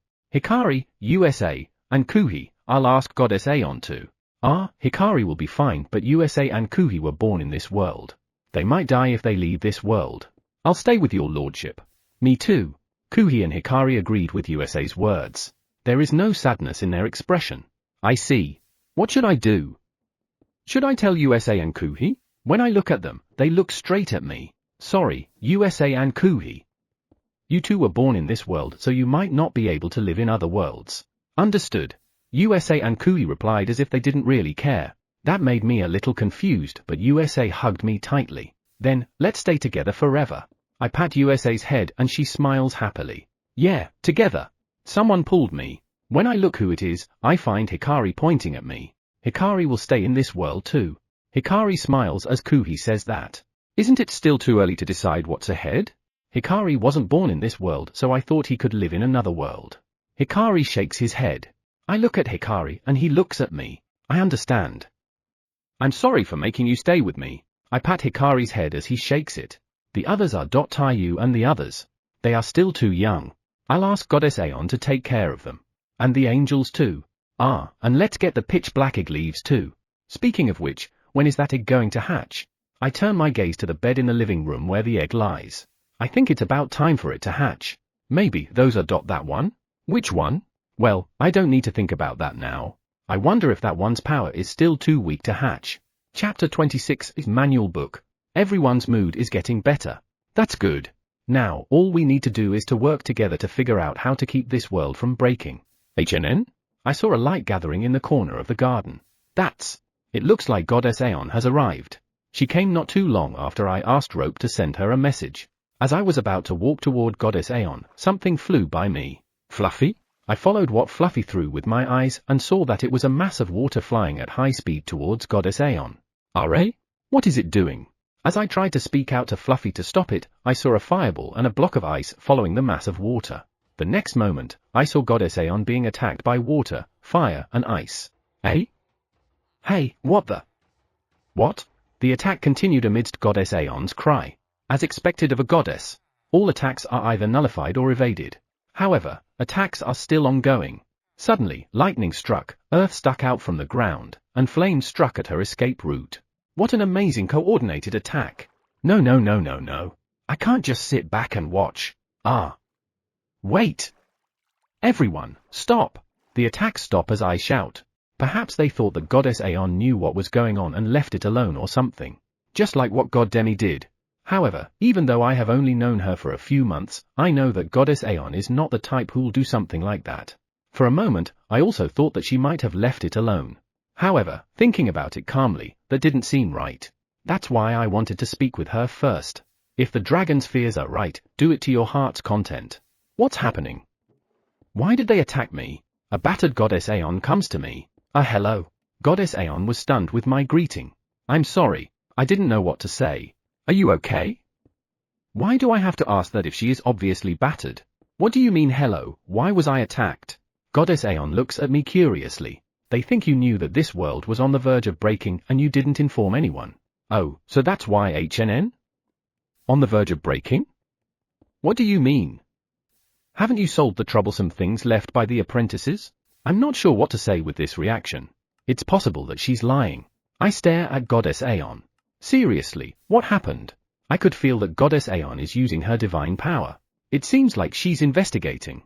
You really didn't know? Flying Lizard asked and Goddess Aeon nodded. What do you mean by this world is on the verge of breaking? I did a quick search and couldn't find anything. Eh? You didn't find anything? Rope, are you still there? Yes, I'm here. Rope answers in voice. Why can't Goddess Aeon sense it? She only examined the surface. What's broken is the core of the world.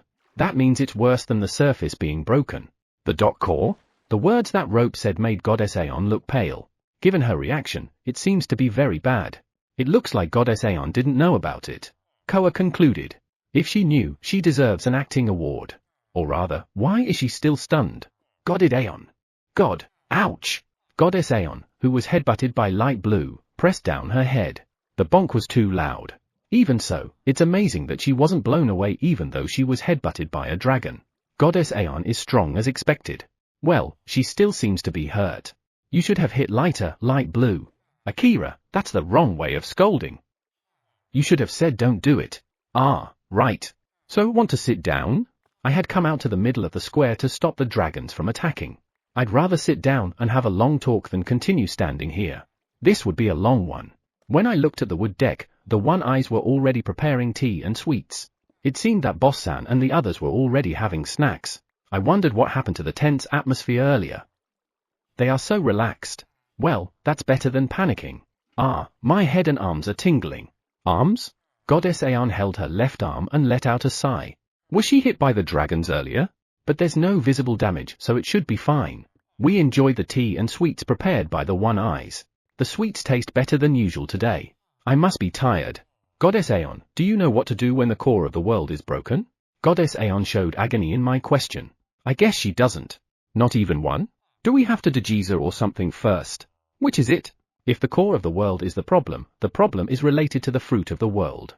The fruit that makes the world is the problem? That means it's pretty important. So? I'll have to look at the manual book to find out. A. Flying lizard, Koa, and my voice combined. My companions around us who were listening to the conversation were also looking at Goddess Aeon with a doubtful look on their faces. Manual book? There's a manual book for the fruit of the world? Seriously? I don't know how long ago it was, but a long time ago, the fruits of the world were made. The God who made them no longer exists. It seems like worlds were created frequently in the past, but only a few new worlds have been created in the last few billions of years. I know that a world is created by pouring divine power into the fruit of the world, but I don't remember how to deal with the problems. Is that why you have a manual book? Well, if you don't use it, you'll forget it eventually. More so when it comes to billions of years. When someone tried to make a world using the fruit of the world thousands of years ago, the manual book is as well, yeah. There was a problem with that world. It was a world that should nurture life, but life was not taking root and none of the gods could deal with it. Therefore, the gods cooperated with the god of time to make a record and put it together in a manual book. The gods have it tough too. Can't they just store the knowledge like the dragons? As I recall, Flying Lizard said that a word would trigger their stored knowledge. They also said that they usually recall it at unexpected times, so it makes them feel sick. The amount of knowledge embedded in these divine beasts is enormous, but it's enough for one world only. We managed several to dozens of worlds. Every time the number of world increases, that amount of knowledge would increase, so it's impossible to embed it. You mean there is too much knowledge to embed? Well, I guess so. I wish I could remember. We've lived too long and I only have a little bit of memory about it. Well, I'm not even sure if I can remember anything about something that happened a few billions of years ago. Sorry, I'll have to go back and see if there's a solution in the manual. Can you even find the manual? That's something you made some time ago, right? Do you have any idea where that manual book is? Eh? Goddess Aeon looks confused. You can find the manual immediately, right? Yeah, it should be on the bookshelf at. She's not looking straight at me. It looks like it will take time before she finds it. Let's just say that they store one book per year. How many books do they have? Are there a lot of books? Koa asked in dismay. Yeah, there are a lot of books that contain the yearly administrative records for each world, incident records for each world, and various manuals. Are there so many manual books? Is there anyone who manages them? Goddess Aeon shakes her head. I'll look for it with my subordinates, so please wait for me. I'll do my best to find it. Good luck. I don't know if we can expect anything. The possibility that the manual contains countermeasures is also uncertain. She said gods will go together to find the manual. But I'm not sure if they'll even find it. I guess we need to figure out countermeasures on our own. Chapter 27, Turbidity of Magic Power. There's something I need to do before thinking of a countermeasure. It is necessary to know about this world that was created by the fruit of the world. It seems to be made in a completely different way compared to Earth. Well, even if we are told that this is made the same way as Earth was made, we won't be able to think of a countermeasure because we don't even know any detail. In short, I guess we need to know what this world looks like first. Goddess Aeon, am I correct to assume that this world is made by divine power? You said something about pouring divine power into the fruit of the world. The fruit of the world is packed with pure magic power, and by mixing our divine power to it, it will create a core. Core? Is that enough? The divine power and the magic power will form a beautiful sphere core. From there, the things necessary for a world will be created. I tilted my head to Goddess Aeon's explanation. I only understand up to the part where a core will be formed. From there, the world will be created? Will it pop into existence if we wish for it? I don't get it. When the core is created, land will be created too. So far, it is the same in every world, so this is the initial setting of the fruit of the world. It has a setting? So, is the land immediately above the core? No. Usually, there is a vast space around the core. When the size of the world is determined, only then will land will be formed. You mean you can freely decide how big the planet will be? How big is a core? A sphere around 100 m in diameter. A 100-meter sphere? That's smaller than I thought, and the area around the core is hollow. I look at the garden. Well, I guess the land is quite thick, so you can't dig down to that place. That's kind of strange. Is the area around the core of planet Earth hollow too? Yeah, the area around its core is hollow. To explain it simply, there is a wall protecting the core and the magma on top of it. Since the first year of Earth's birth, Earth has been piled up layer by layer, so the current Earth is made up of countless layers. The way it was created is completely different from this world. So, those are the layers or Earth. Are they? How about the tectonic plates? That I packed too much divine power into the core and the magma became too hot. Eh? Too much? The layers in contact with the magma melted because of that. I panicked, so I put a heat-resistant wall in the gap between the layers to calm it down. However, there was nowhere for heat from the magma to escape. By the time I realized it, the wall had already cracked and turned into several plates moving over the magma. So, you're saying, the cracked wall caused the magma, which was not supposed to move, started moving because of the increase of temperature. My subordinates told me that if the wall continued to crack, a large amount of magma would overflow from between the plates into the land above. I was relieved that I was able to cool the magma close to the innermost layer, but the underground magma had not stopped moving and it caused the plates to move, which was called an earthquake, and because of the moving magma, the core malfunctions and creates more magma, and if the increase of magma is not taken out, it will destroy the inner part of the planet, and so, you experienced volcanic eruptions and earthquakes yourself. The term tectonic plate is a name made up by those who live on Earth. It's time for your 2-hour reminder. If you've been sitting, consider taking a moment to stand up, stretch, use the restroom, or have a refreshing drink of water. Your body will thank you. Now back to the story. I didn't name it like that. The plates are what the wall I made has become. That's kind of haphazard. Cooling the inner planet, tectonic plates, core malfunction. Can't you just stop magma from moving? I thought about that too, but the way to stop the magma from moving is too complicated. If I made a single mistake, Earth would be destroyed. I couldn't risk it. Managing Earth is hard. You said this world is different from Earth, right? How did this planet's land came to be? Goddess Aeon thinks a bit for a moment before answering my question. I'm not really sure if I'm right since I'm not the one who created this world. However, I think they created the land of this world all at once. All at once? You mean they didn't lay one layer over another like you did when you created Earth? I heard that those apprentices were in a hurry to become gods. Perhaps they brought the land of this planet into existence by force. Wouldn't that be bad for this world? It was forced to be created after all. Are there any disadvantages to creating something with brute force? I think there were some disadvantages, but I don't remember. In the first place, the fruit of the world is very precious. I never thought that anyone would use it in such a reckless way. But Goddess, didn't you create Earth roughly too?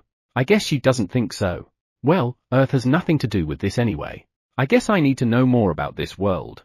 Can I ask Rope to look into it in more detail? Speaking of which, is the space between the core of this world and the land just an empty space? Is the area around the core of this world just an empty void? No, it must be filled with magic power. It's the driving force that makes this world go round, so I don't think there's any need to doubt about that part. Rope, have you been able to check the core of this world? Is it still around? Of course I did. Great, Rope's still here. Thanks for your hard work. What about the hollow part? There is a turbid magical power. Turbid? No, it is the magic power that makes the world go round. It should be pure magic and not turbid. Goddess Aeon sounds impatient. It shouldn't be turbid? It's turbid. And since it's turbid, the purity is pretty bad too. What do you mean? Goddess Aeon thinks out with her hand on her head. It seems like something impossible is happening. Since it's turbid, won't it be found if we just filter it? Is that even a problem? But still, there is magic power in the hollow part of the world. Magic power is really important for this world. R.A.? Rope said that this world was on the verge of breaking. How did you know it's on the verge of breaking? It was too shocking that I forgot to ask in detail. Rope, what had really happened when you said it was on the verge of breaking? There is a wall around the core to keep magic power from leaking out, but there was a crack in it. Crack? Yes. The soil near the crack I found was deformed. Part of the soil was sticking out, some parts were concaved and so on. So, the crack affected the land? Is the deformation of the land what caused the earthquake? I don't know much about the fruit of the world since it's a top-secret fruit. However, I think it is. Rope seemed to be unsure of the answer. I see. I've repaired the cracks I found. Thank you. If the crack in the wall were caused by too many powerful beings gathered here, it would crack again. Rope, what color was it? It was purple, but tarnished. Rope answers Goddess Aeon's question. Goddess Aeon's brows knitted. I'll go back and look for the manual and check if anyone knows a lot about the fruit of the world. Goddess Aeon gets up and walks towards the garden. Goddess Aeon, what happens if magic power is turbid? I have to ask this question. I don't know. It's strange for magic power to be turbid, especially the magic power around the core. It seems like something quite impossible is happening. Goddess Aeon disappeared immediately while mumbling. She seems to be quite concerned that she didn't even say goodbye. Flying Lizard nodded. It seems so. Turbid magic power. I checked Flying Lizard's magic power. It's a beautiful magic power. It's strong too. It is certainly not turbid. The magic powers of Koa and Fluffy are clear too. I guess we can only wait for the manual and Goddess Aeon to find a god who knows what to do. What else can we do? Chapter 28, Enter Kingdom and Osaga's Kingdom. Enter Kingdom's Prime Minister's POV. Bang! I felt pain in my hand. When I turned my gaze to the desk, I saw that the part where I had slammed my hand had cracks. It seems like I slammed it too hard. However, it didn't stop my frustration. It just can't. Cowards! Why do they let that country go on unchecked when so many of our own people have been killed? Don't they know how they were killed? Full of pain and brutal. And yet, you forgive them? Unacceptable. Now is the time to attack. Why can't you realize that? Prime Minister, if things continue as they are. Duke Alpieri's face contorts in frustration. I know. That fool of a king. We must destroy that country at all costs to ease the mind of our countrymen. And yet, damn it. How can we have such a weak-minded king? How can we just forgive them because the king and god of the forest approve of them? However, now that the king of the forest has allowed that country to exist, there is nothing we can do. Wrong. The patriarch of a count house, Count Malosha, wasn't even able to continue what he was saying as I denied and glared at him. Count Malosha's body trembled and he averted his gaze. The king of the forest has not forgiven them. Their relationship has yet to be improved. Don't mistake of that. Yes. Sorry. Count Malosha is a faint-hearted person. He's a shame for the proud nobles of Enter. Pathetic. The matriarch of another count family, Countess Tarlesta, sighs as she sips her wine. Hearing her words, Count Malosha lowered his head slightly. Countess Tarlesta was stunned with the way he acted. Let's calm down a bit. How much approval did you all get? Duke Alpieri exhaled loudly. Certainly, if we don't calm down, we won't be able to come up with a plan. However, Duke Alpieri's face contorted as we continued our discussion. All of them were scared because they mistakenly thought that that country was forgiven by the king of the forest. I look at everyone's faces, and they don't seem to agree with me that much. Well, we can't move around much right now. Especially with the king staring at us. The last failure hurts. It was a huge loss. However, we can't afford to give up. Nevertheless, Dad Davis did a good job. Thanks to him, we were able to make people think that this country is also being watched by the king of the forest and the god of the forest. Countess Tarlesta giggles. That is indeed true. He did a really good job of getting a direct request from the god of the forest to look for teachers. However, we can't use him. Countess Tarlesta agreed to what Duke Alpieri had said. Right. That one is loyal to the king. I tried to shake him up a bit, but to no avail. Hey, don't move too hard or it will end like last time. The god of the forest protecting the current king of Empress has changed the schedule dramatically. If it had not been for that, we could have taken control of Empress much sooner. The god of the forest. What if we draw him to our side? Prime Minister, stop saying something dreadful. Count Malosha's face turned blue. Why? If we can get the god of the forest on our side, everything will be settled. The god of the forest is a sacred being. What if he hears you and is offended? Coo, I know. Sacred being her. Sure, if we incur the wrath of the god of the forest, we won't be able to get away with it, just like what happened to emperors. Wait, if we incur his wrath that will make him depose the current king, won't I become the king? Do you have a better idea? Countess Tarlesta chuckled. A grin appeared on her face. If the king incurs the wrath of the god of the forest, we only need to ask for his forgiveness. Being forgiven by the god of the forest will be good for all of us. Then, how are we going to anger him? Countess Tarlesta looks at me. Phew, just send a teacher we recommend. That's it. The teacher is a live-in from what I heard. There are plenty of opportunities. We'll anger him and then push the blame to the king. We don't have to do anything. We just need to select good teachers. Duke Alpieri and Countess Tarlesta were a little surprised by what I said, but they smiled after that. Only Count Malosha knitted his brows. This person is someone I need to watch for. There's a possibility that he'll betray us. I'll keep an eye on him. Scenes POV change. Osaga's king's little brother POV. Aniu asterisk. Why not? TN, polite version of Oniichan. I slammed the door to the king's office open and entered the room. I couldn't care less about the voices of those around me stopping me. Your Royal Highness, His Majesty's little brother. This is the king's office. The Prime Minister knitted his eyebrows and raised his voice. I flinch a little after that, but this is more important right now. What do you mean? A dignified voice echoed through the room. My elder brother's gaze turns to me, and I'm puzzled by his unusual intimidation. However, anger prevails in me a little bit. Why aren't we attacking Emperor's kingdom? What they had done cannot be forgiven because the former king is dead. I agree. What my elder brother had said made me feel that I'm not wrong. However, we elves respect the will of the forest. That means the will of the king of the forest and god of the forest. You understand that, don't you? I clench my fist tightly, hearing my elder brother. That's... My elder brother narrowed his eyes. My body trembles in surprise. The god of the forest has saved King Ganma's of Emperor's kingdom from his predicament. This is the will of the forest. The reason the king of emperors was saved from his predicament means he is recognized by the forest. If we kill King Ganma's or invade the emperor's kingdom, the Osaga's kingdom may incur the wrath of the forest. Have you thought of that?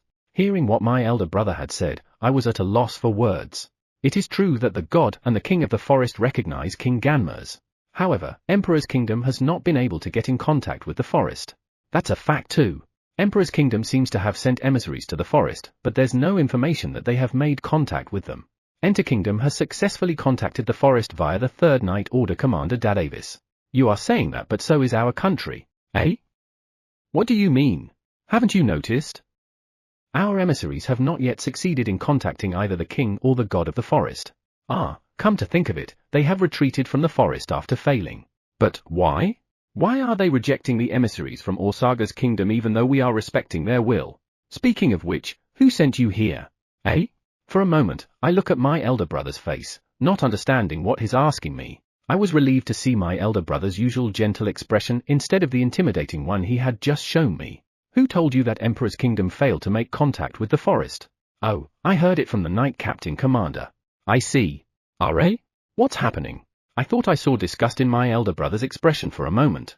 Del, you have to think about why the king and the god of the forest don't make contact with us. Reason for not making contact? Does elder brother know anything? Etho, they are not making contact with us, is it because we're going against the will of the forest? But since we haven't done anything against Emperor's kingdom, we can't say we did something against their will, don't we? Perhaps they're distancing themselves from us because of other things? As for the other things, I can't think of anything. I glance at my elder brother, and for some reason, he is smiling happily. That smile makes me a little uncomfortable. I can't help it because he's more than 120 years older than me, but I lost to him in everything. I can't help but feel frustrated. Del, it's good that you have the energy to take action. However, don't be taken in by what others are saying. The first thing you have to do is to thoroughly scrutinize the information you have obtained. That's very important. My elder brother stares at me. Don't be taken by what others are saying? Sure, the Knight Commander asked for my opinion. About the lousy country that's still unable to get in contact with the forest. He noted that it was expected for an unforgivable country. And yet, my elder brother decided that we shouldn't attack them. That can't be right. The Knight Commander said. Then, I thought so too, and charged here to change my elder brother's decision. You have to keep in mind that there are people who are trying to take advantage of you. Yeah, that means the Knight Captain Commander tried to take advantage of me. However, is he that kind of person? I glance at my elder brother. He laughs gently and pats my head. I'll have to think about it properly. Chapter 29, Voice. Your Lordship, I want to build a square near the lake. Is that all right? HNN? Is the lake you are referring to the lake with that floating island? As I was enjoying my breakfast fruit, a one-eye spoke to me. This is probably the leader. I drink fruit water and swallow it. Why do you even need a square in that place? The square we built right before our home is quite large. Do we really need another square? Because we are running out of place to train. Train? I look at the square from the living room. There is certainly a long queue of users waiting to use the square. The number of Koa's Fenris, Chai's direwolves, and Ari's Garms has increased. It's cute seeing them neatly lined up in a row though. That's indeed a queue longer than it used to be. It seems like the Spiderling and Antlings are queuing up too. Come to think of it, sometimes dragons join the line too, and when that happens, those who were in the queue sometimes leave. I see a direwolf and a Garm training in the square. Just like in the past, once they start fighting, it will take some time, so I guess it contributes to the long line too. Everyone's getting stronger every day. Is it even necessary to train that hard? Okay, let's make a square. Should I cut the trees? It seems like I'm the only one who can cut the big trees that are growing in this forest.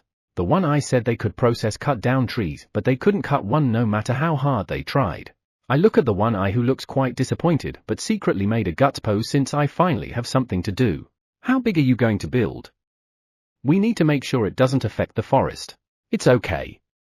I asked Tron's team to make adjustments. Tron's team will make adjustments? Somehow, I don't know what it means, but it should be fine, right? It should still be something normal, right? I didn't want to make a fuss because I didn't know what would happen, so I said it was something normal. Let's pray it's business as usual. That's all I wish, and a little unusual is acceptable. Ra? Why do I even need to prepare for the worst if I only need to cut trees? Prepare the place where I need to cut trees and tell me about it later.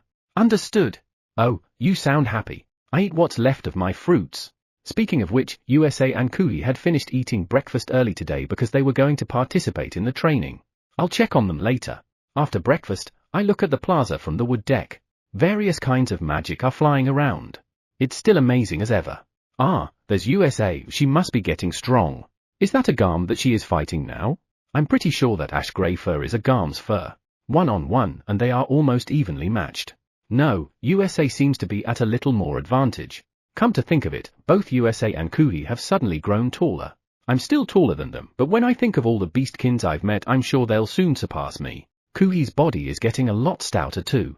I was worried about his growth since he was a slave, but I'm glad to see he's doing okay. Ah, the Garm was blown away.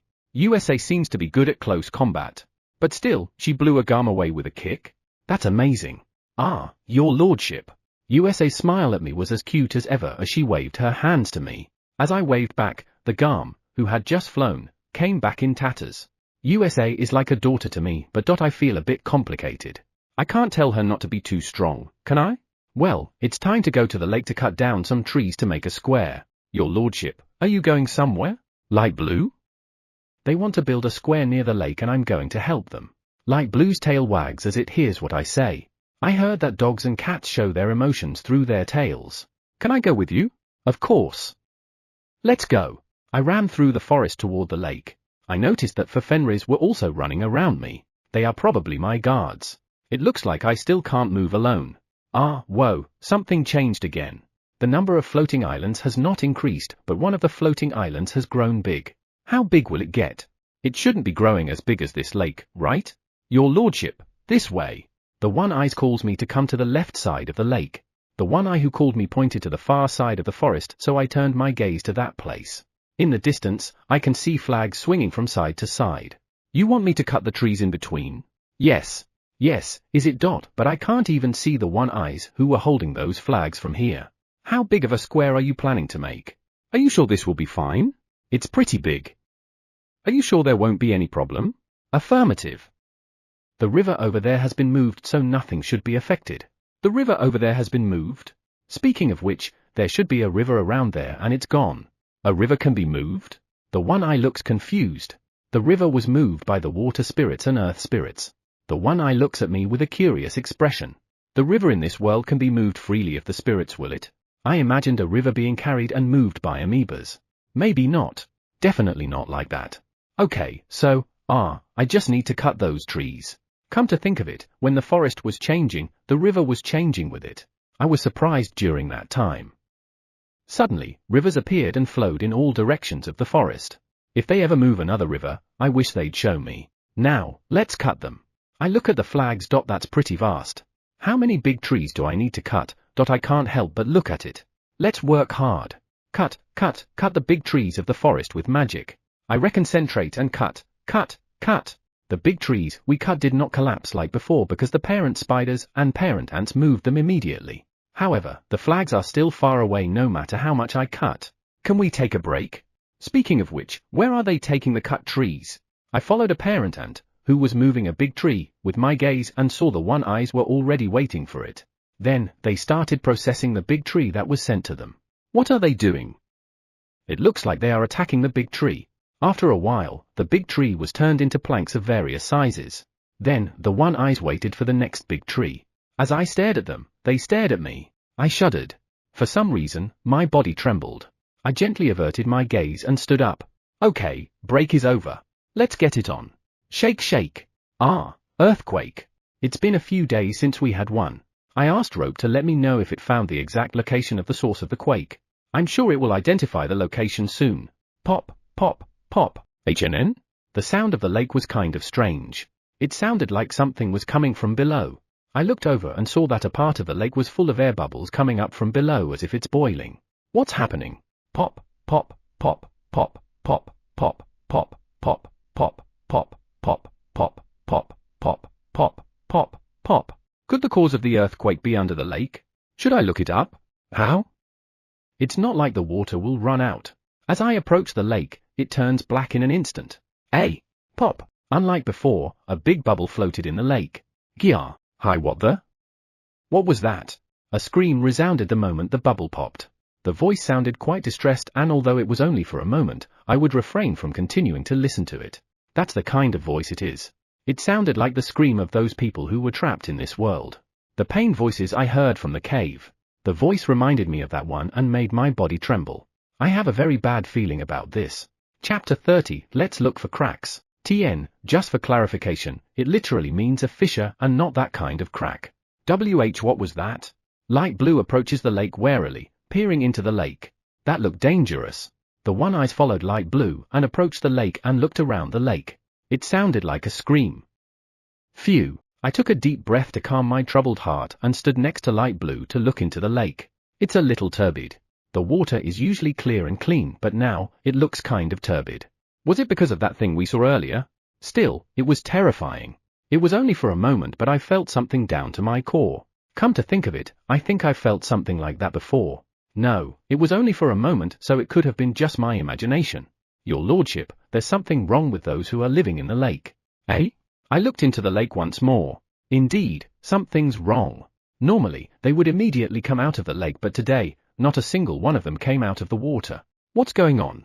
Is it because the lake is turbid? I dipped my hand into the water. Your Lordship, that's dangerous. Light Blue panicked upon seeing me soak my hand into the lake. It's okay. I've got barriers, so I can handle this.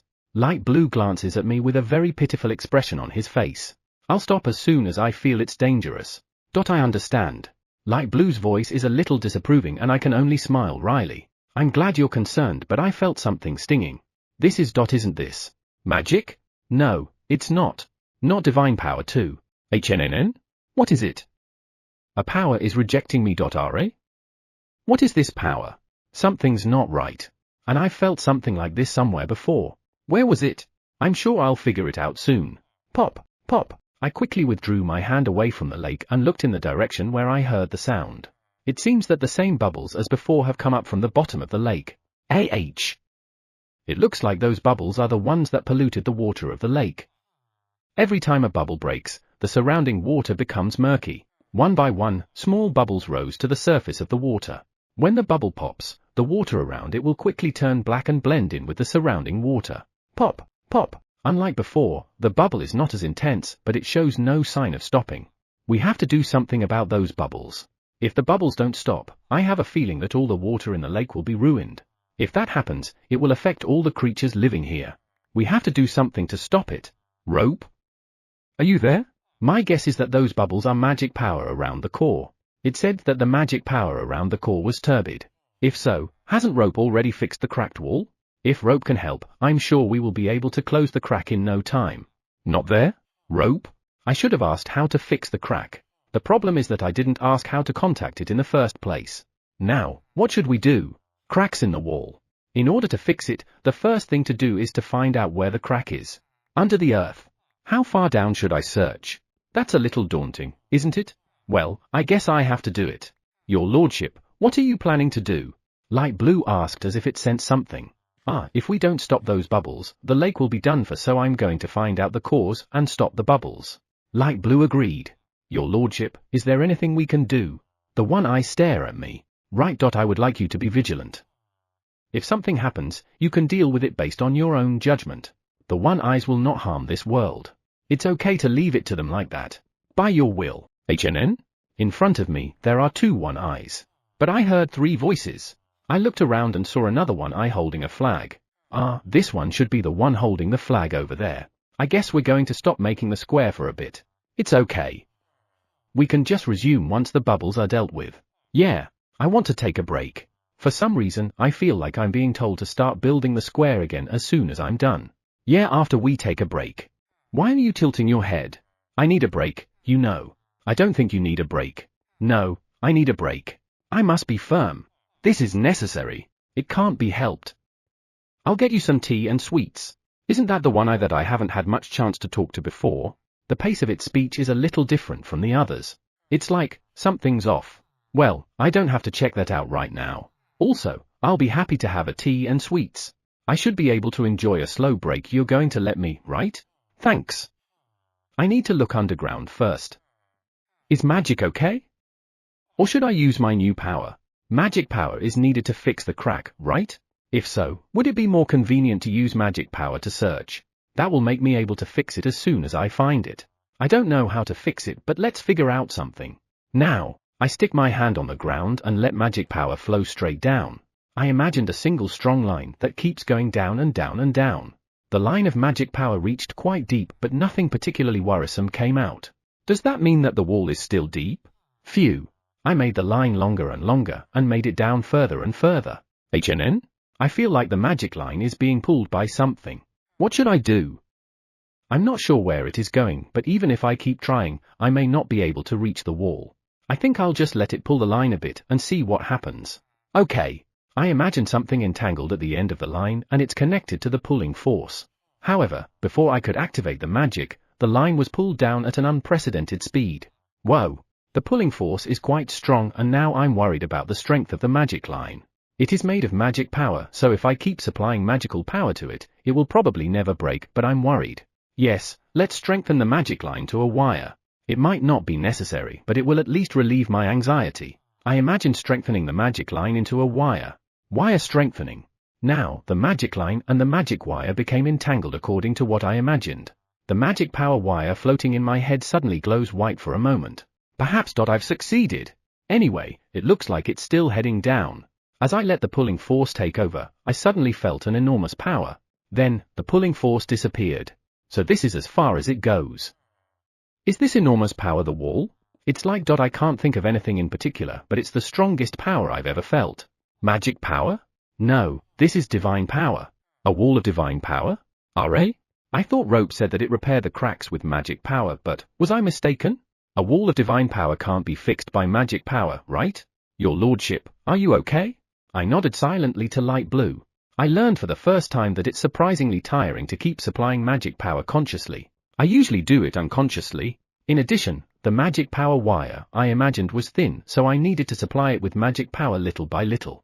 This required more concentration than I had ever imagined, and I'm really tired. I'm even a little dizzy. Let's calm down for a moment. Phew. I feel calmer now. Now, let's examine the enormous power at the end of the wire.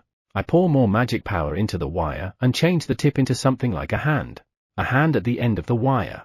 Creepy. Well, it's for research purposes, and it won't be seen by anyone, so it's okay. Let's touch it first. I reached out my hand to the enormous divine power and touched it flippantly. I touched here and there, but it felt like I was touching something flat. It's a wall after all. I've touched it here and there, but this wall doesn't seem to have any problem. Where's the crack? This might be a lot harder to find the crack. Chapter 31, Found it. Ah, damn it. I can't find it. I tried to make a hand with magic, but it seems like it didn't work as expected. The wire is too long for me to be able to control it properly. In addition, I can't see what I'm groping.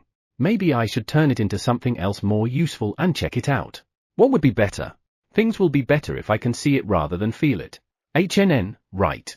Since I'm looking for cracks, it will be for the best if I can see it. Why didn't I come up with this in the first place? Darn, I feel like I wasted a lot of time by using hands. Your lordship, are you alright? You look kind of extremely tired. Eh? No, I'm okay. I'm very happy that you're worried about me, but the reason I feel this tired is self-inflicted. I shouldn't get depressed. I leaned against Light Blue, who was next to me, and felt its cold body. Light Blue's body feels good. Really? I'm glad your lordship likes it. I feel relaxed seeing him smiling happily. No, this is not the time to relax. Though I got depressed about my own actions. When I look at the lake, I see air bubbles floating at regular intervals. No way. Is that the effect of what I did? Need to work harder. Now, let's see how the underground looks. HNN? Since the magic has already reached the walls, why don't we just make a drone? Right. If I let a few drones fly and search for the crack, I can easily find it. I really wasted a lot of time by searching by hand, didn't I? Why did I even do that? Wait a minute. Why don't I think more before doing something? Since the dirty magic bubble floats up to here, doesn't that mean it has an air leak? Phew, I guess I need to close those cracks fast. I already imagine drones that I'll put down there, 0.5 of them to be exact. Then, I also imagined them moving along the wall to search for cracks. That's easy. I've mastered the use of drones when I was searching the forest. Well, I don't know if it will work, but it's worth trying. Drones, begin the search.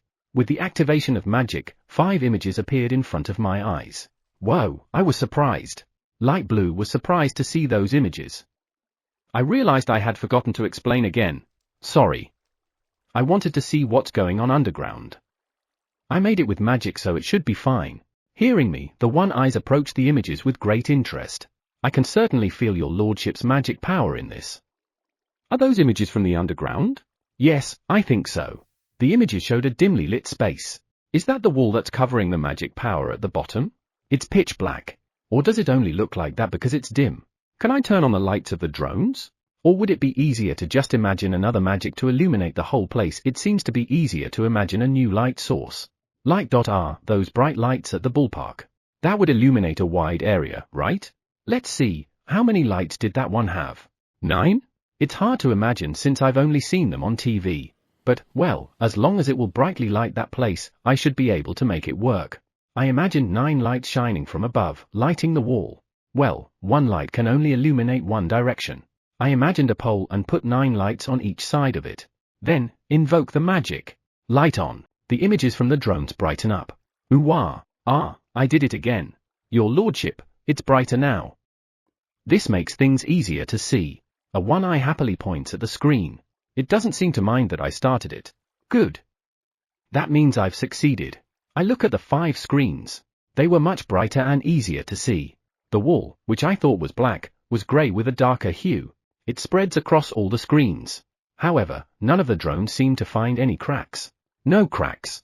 Looks like it. I heard a response to my monologue. Looking at the side, I saw a One Eye looking at the screen with arms crossed. Perhaps this is the One Eye I've had a chance to talk to today. The little off one. HNN? Aren't we supposed to look at them? I can only smile wryly at what the One Eye had said. I knew it. Yeah, I better do. Right. Something's a little bit over the top. Well, I'm fine with it since it looks cute. After glancing around, it tilts its head in front of the images while its arms are crossed. Cute. Your lordship. I think it's that.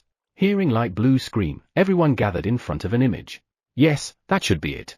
The image showed a cracked wall. We finally know where it is. All we have to do now is to close this crack. I can feel divine power from the wall. However, Rope said that the cracks in the wall were fixed with magical power. So it should be it. I'm not confident with what I'm supposed to do. What if I'm wrong and made the cracks worse? That's scary. I know I should have asked Rope to be here. No. Let's use a different approach. Is it just me? I look at the One Eyes and Light Blue. I look at the Fenris who are guarding us in a place a little further away. It's no different from usual. However, why are you all looking at me? HNN? Darn, not good. Your lordship, what's wrong? Light Blue and the One Eye stared at me. Nothing. I was just thinking. We only need to close the cracks as soon as possible. Calm down. It looks like I suppress my hero summoning gift again. If I continue like this, what I think will get worse and worse. I have to close that crack somehow. Splash, splash, splash. The sound of water makes everyone's gaze turn to the lake. HNN? That is, we saw a creature peeking out of the lake and looking at us. It looks like a giant version of a diving beetle. When I saw it for the first time, I was taken aback. The body of the giant diving beetle began to glance from side to side. What is it doing? Your lordship, get back. It's in offensive mode. Offensive? When I looked at the giant diving beetle, I noticed something different from before. The last time I saw it, it had clear, beautiful green eyes, but the one in front of me now has turbid green color. Light Blue, can you just put it to sleep? Perhaps it is under the influence of the turbid magic power from the core. Light Blue, I'll help you. A One Eye slowly approached the diving beetle. Be careful. Its body is pretty hard and it deflects fire. Hard body? In terms of body hardness, I won't lose to anyone. HNN? I don't think this is the time to worry about that. Splash, splash, splash. Incoming. Light Blue's words made me tense. The giant diving beetle comes out of the lake at a great speed and approaches me, then disappeared before me. See? It's because I'm harder. I'm harder. Where ha ha ha ha. What is this one eye saying? I've always wondered why the one eyes have different personalities. However, I've never wondered as much as I do today. What in the world happened to it? Speaking of which, you've been playing hero games with the kids lately. I see. Eh? You mean, this one eye wants to be a hero? Eh? Is it still conscious? Hearing what the one eye has said, I look in the direction in which the giant diving beetle flew away. Sure enough, it's still conscious. However, since it's shivering while looking at the one eye, I doubt it will attack us again. One more hit. The one eye dashed, but I stopped it. Hold your horses. It doesn't look like it still wants to fight. Boring. Chapter 32, Repairing Cracks. The giant diving beetle no longer wants to fight. It's looking at us, frightened. The turbidness in its eye seems to be less, or at least that's how I feel. Maybe it's just my wishful thinking, but it looks that way. However, if I don't do something, it might get affected by that turbidness again. I want to do something about it, but what exactly should I do? Since turbid magic power entered its body, it's now affected by a third-party force. Since it's in its body, can't I just let it out? Yeah, that's right. It's that simple. Now, the question is how. I glance at the giant diving beetle. When our gazes met, it started to tremble. I'm a little shocked even though it wasn't me who kicked it. No, this isn't the time to be shocked. Assuming that the turbidity is like a bacteria, I imagine bacteria's inside the body being eliminated. There is no point if the things that have been eliminated are scattered in the air. Because of that, I imagined them being gathered and forming one solid piece. This will keep them from scattering. All right. I was able to imagine something. As I approach the giant diving beetle, it shakes its head with teary eyes. Why do I feel like I'm bullying it? I'm not going to attack you, okay? Shake, shake, shake, shake, shake. I give up. I'm going to remove something that came inside your body, so don't move.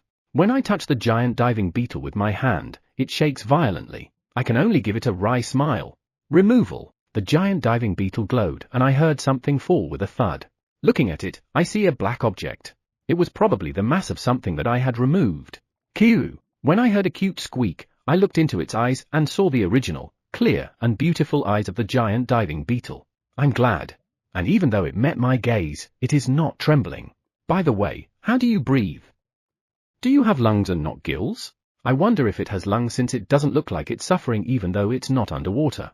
Your lordship, it doesn't breath via lungs, but it doesn't breath via gills either. Ooh? I can only tilt my head after hearing Light Blue's comment. Was there any other way to breathe? Skin breathing? No, this one doesn't have skin either. So, what? It doesn't breathe in the first place.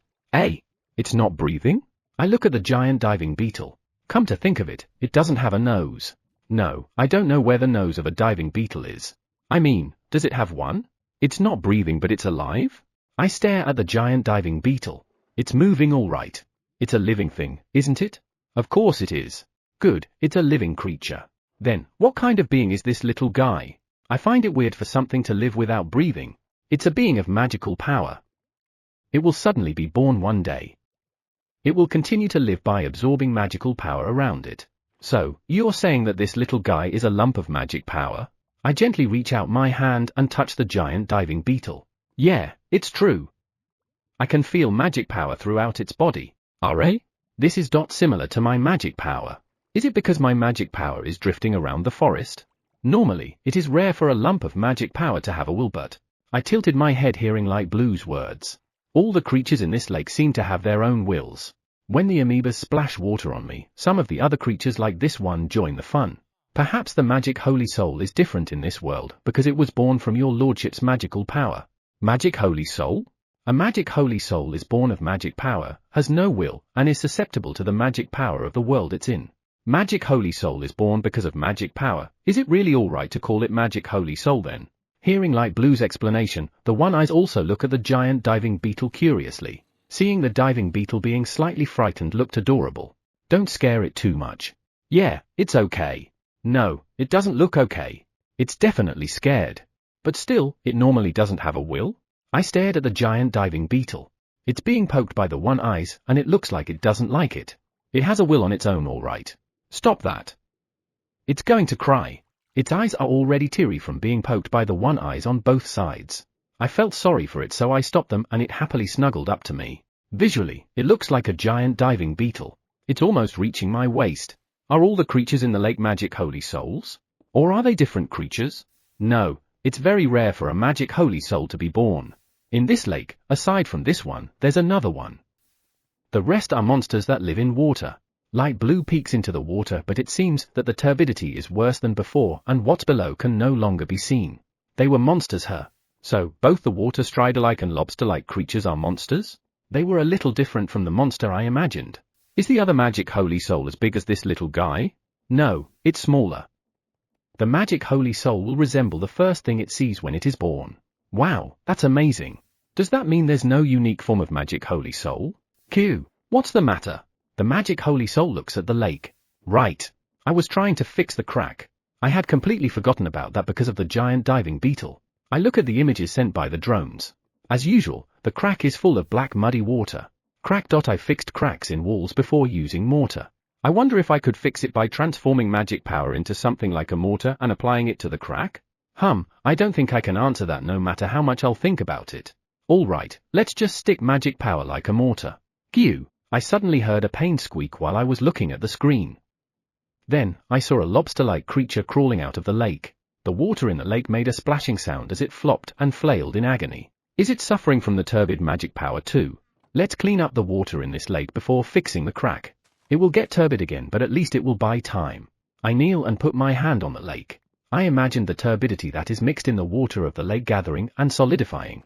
The magic I just imagined will be enough to remove the turbidity on the body of those creatures living in the lake. Gather and harden. Removal. The lake and the lobster-like creature that crawled out of it are enveloped in light. The light quickly disappears, and all that remains is the lake, which is now clear and clean. The lobster-like creature looks around curiously. Are you alright? Are you still in pain? It flicked its tail a few times in response to my words and then quickly returned to the lake. Good. However, I guess I'll have to do something about the crack soon. Alright, let's fill that crack immediately. The things I gathered and solidified. Is at the bottom of the lake. Your lordship, what's the matter? Light blue looks at me curiously as I knit my brows while looking at the lake. I have gathered the turbid magic power into one solidified object, but it looks like it sank to the bottom of the lake. Kiyu, the giant diving beetle squeaks and dives into the water. Did it dive back because the water is no longer turbid? I'll pick it up later. I imagined it solidifying, so I don't think that the turbid magic will ooze out. If I pick it up later using magic, everything should be okay. For now, let's fix the crack that's causing it. It's better to fix the cracks while looking at the screen. In the crack projected on the screen, I plan to trap the magic power by filling it with magic power transformed into mortar. Since I have experience in doing it, imagining it is a simple job. The rest will be the turbid magic power around the crack. Let's gather and solidify it like what I did in the lake. Alright. Mortar repair, gather and harden. With the casting of magic, something falls in the crack on the screen, and that something stretches along the crack. Is that blackish thing the magic that transformed into a mortar-like state? The cracks are being filled. The air is turbid because of the turbid magic power that overflowed, so it's hard to see the depths, but it seems like I've successfully done it. When I approached the screen to take a closer look, the image projected on the screen, where you can barely see anything, cleared up in an instant. Ooh-wah, what happened? Right. I remember dealing with the turbid magic power mixed in there. The crack has been filled nicely. If the turbid magic power doesn't leak out again, I've succeeded. Chapter 33, could it be? It looks okay. It's been around 20 minutes since I filled the crack with mortar magic. There's no sign of the turbid magic power oozing out. However, I guess it would be better to wait and check its status for a little longer. Kiyu, HNN? I turned my gaze to the source of the squeak and found the giant diving beetle coming out of the lake. It was holding a black round thing in its mouth. What's that? Kiyu, the giant diving beetle came in front of me and put down the thing in its mouth. What's that round thing? Maybe it's the turbid magic thing that should be lying at the bottom of the lake. Did you take it from the bottom of the lake? Kiyu, I pat the head of the giant diving beetle and it squeaks happily. It's softer than I imagined. Thank you. I picked up the thing that the giant diving beetle brought, the solidified turbid magic power. The moment my hand touches it, I feel a slight sense of discomfort as if I touched something I don't like. HNN? I thought that the turbid magic power was leaking out, but it only felt unpleasant for a moment when I touched it. Holding it in my hand doesn't feel particularly unpleasant. Tilting my head in confusion, I look at the black sphere which is around 10 centimeters in diameter. What's this? For some reason, looking at the black sphere makes me feel chilly. I hurriedly averted my gaze from the sphere. I felt something strange beyond the unpleasant feeling I felt when I touched it earlier. I took a deep breath and looked at the black sphere again. I still feel it. What is it? As I stare at the black sphere, I feel more and more uneasy. I don't feel good. Phew. I hold the black sphere with both of my hands to hide it. Your lordship, I felt something very disturbing. Light Blue looked at the black sphere hidden by my hands and said that with disgust. I nodded in agreement. It certainly feels something disturbing. Something that stirs up anxiety or something similar. I just stared at it and I already felt depressed. Light Blue nods. Yeah, I'm full of worry while staring at it. Does that mean that Light Blue felt the same way as I did? I looked at the black sphere in my hands. The black sphere in my hand looks very scary and my body even trembled for a moment. I've never seen anything like this before. What's this? I can't take my eyes off it. I want to destroy everything. Your lordship. Are you okay? The One Eyes immediately screamed at me. What was that? RA? I looked around and saw the One Eyes, Light Blue, and even the giant diving beetle were looking at me full of worry. The Fenris, who are guarding us a little far away, are also looking at us. Yeah, I'm okay. I look at the black sphere hidden in my hands. Just looking at it made me think of destroying everything. But I'm sure that's not something I want. It's as if someone has taken over my consciousness. I've seen Koa almost taken over before. That time, it was caused by small foreign objects, right? I look at the black sphere. Foreign object catch. With the casting of that magic, black light enveloped the black sphere. Whoa, I panicked and let it go. It fell to the ground. Darn it. I tried to pick it up but the black light had yet to disappear, so I only kept looking at it. After a while, the black light slowly disappeared. It's not black. When the black light disappeared, a round, pale blue sphere rolled. When I picked it up, I felt no discomfort like I felt with the black sphere earlier. Blue magic power? The fact that it remained after the foreign object was removed suggests that this must be magic power. However, the fact that the magic power has color makes me tilt my head. I don't remember my magic power of the Fenrir's magic power being colored. I have colored them to make them easier to see but since this is what remained after the foreign object was removed, it should be magic power, right? RA? Ah. It's getting turbid again. The pale blue-colored magic power begins to become turbid under our watch. When I look at the worst part of the muddy area, I see something small and black lying around. Weird. Why is it getting turbid again even though it was solidified and foreign objects were already removed? Ah. When it started to get turbid, I was struck with discomfort again. The same feeling I felt earlier. Since I solidified it by magic power earlier, from magic's point of view, that means it's magic with foreign substance in it, right? However, I already gathered the foreign object but yet, it became turbid again. The foreign object during Koa's time was divine power. Does that mean that the foreign object mixed with this magic power is not divine power? Looking at the sphere that was turning blacker and blacker, I let out a sigh. What should I do? Staring at the sphere, I noticed that the unpleasant feeling is lighter than before, perhaps because it's not completely black yet. Well, there is no point in noticing it. HNN? But this unpleasant feeling. I feel like I've experienced it before. Speaking of which, I thought something similar when I first felt the turbid magic power. I encountered this before. Where? I've never felt this kind of core-chilling unpleasantness in Japan. That means, I felt it when I came into this world. There were a lot of things that I felt since I was dropped into this world. HNN. When I was dropped. Yeah, isn't it similar to the discomfort I felt when I was dropped into the forest? That was, I think, the feeling of the black shadow covering the forest. I didn't know what it was at that time, but now, I know what it is. The black shadow is a curse made by the evil eye magic. Curse? Come to think of it, when a large amount of turbid magic power overflowed from the lake, it sounded like a human scream, right?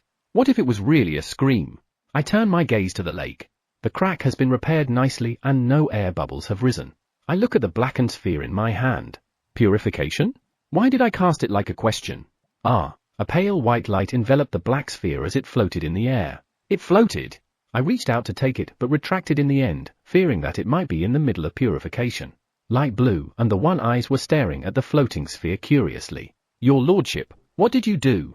I cast purification. Purification. Light Blue sounds a little uncomfortable. What's going on? Purification means to cleanse.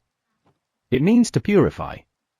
It also means the removal of sins mentally and physically. A One Eye said that to Light Blue with confidence. Well, if you're going to ask if that's right, it is right. However, in this case, the answer might be a little different. I know that, but that's not why I'm confused. I'm sure it's not turbid, because it was dirty, isn't it? Light Blue asked me that and I nodded. Even so, it tilted its head. I think it was a curse. I think it was most likely that the magic power is mixed with a curse, so I tried to break the cure with purification. That might cleanse the magic power. Curse. Light Blue shrugs at my explanation. Speaking of which, Light Blue had suffered because of the evil eye curse for a long time. The faint white light disappeared from the floating sphere. I started at the sphere as it fell down to the ground. I hurriedly approached and picked it up. Ah. Transparent. After the foreign object catch, it became a pale blue round sphere, but now, it's a transparent sphere. I bring it up to eye level and look deep into it. There's no turbidity anywhere. I watch it for a while and there's no sign of it being turbid again. In other words, it's definitely magic power mixed with a curse. No way, I never thought it was really a curse. I had a lot of trouble before because of the evil eye magic curse. However, before I knew it, the curse had completely disappeared. But still, why didn't I notice it? I've been involved with the evil eye curse for so long. Your lordship, is it really a curse? Yeah. The curse must be the reason why the magic power around the core became turbid. When I declared it to be a curse, Light Blue's body trembled. I see. So it's a curse. Light Blue looks disgusted and moves its body away from the sphere. I guess it doesn't even want to have contact with it. Even so, another curse? However, purification magic is one of those things that I'm very used to. I think I might be able to solve the turbidity around the core sooner than I thought. Chapter 34 Sphere? Flat? Your lordship. I'm sorry. You were calling for me, right? The voice that suddenly resounded made everyone startled. It can't be helped. No one can see rope. No, if it shows up, wait, what if it suddenly appears in front of me? The result will be the same. Let's give up. Rope, I need you to check something for me. What is it? Come to think of it, Rope was not aware of the previous earthquake. Would it be easier to explain that there was an earthquake? There was an earthquake earlier and a crack was formed. What? I'll find it and deal with it right away. No need. I've already taken care of it. Is that so? That's fast. What am I supposed to do? Do you want me to check it? Rope's impatient voice makes me laugh a little. Rope can't be seen, but its voice conveys emotions. It would be easier to read it if I could see its expression. Rope's a magic stone. I don't think I can read the emotion of a magic stone. I wanted to make sure that the crack was properly sealed. I also wanted to know if there is a way to check if it is still sealed. It would take too much time to observe every crack to check if they are leaking. It would be useful if there's a method to check it out. I've tried a lot of things, but I haven't found a method that works yet. Right now, the best way is to observe it. Too bad. I only assume it's okay if it doesn't leak for the next 5 hours. If it leaks within 5 hours, I'll consider sealing it as a failure. Rope can fail too. I'm surprised. Even so, observing it for 5 hours is too long. Understood. By the way, your lordship, how many cracks did you find? Eh? How many? One, but is there a possibility that there are more? I don't know. When I looked for cracks before, I couldn't confirm whether there was one crack that causes all earthquakes or if a crack appears in every earthquake. I thought maybe we can confirm it this time. There are a lot of things we don't know about this earthquake, so we better investigate. But still, I assumed that there was only one crack. I need to think about things in a broader perspective. Speaking of which, you mentioned that the number of earthquakes has been increasing day by day, but has that changed since I fixed it? Eh? When Rope asked that, I stiffened. I tried my best to search my memories of it, but I can't remember what Rope said. When did I tell Rope about that? Eh? I really don't remember. When? When? Your lordship? My bad, I don't remember. How could I forget it? From what it said, it must have happened recently, right? How can I be forgetful? And it's something important too. Did I forget because of magic? Or am I having some sort of disease? No, calm down. What am I thinking? Maybe because I got in contact with the cursed magic power earlier. I must have inhaled it after it mixed with the air around me. Right. It must be because of that. No, I feel like something has changed. Possible. You were sleeping at that time, so it's normal that you don't remember. That's it. Eh? No, it's nothing. I was probably asleep, so I forgot about it. Yeah, I'm sure that's the reason. I'm okay, right? However, am I really sleep-talking that time? Eto. Yeah, let's just look for cracks. Though it doesn't look like there's still one. Rope, let's check if there are any other cracks. Understood. Rope, Can you show us the cracks you repaired? Since we won't know if it will leak or not after some time, we might still get something out of it after checking how it was repaired. That's okay, but how? With this? I point to the screen in front of me. Can it see it? What the? That's an image of the wall. I figured out that looking for cracks would be easier if we use visual senses. A breeze quickly passed in front of me. HNN? Is that rope? It's so bright. Did you put lights on it? Yeah, that would make it easier to check, right? Yeah, when I was looking at it, there was a turbid magic power around. Are? There's no turbid magic power. The wind blows softly in front of the screen again. Feeling it, I look at the front of the screen while feeling strange. I can't see it, but I'm sure rope's there. It's still inconvenient that I can't see it. I wonder if it could just take the form of a small animal. That way, I'd be less surprised if it suddenly appeared. No, I can't say that I won't. As a small-minded guy, no matter how cute a small animal is, if it suddenly appears, I will be frightened. I've purified the turbid magic power. Purified? Why would you curse? No way. Yes way. Again. Rope was forced to be part of that evil eye cursing of the entire forest, so it will be affected. Since it's a curse, I feel better since I know how to deal with it. That's certainly true. You broke the evil eye magic curse of the entire forest after all. Well, I'm not really sure how I did it. Goddess Aeon told me about the magic that broke the curse, but I don't remember anything related to it. All I remember is using magic excessively when I feel like it. Even if I was asked to do the same thing again, I don't think I could do it. Speaking of which, can rope tell the difference from the crack that has been repaired by just looking at the video projection? Can you check it out just by looking at the video? I don't know, so I'm going to follow the magic where this video was coming from and directly look at the crack. Don't mind it too much. Okay, I'll leave the rest to you. May I speak? I turned my gaze to Light Blue, who suddenly barged in. It looks like he's staring at several creatures who are peeking out of the lake. Looking at them, their eyes are a little turbid. Perhaps they have already been affected by the curse. I had purified the lake once, but even after that, the cursed magic power had already risen with the bubbles. I'll purify them. I'm sorry. Purification requires a lot of magic power, so I can't do it myself. Don't worry about it. I've survived because I've used a lot of magic power by using purification magic. I touched the lake. Purification. It purified not only the curse on the water of the lake, but even from all the living creatures in it. For a moment, the lake is enveloped in a pale white light, but it soon disappears. The water of the lake and those who are living in it are now safe. The problem is the curse that is dispersed into the air. Should I just purify the area around here? Or on a wider scale? I think I should purify a wide area just to be sure. It's not like my magic power will diminish. Yeah, wait. I can't just do it around here, right? The curse must have exited the cracks that rope repaired. There's a possibility that the forest is already filled with it, right? No, the cracks are small, so the impact should be small too. But there's a saying, dust will accumulate, so I can never be too sure. The whole forest, before, it was covered by a barrier, so the curse of the evil eye magic did not come out of the forest. However, the wall has long been lost. Should I purify this whole planet? That's too wide, isn't it? I'm going to check the magic power inside my body. Full. All right. Your lordship, are you thinking of something strange? Light Blue looks at me suspiciously. I nod. Is it strange? No, not really. All I'm thinking about is purification. Since I already said I'm only thinking about purification, why are you still looking at me with a suspicious gaze? Really? Really? What? Well, let's just cast purification immediately. The scope is, this whole planet. Imagine a spherical planet, it's a sphere, right? Speaking of which, I heard that the core is a circle and not a sphere. There's no way this world is flat, right?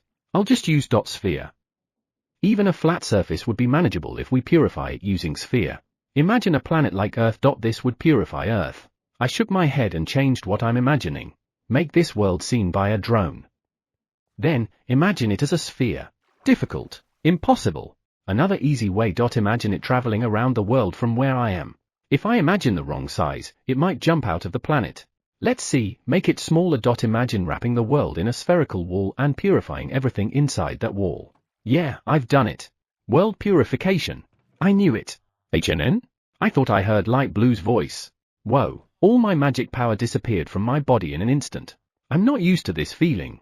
Phew, the world is a big place. About half of my magic power came back. It wasn't consumed? Does this mean that this world isn't a sphere? Seriously? About the shape of the core. It is not a sphere, but a circle. The part where it was explained is too lacking. I'm totally unaware of this, so thanks for asking. TN, pretty sure I've translated it as a sphere and not circle, so I guess I'll change it from now on. Chapter 35, the purpose was to cut trees. Your lordship. Stop startling me. As I tilted my head because of the returning magic, I angered Light Blue for some reason. I startled you? Oh. My bad. The world went blank for a moment because of the purification magic. I guess anyone would suddenly be startled if I suddenly cast something like that without explaining anything. I should have informed it first before casting magic. I'll be careful. Next time I do the same thing, I'll explain it properly. However, I don't know what kind of phenomenon will happen until I invoke the magic. How do I explain it in this case? Should I say something's going to happen, so watch out? You should really be careful. Given how Light Blue is acting, I must have startled it quite a bit. The One Eyes and the Fenris are also looking at me worriedly. I'm sorry. Next time, I'll tell you that I'm going to do something. HNN? What? RA? Do you really understand what I'm saying? Light Blue tilts its head at my reply. What do you mean? We've been talking about the purification magic all this time, right? Yeah, about the purification of the world. I know exactly what you mean. Sorry. Since you understand. You don't seem convinced. Well, maybe you don't trust me because I often use magic without saying anything. That should be my fault. Next time, I'll be sure to say something first before casting anything. RA? Speaking of which, I can't hear rope anymore. Did it check the places that were fixed? Right. Since it's Light Blue, it might know something about the shape of this world. Light Blue, I have a question. HNN? A question? Yeah, about the shape of this world. Is this a flat world? Light Blue tilted its head after hearing my question. It looks troubled. What do you mean, is this world flat?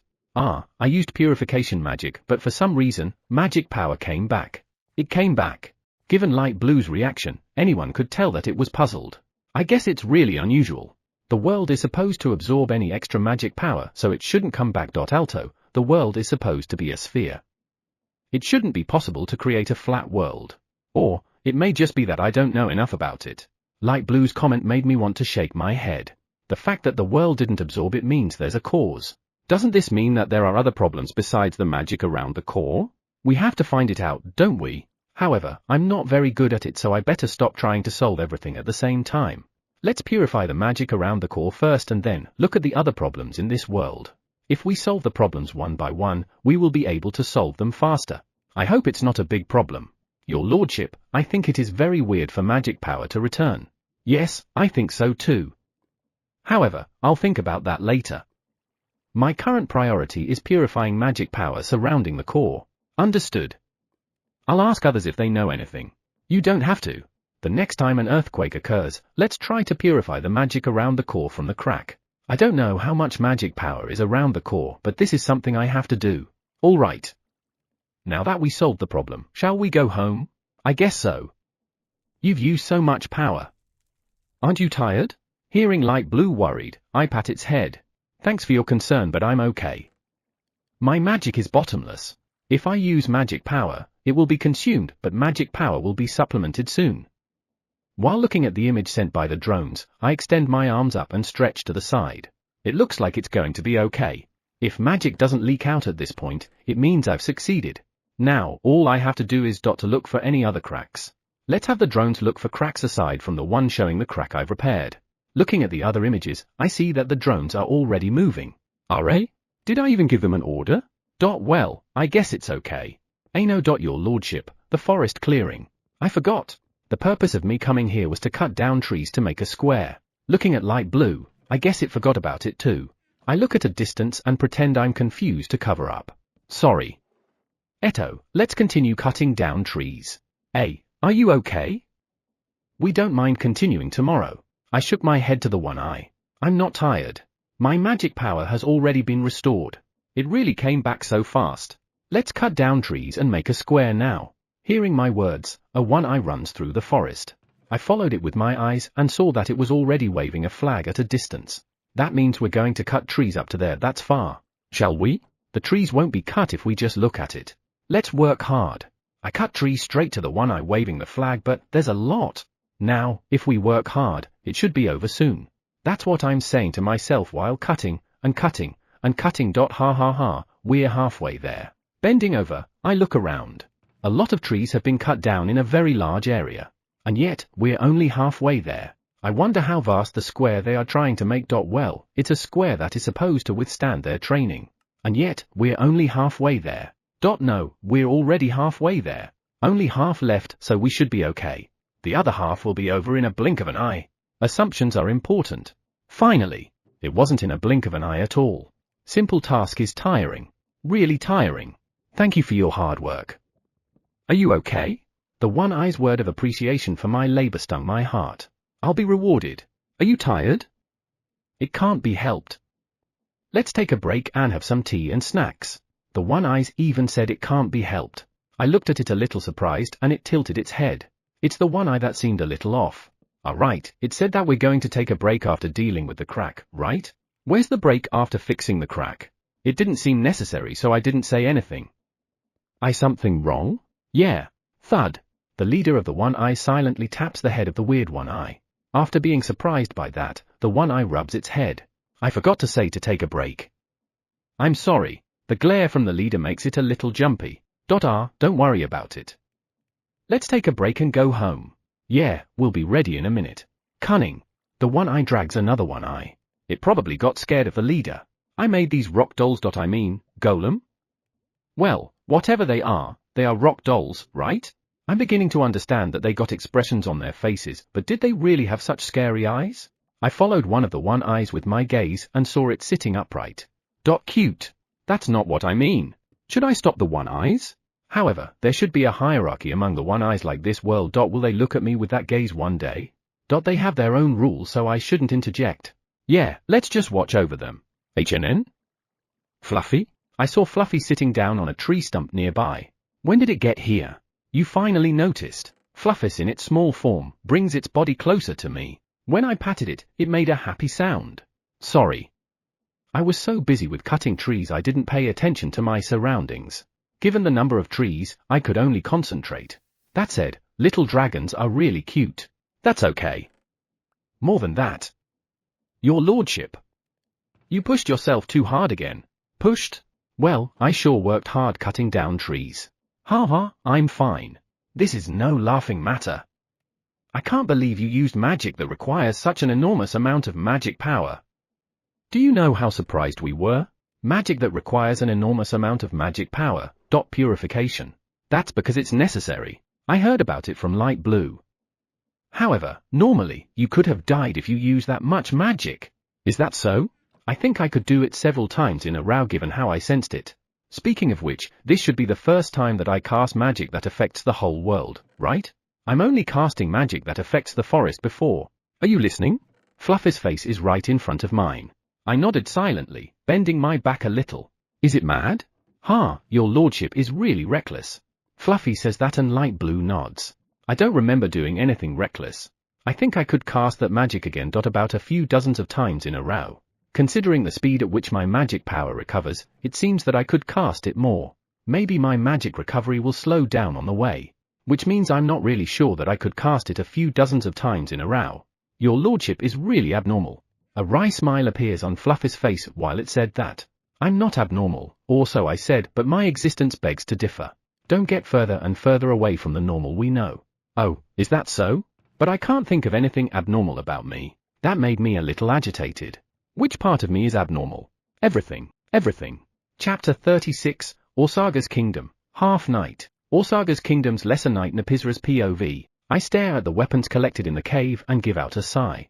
This. It's treason, right?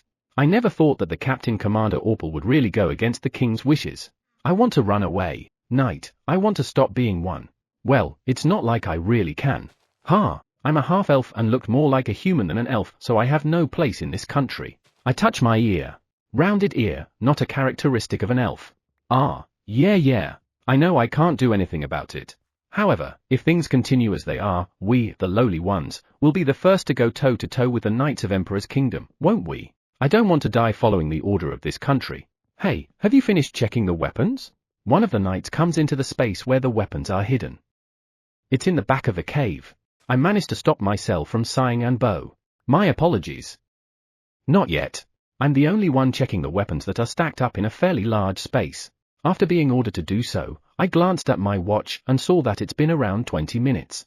There's no way I'll be able to finish it that fast. Is this guy stupid? Useless halfling. Yeah, I'm half elf, half human and half qualified. Why did I even decide to be a knight protecting this country? I was deceived, wasn't I? Finish it off, you rubbish. Yeah. If you want me to complete my task, F*CK off. I can't check if you're here. TSK. After making sure that the guy had left, I clicked my tongue and let out a sigh. The king is a good man. I was able to talk with him for a little when I offered him my sword and he was very kind. However, being kind is not enough. Since he is kind, Captain Commander Orpal does whatever he wants. However, does Captain Commander Orpal really think this will succeed? I have a feeling that the moment we move, we're going to be crushed by the forest. I guess I'll get caught up in that. Alright?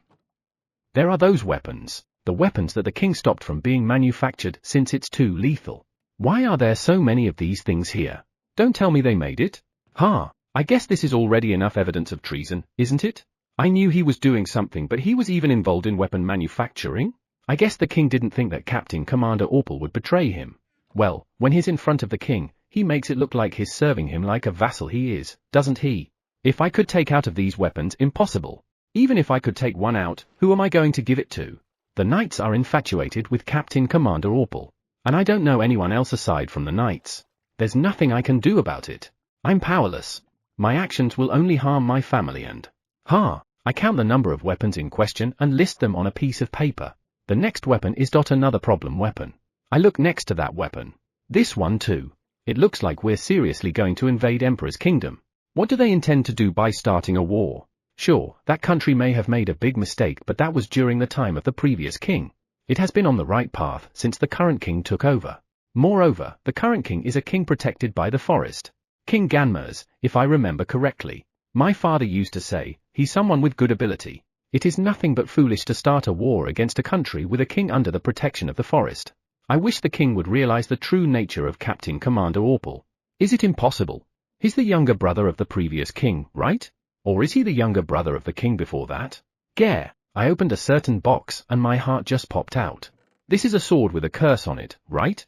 It uses the life of its user to activate it. Why is something like this even here? Don't tell me they're going to ask us to fight using this? I shouldn't be surprised. For the Captain Commander, we, the Lesser Knights, are disposable. Especially, since there are many halflings like me in the Lesser Knight rank. Halflings are already considered going to die men. If I had known that, I would never have become a knight. I was fooled, wasn't I? If you become a knight and make achievements, you will be recognized even if you're a half, but in truth, you'll be a disposable pawn. Moreover, they took my family hostage because they knew it would be a problem if what they were doing was revealed. It's a relief that my family doesn't realize it yet. They think they are only gathered in one village because they are being protected from discrimination. Well, it's true that they won't be discriminated against there. It's over. All the weapons are counted and noted on a piece of paper. It's kind of empty. Hey, yes, I didn't notice him coming back. I shouldn't let my guard down. Take that box and get out. The knight who came in pointed to the cursed sword. Are you serious? When I look at the knight, he grins. He's serious. Okay, the knight who gave the order goes out of the entrance of the cave and a knight comes in. He's half human like me. However, he is treated better. As for why, it's his looks. He's not like me who looks more human, but he looks more like an elf. His ears are pointed. That alone changes the way people are treated. The knights in this country are really garbage. The two of us exit the cave with the box. Then, I found that half knights like me were gathered there. Open the box and take a sword. The knight who brought the box with me opens the cover. Seeing what was inside, everyone looked puzzled. But soon, they all have the look of resignation. What are you doing? Get a sword and start training in pairs. Looking around, I saw knights grinning in a place a little away. I guess they came to see what would happen once we used the cursed swords. It's a fact, the knights of this country are garbage. Damn them, I heard someone murmur that. It can't be helped. This is what we are. I reach out and touch a sword with my fingertips. Suddenly, my vision goes blank. Whoa, what the? What? Crack, crack, crack, crack, crash. The sound of something breaking can be heard. Scared, I immediately pull my outstretched hand to my chest. What happened? My vision quickly returns to normal. I looked around me, but nothing in particular seemed to have happened. However, it seems that the world has gone blank for a moment. The king of the forest, or is it the power of the god of the forest? Maybe, but nothing happened, right? A lesser knight comrade in front of me said that in a hushed tone. I nodded in agreement and looked around. Hey, the sword! Eh? Hearing what one of the knights said, I looked at the box. Then, I gulp. All the swords in the box had turned white. What happened? Hearing me, the knights around me shook their heads. I reach out and grab a sword. I gently pull it out of the box. The handle and sheath are both white and have an eerie feeling. When I unsheathed the sword, it spilled over. It's no longer usable. What the hell is that? I heard yelling from a short distance away. That's what I'd like to ask. Since I was asked, I had to answer. A sword. I know that. How did that happen? How could I possibly know? The knights who were in a place a short distance away rushed over and looked inside the box. Then, their faces changed color. Could it be that the kings of the forest? One of the stunned knights blurted that out and the knights around looked frightened. Seeing how frightened they were, we, the lesser knights, were kind of stunned. You were all proud earlier and now you're acting like you lost balls. Pathetic. But more importantly, are the kings of the forest aware of what they're doing? Well, there's no way what has just happened is just an accident, so they surely have noticed. The only thing that was damaged was the swords. Perhaps it's only a warning. I wonder what will happen next. My words startled the knights. Truly pathetic. I almost let out a sigh and hurriedly turned my gaze to the forest. I could feel sweat pouring out of my body. Are you okay? One of my half-comrades asked me with concern. However, I wasn't able to answer. There's something on the tree, a figure with 6 eyes, it's probably an Armenian. And it doesn't mind being noticed. Hi. My half-comrade checked where I was staring. But when he saw what I was looking at, he immediately averted his gaze. Should we report it? I turned my gaze to the knights who were scurrying to see what was inside the box. Hey, this is your responsibility. What the heck? We shouldn't report it. Right. As comrades, our hearts are one. Hey, isn't it waving its leg at us? My comrade said something funny. I'm curious, but I must make sure that the knights won't notice that we notice something. When I looked at it, it was really waving its leg to us. After I waved my hand back, the Armenian disappeared into the depths of the forest. Chapter 37, The Egg Won't Hatch. No earthquakes. This is great. It's been 4 days since I experienced an earthquake near the lake. There has been no earthquake since that day. But it isn't all good. Without cracks, the curse around the core can't be broken. I checked after that and the only cracks were in that area. The restoration went well and there's no overflow of cursed magic power. I'm happy that I succeeded, but I'm sad that I can't cleanse it. It's complicated. What if I make a crack myself? I'll use magic to make a crack on the wall. No, let's not do that. If by mistake I make a hole in the wall instead of a crack, we'll be in big trouble. Of course, I'll be careful, but you never know where you might make a mistake. But still, it's not like a crack will show up because I'm waiting for it to show up. I entered the living room and went to the place where the cribs were placed. The angels have shared the room with the children, so the only thing here in the crib is the egg. Is there any sign of hatching? I asked Flying Lizard, who's lying by the crib. None. It looks like they are full of power, so it could hatch anytime, but it doesn't look like it will hatch soon. In the crib is a black egg. According to Flying Lizard, it must be a Cerberus puppy. I can see through the egg, but no one else can see it but me. I have a feeling that my new power is involved, but I'm not really sure. Still, I look into the egg. What's up? There are 3 Cerberus faces in the egg that are looking at me. When I made my face closer, they all reacted differently. I think one is friendly. The other 2 seem to be wary though. They have 1 body but have 3 brains. I thought they must be thinking the same, but it looks like that's not how it is. One of them responds when I wave my hand. However, when I look at the expressions on the faces of the other 2, I feel like they are scared of me. I didn't do anything to them. But still, I wonder why. The way they act now is completely different compared to when they first saw me. When they first saw me, they were surprised. Even though they were small, they were very menacing and amusing. Though I must admit, they scared me a little. When are you going to hatch? I've been waiting, so come out soon. Given how the Cerberus looked, it seems like they both saw me and heard what I said. However, I can't hear them on my end. If I could hear them, I would be able to talk to them and understand why they are still not hatching. Oh, the friendly puppa is angry. The other 2 must have done something. It's really strange. I turned my gaze to Flying Lizard. What's strange? Cerberus' face is terrifying, and even though it's only a pup, it should have a rather peculiar face, isn't it? What do you mean? From inside the egg, I can see the Cerberus looking at me. Well, its big gaping mouths and big fangs certainly look terrifying. But, something has changed. I stare at the faces of the 3 pups in the egg. Compared to the first time, their expressions seem to have softened. Or is it only my imagination? What's wrong, your lordship? Is something wrong happening? No, all 3 of them are fine, but their expressions are kind of. Expressions? I looked at Flying Lizard and saw that it was looking at the egg even though it told me that it couldn't see what was inside. Can you see it? No, not at all. Then, why did you stare at the egg? So, what about their expressions? The Cerberus look calmer compared to when they first came here. Is it because they are already familiar with us? I don't even know if they're really calmer. I guess they were affected by what I said. The 3 of them look at each other and tilt their heads. They are all tilting their heads in the same direction. I see, if they don't do it together, their heads will collide. Perhaps the power you're giving the egg is affecting them. The power I give them? You mean my power is changing their expression? It has that effect? Your lordship's power is so pure that it should be poison to those who live in the demon world. What? Poison? Your lordship, there's no need to panic. The power of your lordship doesn't afflict the Cerberus. We can't see what's inside the egg, but the condition of the egg is very good. It shouldn't be poisoned. I see. Good. I never thought about the possibility of my power being poison. I have to be careful from now on. Come to think of it, there was a time when I didn't know what this egg was, so I collected stones and gave it to them. Not all of those stones, but some of them felt they had poisonous power. That was the opposite of the power I had.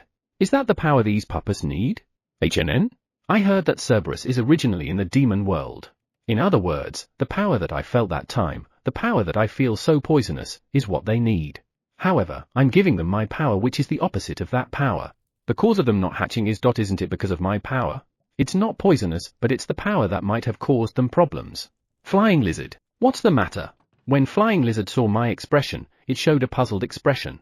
Maybe I have a bad complexion. Could it be that the reason why the Cerberus won't hatch is because my power, though not poisonous, is affecting it negatively? Given the impression I got from the egg, that shouldn't be the case. Is that so? Really? Yeah. What I feel from the egg is your lordship's power of calmness. If that is the case, I guess everything's okay. Then my power is okay, but is it possible that they don't have enough power to break the shell? Is that toxic power necessary to break the shell? Is it possible that the Cerberus, a being of the demon world, doesn't have enough necessary power to hatch? Necessary power? Flying Lizard tilts its head. Didn't I give the Cerberus the power of stones? At that time, there was a stone with poisonous power. I remember. The power I felt from the stone is the power of the demon world. As expected, it's the power of the demon world. The Cerberus is supposed to be in the demon world, and they are supposed to be given with that poisonous power, right? That's right. However, what they got here is the opposite, my power. Since they weren't given with the power of the demon world, they can't hatch. Flying Lizard thinks. I'm sorry, I don't know. All I know is that the egg that comes out of the demon world will be annihilated if it came in contact with divine power. Annihilated after getting in contact with divine power. You said my new power was a little different from divine power, so it escaped annihilation. I'm glad that I didn't annihilate it. I almost unknowingly did something horrible. If I could recreate that toxic power, would it be able to hatch? I don't know if my guess is correct, but it's worth trying. However, that poisonous power.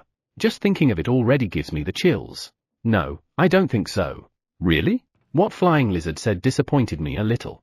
I thought it was a good idea. Normally, you can't reproduce the power of the demon world. I see. Then, I wonder if it's possible to ask a god for the power of the demon world. I have a feeling that it might be possible. That's impossible. Gods can't touch the power of the demon world in the first place. What? They can't even touch it? Yes, I suppose so. That's what my knowledge is telling me. However, this knowledge is also something that gods implanted. Given that I now know the god's current situation, I'm worried about how correct my knowledge are. A bitter smile appeared on Flying Lizard's face. That's true. They bent a lot of truths to suit themselves. I can't say that all the knowledge implanted by God are all correct. Speaking of which, what do you call the power of the demon world? It shouldn't be magic power, so, demon power? Dark magic power. Dark magic power? Was there no other way to call it? Given how it was named, don't tell me that the power of the demon world is officially called dark magic power, and the power of the world of gods is called light magic power. Yeah, I see whoever named it is lazy. What about divine power? If the power used by gods is divine power, what about the evil gods that rule the demon world? What do you call the power they use? It seems to be called evil god power. Speaking of which, why did you think there were evil gods? What do you mean? Since there are gods, there should be evil gods who rule the demon world, right? What is it? Did I say something funny? Apparently, the existence of evil god in the demon world is a closely guarded secret. Why? I looked at Flying Lizard, but it tilted its head. It seems like there's no reason embedded in his knowledge. What on earth are they hiding this time? Well, no matter what it is, I won't get involved. Never, ever touch that topic. Chapter 38, Darkness Magic Power. Okay, let's forget about evil gods. The first priority now is the darkness magic power. I stared at the egg. I should at least give it a try, right? Your lordship, what are you planning to do this time?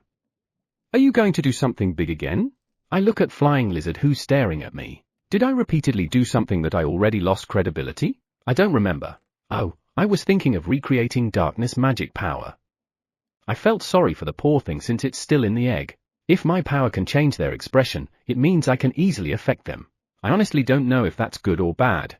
What if they want to go back to the demon world but can't because they have accepted my power? I feel like darkness magic power is necessary for the future. I'm sure they want to hatch as soon as possible and run around. Looking at their body, they seem to be fast runners. It's just too bad that they're crammed into such a small space. I feel sorry for them. I looked at Flying Lizard and saw that it was staring at the egg. I'm sure it said it couldn't see what's inside. Can it sense something? What's wrong? I don't like it for some reason. Eh? I look at the Cerberus egg while tilting my head to Flying Lizard's comment. Why are they baring their fangs from inside the egg? Those are the two that are scared of me, right? What's going on? I looked at the other one, and it seemed to have a dumbfounded expression on its face. Come to think of it, they've been more expressive lately. Your lordship, you said that you would reproduce darkness magic power, but can it really be done? I checked my knowledge and not one even tried. No one has tried it before? Is it because it can't be done? It seems to me that gods tend to turn away from things they don't want to see. Thinking about it, trying it means you recognize darkness magic power and eventually become an evil god. Stop thinking. No matter what, I shouldn't touch that part. Are? What's wrong?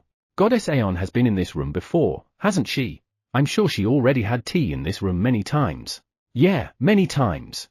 She must have seen the Cerberus egg, but she didn't say anything. Right. Is she blatantly turning a blind eye to it? Even Goddess Aeon? Heh, I'll ask her next time she comes. Let's get back to the topic. I said I'll recreate it, but would it be that simple? How could I even do it? There's no longer that poisonous power in this world. The only thing I can use is my memory. Can I recreate that power based on my memory? Your lordship, are you okay with acquiring new power? HNN? Come to think of it, if I manage to recreate darkness magic power, does that mean I have acquired new power? It would increase the kind of power I can use.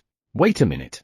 Wouldn't it be a problem to get new power in this world right now? It already has a problem that there are so many dragons, but the problem was that everyone's becoming stronger and even evolving as I acquired my new power. If I acquire another power, would they get stronger and evolve again? There's also the possibility of darkness magic power poisoning them. Either way, both are choices I can't take. I look at the Cerberus egg. It looked cramped inside the egg all the time. Moreover, thinking about the future, I feel that I need the right power for the Cerberus. If that is the case, should I just break the egg with force? No. What am I thinking? I don't even know what will happen. Your lordship? Flying Lizard looks at me anxiously. Even inside the egg, the three are looking at me with downcast eyes. I think if I would recreate the darkness magic power, it will affect the world. Indeed. It's the power of the demon world, so it might blow up the surrounding area. HNN? What did you say? Blow up the surrounding area? I thought that if I got this new power, everyone would be strengthened again. Is the power of the demon world really that terrifying? If it goes out of control, there will be damage. I'm being reckless again. Can the power of the demon world get out of control in this world? It is the power of the demon world. This planet is completely different compared to the demon world's environment. It is possible. I hadn't thought that far ahead. I'm glad I have Flying Lizard here. If it was just me, I'd even say it's a challenge and I'm already starting to recreate it and causing problems. Well, only if I manage to reproduce that poisonous power. Let's solve one thing at a time. Flying Lizard seemed to wonder what I meant. I want the Cerberus to be out of the egg since I'm worried about them. Yeah, it would be a problem if they stay in the egg permanently. It would be a shock if they suddenly died in the egg one day. In addition, even if there's no problem with them being in the egg, they are still under the influence of the forces of this world. Since my power is not poison to them, they are under my influence. They might be affected more than I expected. I'm starting to feel like I need darkness magic power as soon as possible. It's not just about hatching out the egg. I'm thinking that there's going to be a problem if they keep receiving the exact opposite of the power of the demon world. That might make them no longer be able to return to the demon world. I don't know if that will ever happen, but I have a bad premonition about it. I'll try to recreate the darkness magic power as soon as I can. Next, how to make sure that the darkness magic power won't go out of control once I've reproduced it. It would be a big problem if it gets out of control and blows up the surrounding area. However, this problem can be prevented by creating barriers. I have made quite a few barriers, so I think I can do something about it if I can imagine the walls that confine the poisonous power. I think I should use light magic power for the barrier. The only thing left is the effect on this world. Effect on this world? Other than getting out of control? If I manage to recreate the darkness magic power, it might flow into this world. The new power, similar to divine power, was mixed with my magical power and it flowed into the world. Or rather, it was leaking out on its own, so I have no way of dealing with it.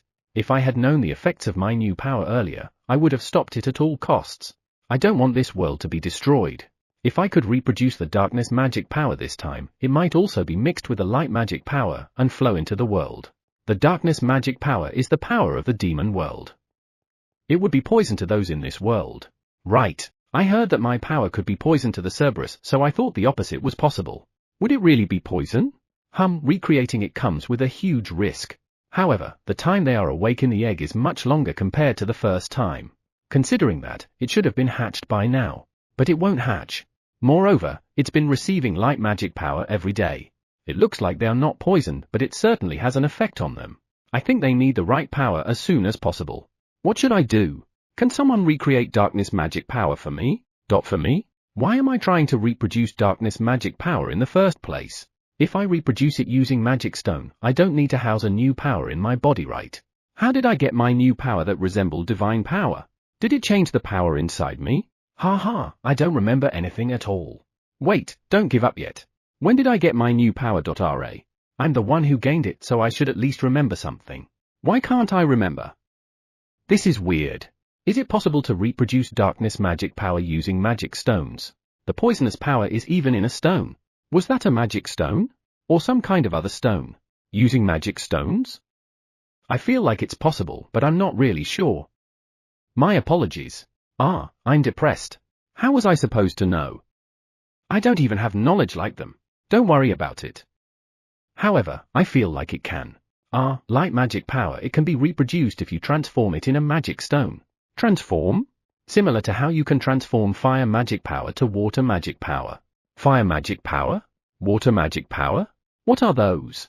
I've got my hands full with darkness magic power right now, so please teach me about those some other time.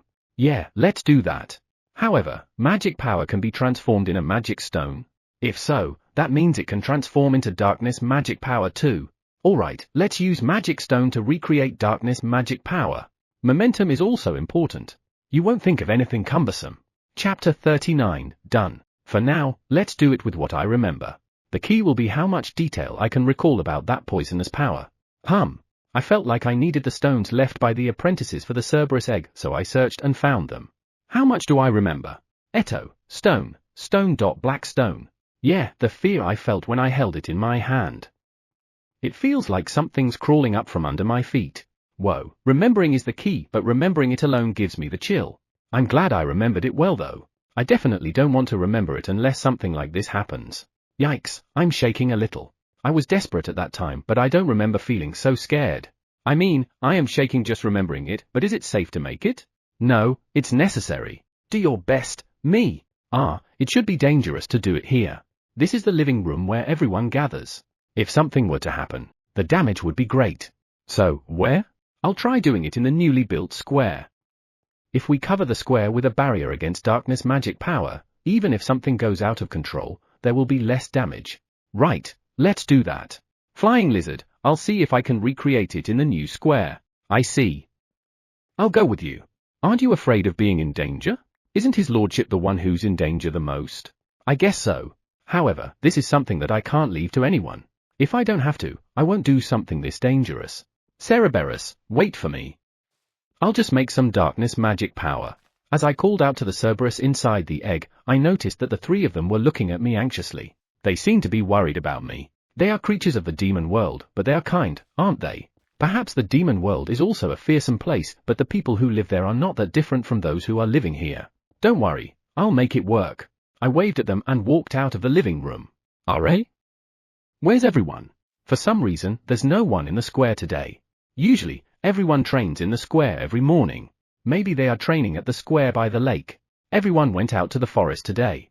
I heard a voice from behind me, and when I turned around, I saw a one-eye. Including the children? I can't find Taiyu or Sakura or anyone else. No angels either, which means everyone really meant everyone. Did something happen? Why didn't I know? Should I ostracize? No. Since the children began to show interest in the forest, Koa said that it would be better to teach them by letting them see the forest personally. They'll teach them about the dangerous places in the forest and the monsters that they shouldn't approach. I see. By the way, there are dangerous places in the forest? And there are monsters that shouldn't be approached too. I don't know anything about that. Your lordship? No, I understand. Let's ask Koa later. Right now, I have to focus on making darkness magic power. I'm going to use the square near the lake to create the power needed by the Cerberus. Will there be a problem? The one-eyes are the ones managing the square, so I should at least inform them. No problem. Please use the plaza to your heart's content and be careful. Thanks, I'll be off then. The one-eye sees me off and I run all the way to the lake. Looking at Flying Lizard, it looks like it's a little nervous. Is it really scary? Are you okay? Ha, we're talking about the darkness magic power here. It's normal to be nervous. I see. Come to think of it, you said it couldn't be recreated? Normally, it's impossible. However, since your lordship said you'll do it, I felt like you could do it. Just because I said I'll do it, I guess I have to do my best to not fail. When we arrived at the square, I looked around. It would be a disaster if someone got involved. There's no one here, right? Looks like it. I nodded to Flying Lizard. Let's do it. I remembered it halfway, so I should be able to imagine it easily this time. Barrier.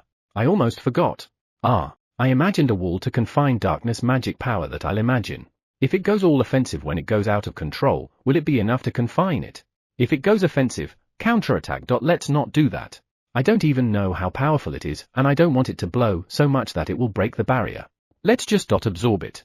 Yeah, if it goes offensive, let's have it stick on the barrier and absorb the energy and make that energy make the barrier stronger. How do I imagine it sticking on the barrier then? Let's make it like a fly trap. I've seen it every summer, so it's easy to imagine. I'll imagine darkness magic power not leaking out of the barrier, and when it goes out of control, it will stick to the barrier and the barrier will absorb it. I imagine absorbing power. And not a fly. A massive power. Absorbing, sucking? I suddenly imagined mosquito sucking the power like it was sucking blood. I think this will be a good imagination. Let's see, needles will come out of the wall and the out of control power will stick on those needles and will be absorbed. Done. Darkness magic power barrier. The barrier was deployed and covered the square. It has a light orange color. Perhaps because my imagination base is a fly trap? Fly trap is certainly orange. Well, it's okay. I'm sure it will be fine. HNN? There are needles all over the barrier. Your lordship, you've made some pretty scary barrier. No, I didn't mean it like this. Well, I guess so. Never mind, let's move on. No, I mind. Countless of pointed needles sticking out of the orange barrier are too scary. What's important is whether the barrier works or not, but unless I recreate the darkness magic power and see if it works, we won't know if I've succeeded or not. Well, it should be okay. Next is imagining changing magic power. This is important. Imagine that poisonous power overflowing from the stones. Alright, I remembered it well. I also remember the magical power I have and transformed it into poisonous magic power. The image in my mind disappeared. And here I thought I figured it all out. Again, I remembered the poisonous power in my head and I imagined my magic power.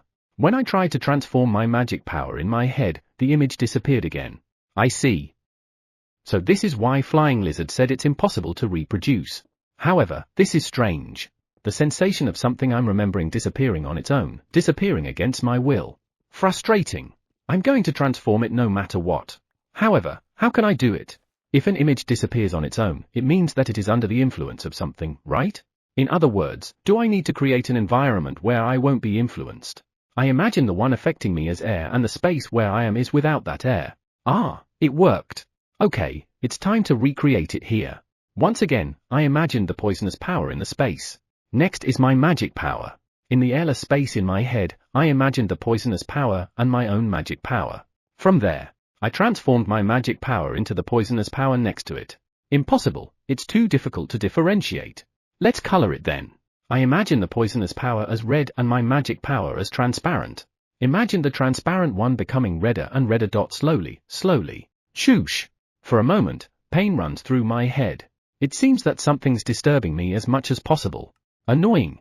I ignore the pain in my head and continue to transform the transparent power to red. Done. My imagination of my magic power transforming spectacularly was completed. I feel so tired. I can feel that my body needs a rest. However, I've made it this far. I want to try it. It's not safe to let the darkness magic power that I made drift around. I have to imagine that it's trapped in the magic stone. And didn't I say that I'm going to transform it in the magic stone? For now, let's continue my imagination till the end. I'm going to imagine that the power I transformed is being injected into the magic stone in my hand. I managed to complete my imagination. I feel heavy. Probably because I imagined such a detailed image for the first time in a long time. Magic stone. It's also troublesome to imagine something new. Can I just keep it like this? Once again, I started imagining. I don't know if it's because I've succeeded, but my head didn't hurt. After that, it's time for the real thing. I hold out 5 magic stones in my hand. Transform light magic power into darkness magic power. Inject the power into the magic stones. I felt magic power leaving my body. Well, it will be recovered soon, so there's no problem. The magic stones in my hand became hot one after another, so I let them go. Did I fail? Did I succeed? In front of me are 5 magic stones that are emitting black light. The power I feel from them tells me that there's darkness magic power inside, just as I imagined. Now, what should I do? The magic stones are obviously unstable. Chapter 40, Not Today. The magic stone, which is already making some clicking sound, shook more violently in the air as time passed by. Your lordship, isn't that dangerous? I nodded to Flying Lizard's question. It should be quite dangerous.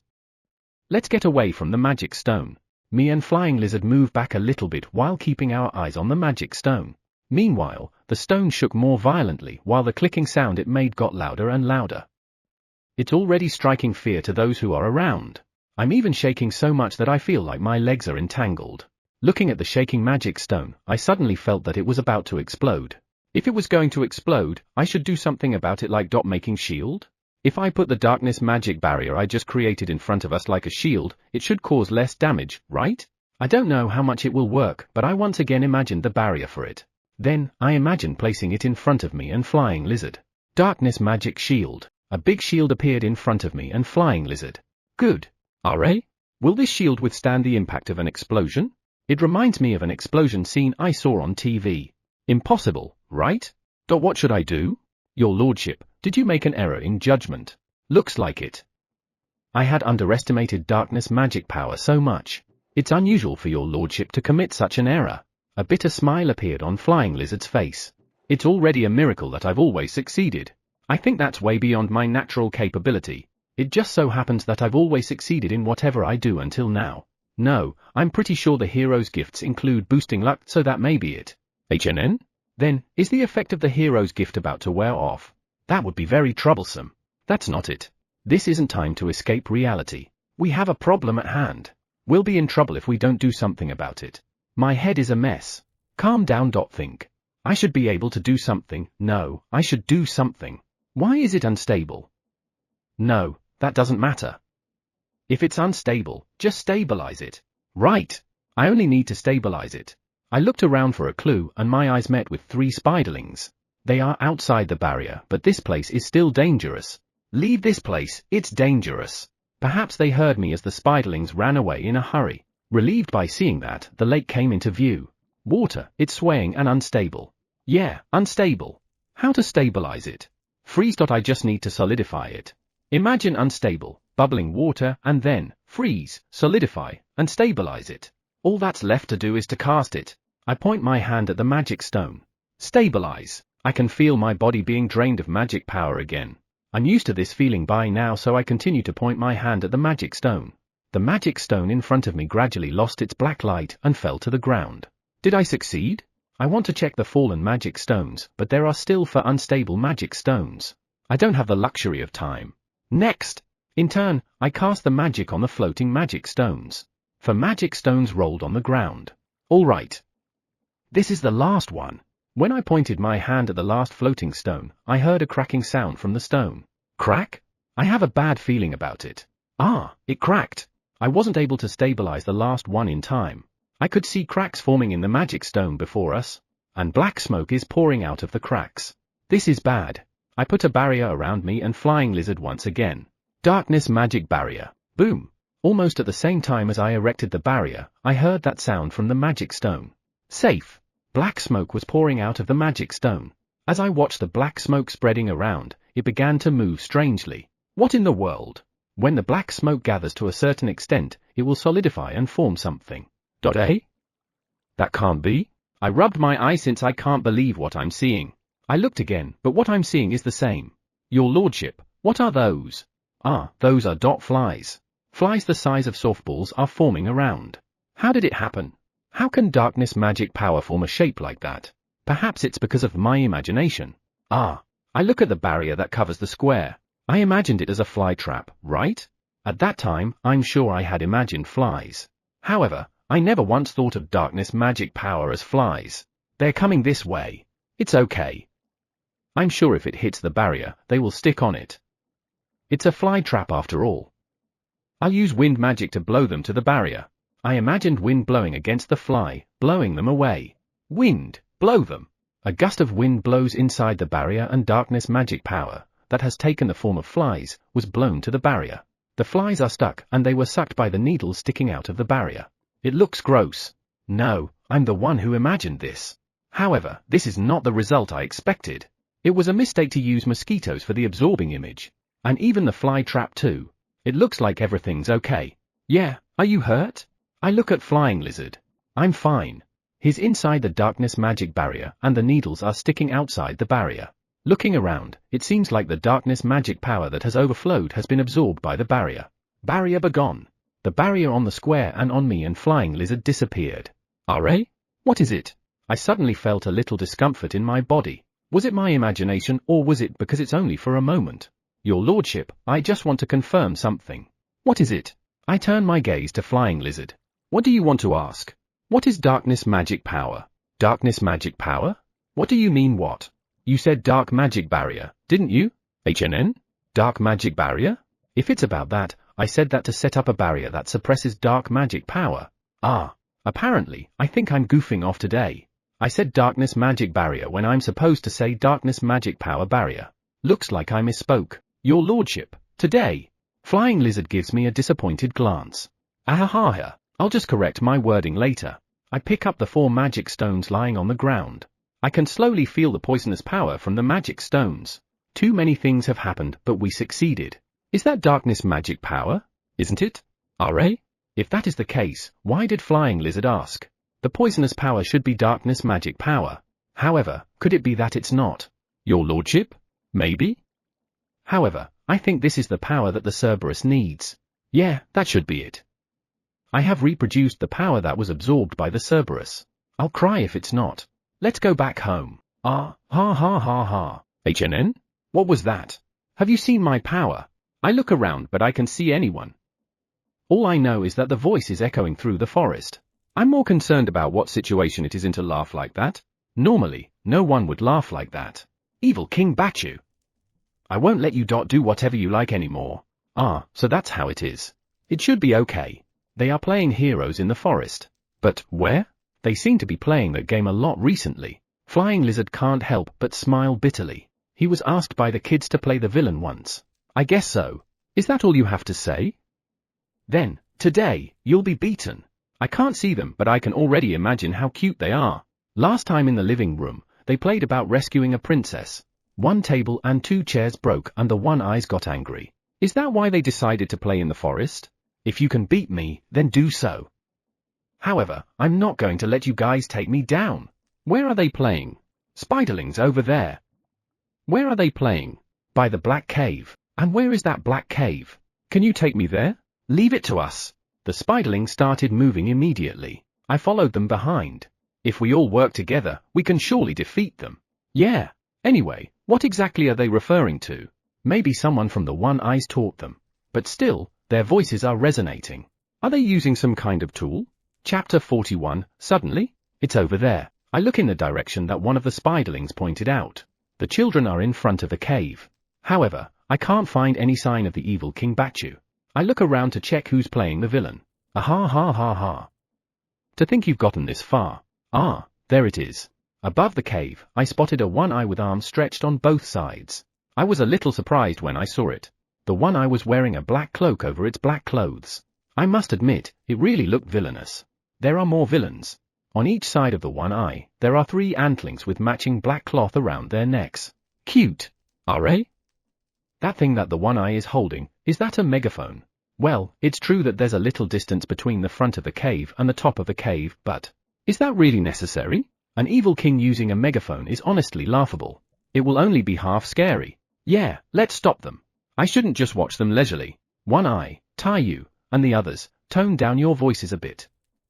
It's echoing through the forest.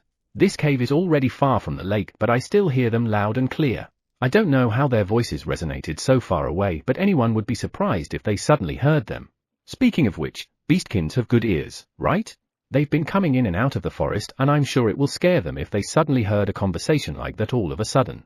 Well, they never set foot in the center of the forest yet, so I don't think they heard them.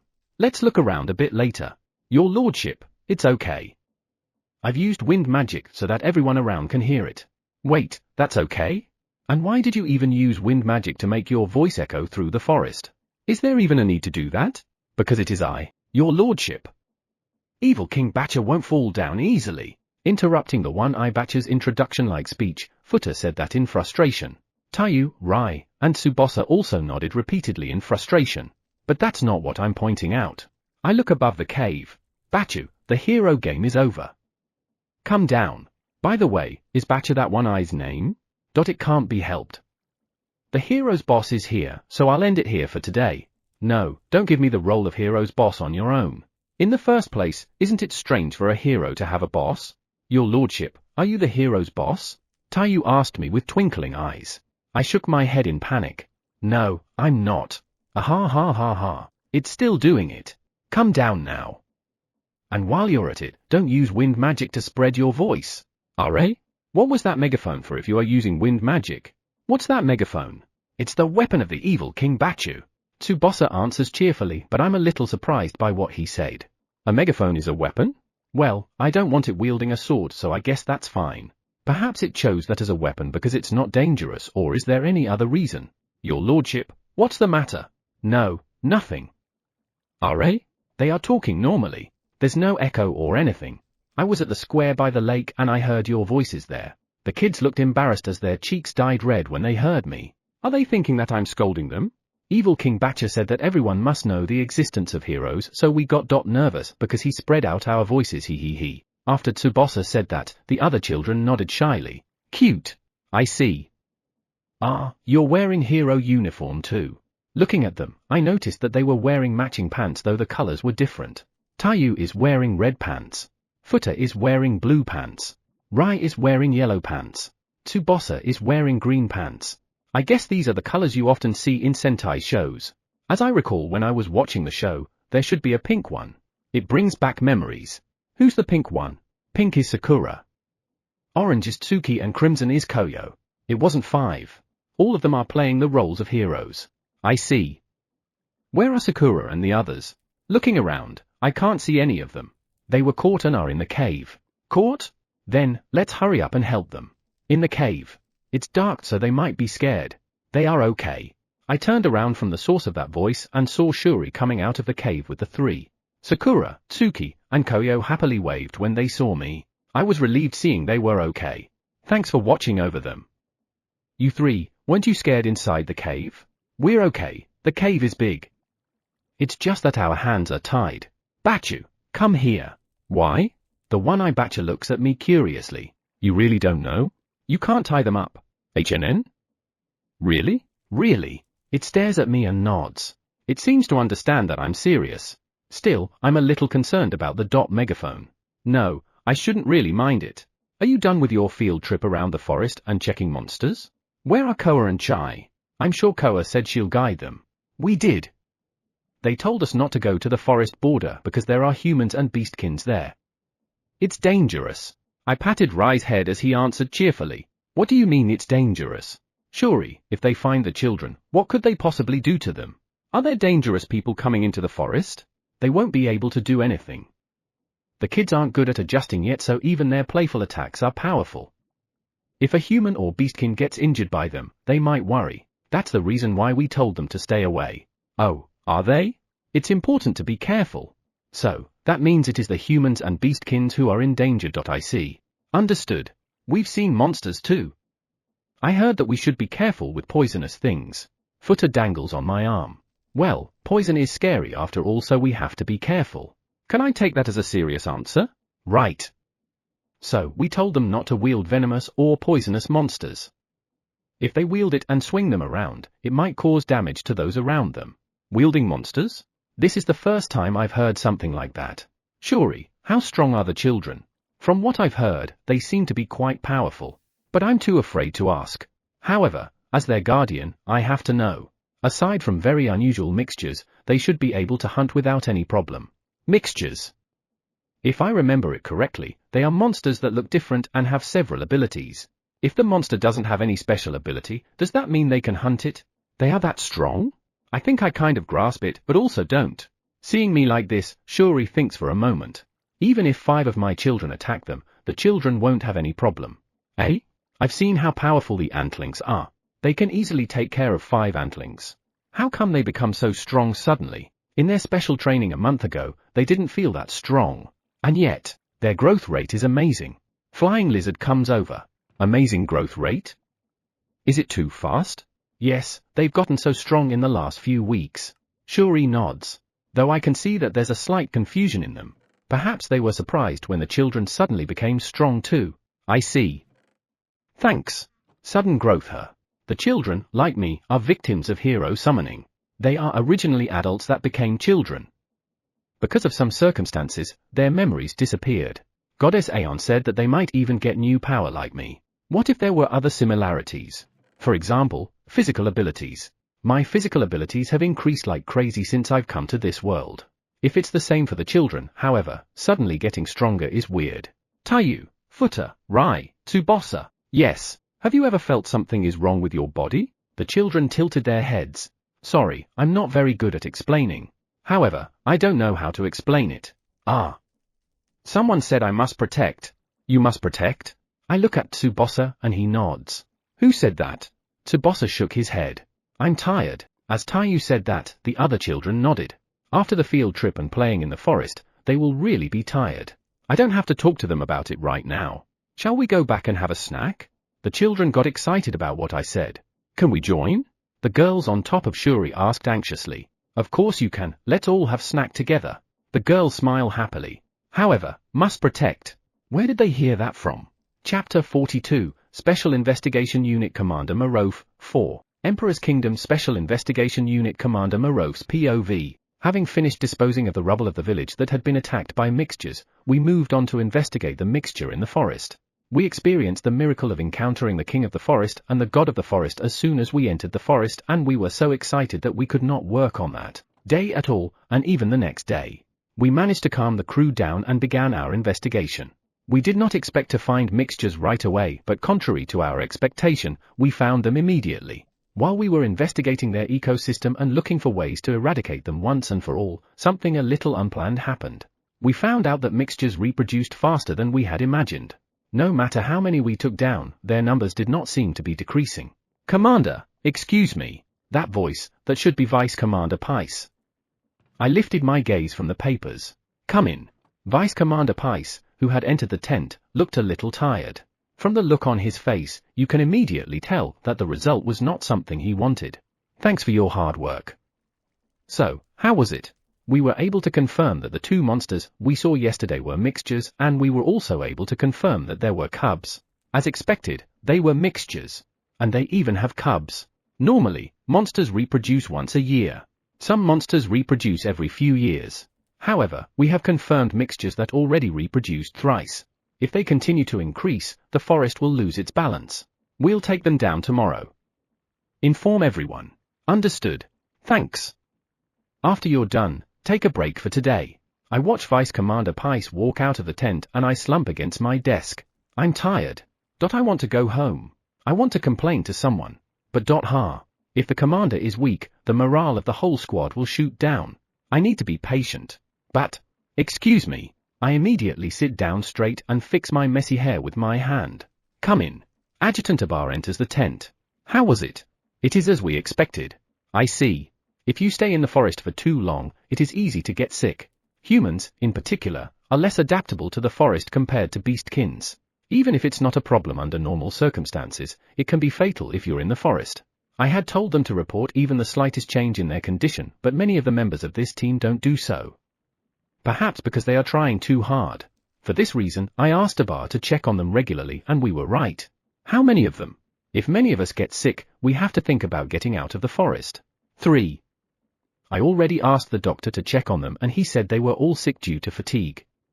He recommended them to take it easy for the next 3 days or so. 3? They must have been tired from our daily work. However, that's fewer than I expected. Understood. Thank you. Tell them to take it easy. No. What? I looked at Abar and noticed that he had a serious expression on his face. Why do you look like that?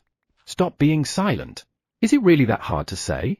Let's see, we've been debating since this morning and we got it right, didn't we? So, is this some kind of revenge or something? If not, what is it? After the battle was over, we took a lunch break and checked on the squad members, but they looked tired from defeating enemies day after day, so we just took a break this afternoon. Are you still mad at me for not discussing the break with you?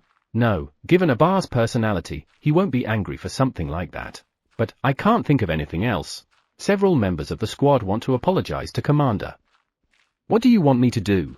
They want to apologize to me? Why? I don't remember them doing anything to me or did I not notice? No. I probably noticed it if there's something. Perhaps they want to apologize for something trivial. Tell them they don't have to mind it. I don't need an apology for every little thing. I looked at Abar and saw that his eyebrows were wrinkled. R.A.? Was that a bad response? Still can't forgive them? Can't forgive them? What? I don't even know what you are talking about. I'm not angry, so I don't need an apology. I mean, nothing has happened since the formation of this unit that would make me angry. I look at Abar and he looks at me, stunned. Am I doing something wrong? Well, when you met the squad members, there were those who have bad attitudes. You mean those guys who were glaring at me when I first greeted them? I didn't take them seriously because they didn't do me any real harm. It's just glares. Besides, I already expected those kinds of behavior, so I didn't really pay any attention to it. That's true, but nothing has happened since then, so I don't think there's anything to worry about. Abar looks puzzled at my reply. Should it have been regarded as a problem? But those are just glares, right? For us, Beastkin Knights, being glared at is pretty normal. Even now, there are people among the Knights who don't like us Beastkins. They glare at us every day. I don't have time to deal with every single one of them and the best thing to do is to ignore them. During the battle against mixtures, there were times when some members of the team acted arbitrarily, weren't there? There certainly were. There were those who ignored my orders. However, it was them who were harmed. They weren't able to avoid the mixture's attack and got hurt. I got quite impatient that time. It's a good thing that the stone I've thrown luckily deflected the mixture's attack and the team member only suffered minor injuries. That was really lucky of us. They suffered the consequences of their action, so it should be fine. Besides, thanks to them, the rest of the team understood that ignoring orders is quite dangerous in the forest. In fact, they followed every order since then. Besides, I heard that Vice Commander Pice gave them special training in person as punishment for violating orders. That's enough. It can't be helped that some of them don't want to listen to the order of a beastkin. I understand. I will tell them that since you're not angry with them, an apology is unnecessary. Please. Apology. To be honest, I'm not familiar with it. I had been apologized to recently when someone bumped into me, but I don't know how to respond. Was it the influence of the past? HNN? What did you say? I heard Abar's voice, but even my ears weren't able to hear what I said. No, it's nothing. Oh, well, we've got another round of debates tomorrow, so if you're done with today's work, take your time to catch a break. Understood. I watched Abar leave the tent and stretched my arms upward. I've been doing paperwork all afternoon, so my shoulders are stiff. Finally, done. I put away the paperwork on the simple table. Apology. Gaji also told me that if a member of the team does something I don't like, I have to punish him according to the knight's rules. I was also told that it was necessary. However, compared to the days when I'm still a slave, glares, being ignored, and being attacked are pretty normal. I don't feel particularly uncomfortable with things that don't matter. Yes, I dare say that they really don't matter. I don't have time for things that don't matter now. So I pretended that it didn't happen, but from what I saw from a bar, I guess I shouldn't have done that. From now on, if someone needs to be punished, someone will be punished. Can't I just throw this all to someone else? Maybe to Vice Commander Pice or Abar or even Roshi. No. Gaji told me that if I'm going to give someone punishment, I must tell that person in person. Did he see this coming? Even so, this commander job makes things more troublesome, doesn't it? I guess I'll just relieve my worries using tomorrow's hunt. Chapter 43, Special Investigation Unit Abar, 1. Special Investigation Unit Abar's POV. I left the tent that Commander Morov is using as his office. After walking for a while, I saw the tent I used to sleep in. I stopped and let out a sigh. What's wrong, Abar? Do you have a problem? Roshi, the other adjutant, had just come out of the tent. No, the problem is nothing. Roshi looks confused by my reply. So, there is a problem, right? You went to report to Commander Morov, didn't you? Was there a seriously ill patient? I shook my head to deny that. No. They were only sick because of fatigue. They should be fine after a few days of rest. I'm glad to hear that. Then, why do you look like that? Maybe because I finally understood. Roshi looked at me as if he had no idea what I was talking about. Wait a minute. Recalling Commander's expression earlier, my expression became distorted. Are you alright? I nodded in response to Roshi's worried voice. I'm alright. It's just that I was upset by the magnitude of my own sin. I didn't do anything when I felt something was wrong. Now, I'm seeing the consequences of that, the magnitude of the damage, and I'm running away from it. Roshi looks confused. In Emperor's Kingdom, it was normal for beastkins to be slaves. At first, I felt a sense of discomfort that something was wrong. However, I did nothing. That's the way things work in the former emperors, so there's nothing I can do about it. However, when I looked at the commander, I realized that my excuse was nonsense. He never shows anger about anything. Rather, his expression barely moves. At first, I thought he was that kind of person. That he must have been nervous because he suddenly assumed the position of a commander. However, something happened that made me realize that he was not expressionless. It was not that he had no expression, but that he was still deprived of it. When I realized it, I realized that everything was because that's how he was cultivated when he was still a slave. He gets up before anyone else, gets ready before anyone else, comes forward and fights before anyone else, and doesn't show anger no matter how he was treated. All of this has been forced on them by us, humans. Horn and the others said they wanted to apologize to the commander. Horn? Those guys who disobeyed orders. Yeah, there were also a few others who wanted to apologize, so I told Commander. I sneer at myself remembering our conversation. Naive. What? I was too naive. I hoped that he would respond back even only a little, or that he would say he won't forgive them. However, he acted as if there was nothing wrong with it. To be honest, I was puzzled by that reaction. The bad attitude of the troops certainly didn't do any real harm. However, not when Horn and the others disobeyed orders. Horn was only slightly injured, but Commander had a deep cut on his arm. Moreover, he was not even given medical treatment, saying not to worry about it because beastkin's injuries heal quickly. Come to think of it, it all started because of that cut. I was curious about what Commander was thinking and doing. Then, I observed Commander and realized. I realized that he was still stuck in the past. No, maybe it's only us humans who have made it from the past. Speaking of which, did you hear about the status of Commander's injury? I didn't. Why? Why? That's right. Why?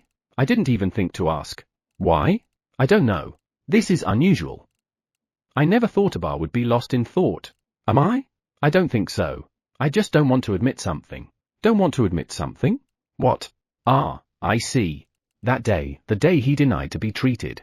After hearing Commander's words, I thought, yeah, right. Looking back on it now, it's strange not to be treated when he's injured.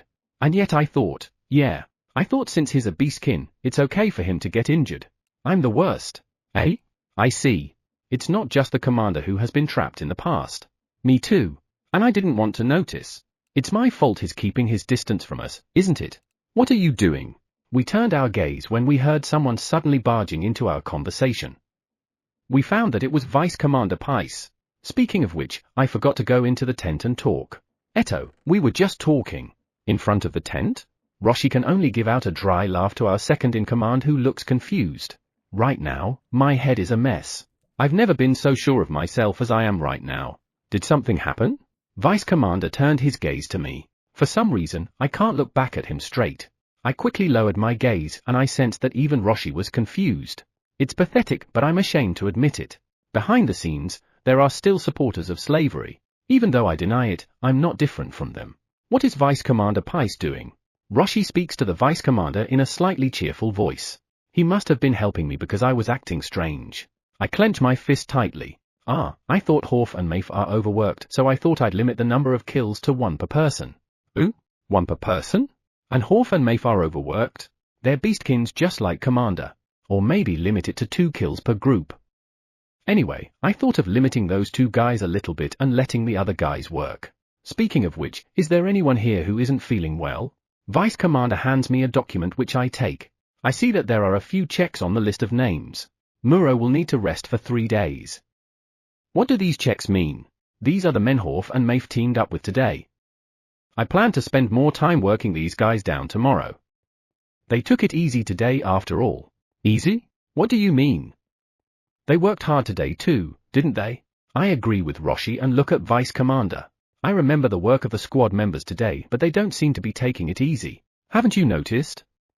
When you team them up with Horf and Mafe, the tough job will be given to those 2. Eh? Both Roshi and I froze upon hearing what Vice Commander had said. I never noticed. No, that's not it. Is that really the case? I just realized that I'm too stuck in the past. What if I had been putting Horf and Mafe to do the tough job too? What if I was trying to avoid noticing things that I could have judged if I looked at them properly? You don't seem to be overlooking it. It's more like you haven't noticed. I choked up at Vice Commander's words. Sorry, there's no point in apologizing to me. Vice Commander is right. I have apologized to the wrong person.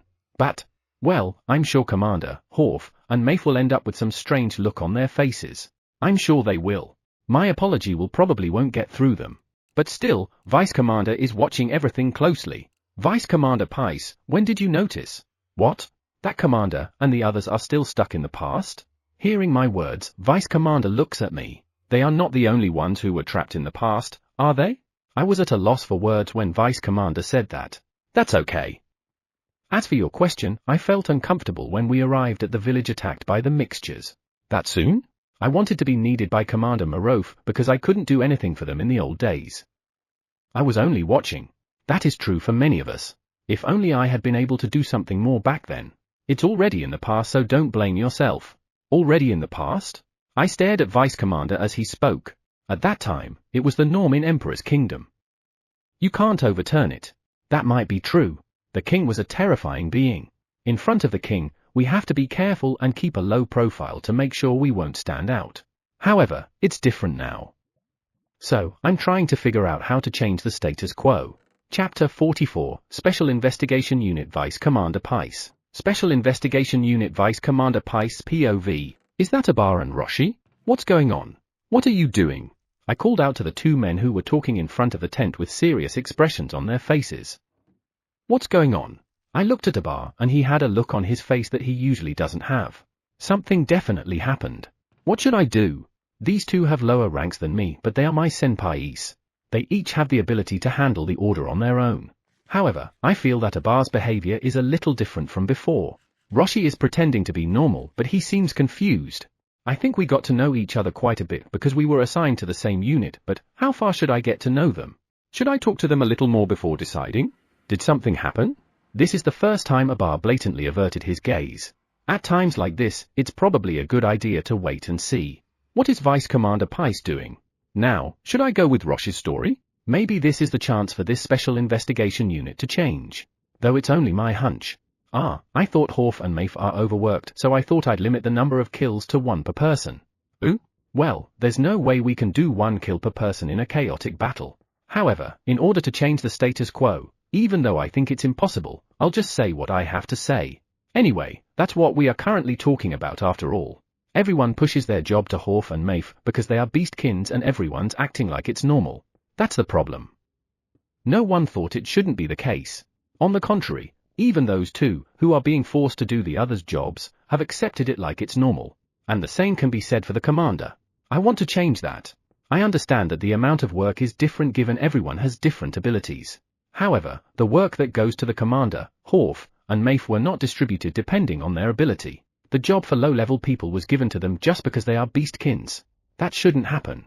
It is impossible to change everything, but I want the Special Investigation Unit to be able to do it at least. That's my goal as the Vice Commander. Or maybe limit it to 2 kills per group. Anyway, I thought of limiting those 2 guys a little bit and letting the other guys work. Speaking of which, is there anyone here who isn't feeling well? I handed the documents to Abar and he observed them carefully. He is puzzled but a little different than before. Is this something to be expected? What do you mean? They worked hard today too, didn't they? I thought Roshi was feeling uncomfortable too, but maybe it's just my imagination. I stared at Roshi. When our gazes met, he looked away, perhaps feeling awkward. I see. He's aware but doesn't want to admit it. I scoffed at his attitude. Don't be too spoiled. I won't let that happen. Haven't you noticed? When you team them up with Horf and Mafe, the tough job will be given to those 2. To be precise, they were tasked with jobs that suit their abilities, but they still do a lot of work that the other members of the team should have done. I'm sure I won't need to explain the details. Eh? Roshi and Abar reacted at the same time, but their expressions are different. Abar seems to have started to notice. After being surprised, he showed an expression that he had noticed something. As for Roshi, I guess that's something that needs to be pointed out to him. I looked at them, then turned my gaze to Abar. You don't seem to be overlooking it. It's more like you haven't noticed. I could feel Roshi shaking his head. But let's ignore that for now. Sorry, there's no point in apologizing to me, though I'm sure even if he apologizes to Horf and Mafe, his apology won't reach them. It's the same with the commander. The responsibility for making them like that lies with humans. From the time I was born, I've taken it as normal to push all troublesome things to beastkins. However, that has to change. The only reason humans are able to live in Emperor's Kingdom is because the beastkins gave them a reprieve. If things don't change, humans may even be excluded from the Emperor's Kingdom. Vice Commander Pice, when did you notice? I look at Abar and he's staring at me. He was talking differently than usual. What? I know what Abar is asking, but I dare ask. I want to hear it from his own mouth. That commander and the others are still stuck in the past? Judging from Abar's expression, it seems like he has the will to face it. Is it because of experience? I couldn't face it right away. When I noticed it, I gasped as bad as Roshi's been doing now. When I looked at Roshi, I could see that he was in agony. They are not the only ones who were trapped in the past, are they? Both of them responded to my words. That's okay. As for your question, I felt uncomfortable when we arrived at the village attacked by the mixtures. When he did all the work that was supposed to be done by me, I realized something is not right, and I even feel that I don't like it. At first, I questioned how little work he is turning over to me. Then, I felt uncomfortable with the fact that Commander was cleaning up my work, so I told Commander to let me do my job. That time, Commander asked me why. Isn't it always like this, which stunned me as he looked at me with a confused expression. Since when had I turned my work over to the Commander? Why didn't I notice it? I wonder what I should do now that I know what's happening. Then, I thought, we are all still stuck in the past. Then, what should I do? Since it's a mistake, shouldn't it be corrected? It took me quite a while to come up with that answer. I'm thinking about what I can do to change the status quo. I think it can be changed by taking a few steps. It might take time since there are only a few people like me. However, if we don't do anything, nothing will change. I will help. It might be wrong for me to say this since I have never noticed until now. Abar's words brought a smile to my face. He has been through a lot, so he'll be a good help. I'll help you too, but, well, in my case, I guess I'll probably start with myself. I turned my gaze to Roshi and saw that he had made up his mind. This is good. What do you think I should do? Sorry for asking immediately, but do you have any good ideas? I've been thinking about a lot of things, but nothing's working. Well, why don't you ask the commander to reduce his workload? I shook my head to Abar's suggestion. I've already informed Commander, but he just tilted his head in confusion. I'm taking the liberty of looking at the papers on Commander's desk right now and securing them for me. However, it's pretty tough because if I check them a little late, he has already finished them all. It only started a few days ago though. I see. Abar knitted his brows. Wouldn't it be quicker to deal with if we, humans, were made aware of it? I nodded in agreement with Roshi. The point is, we don't give them what we are supposed to do. However, how are we going to make them realize? Even if we gather everyone and explain it to them, they might not get the message.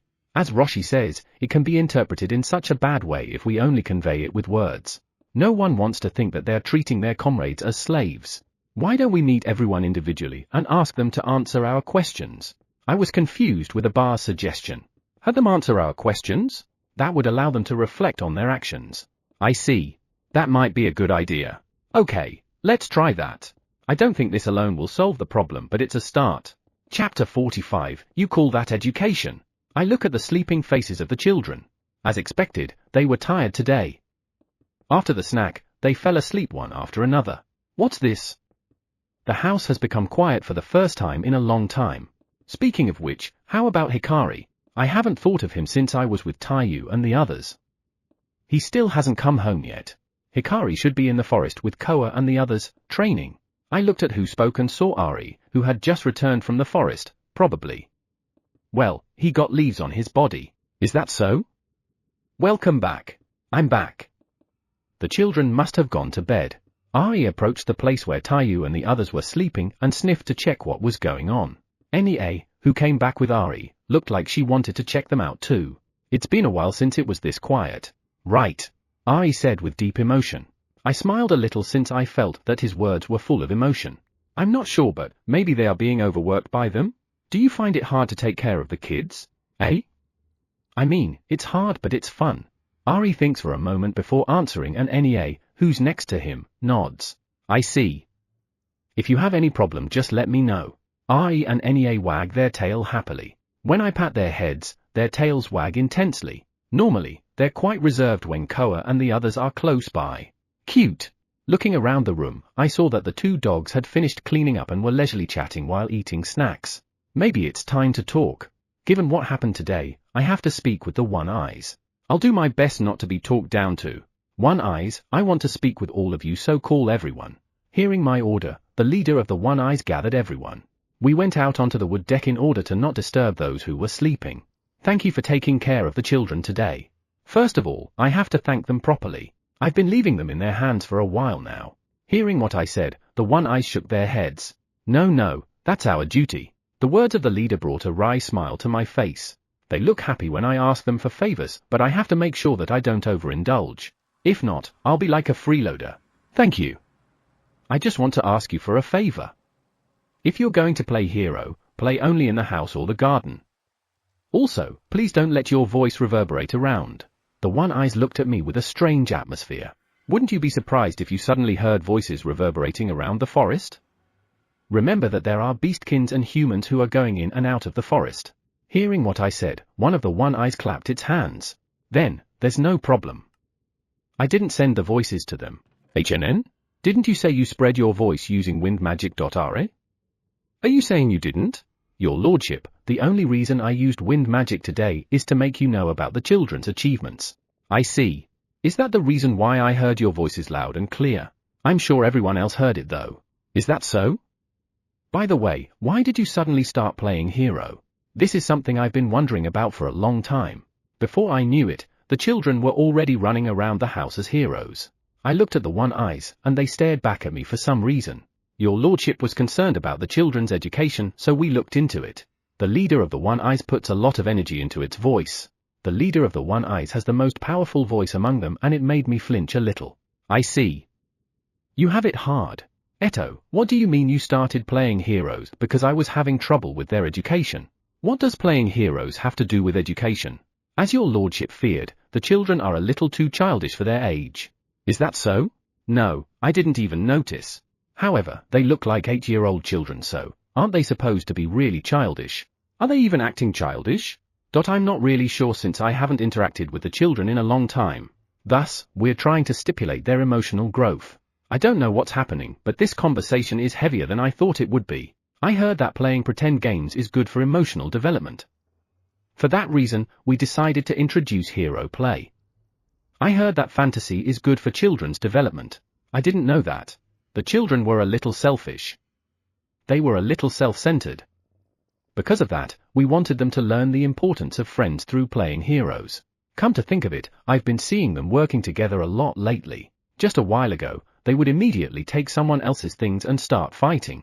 Wow, this hero game education is so successful. The children came up with the stories for the hero play game. They talk about the things they fantasize about with their own mouths. This is also good education. Sometimes, they fantasize about cruel things, but it can teach them that it brings very bad emotions to the other person. Amazing! Hero play teaches them a lot, doesn't it? I thought this would lessen your lordship's worry. Sorry, I was just worried about the kids fitting in. Thanks.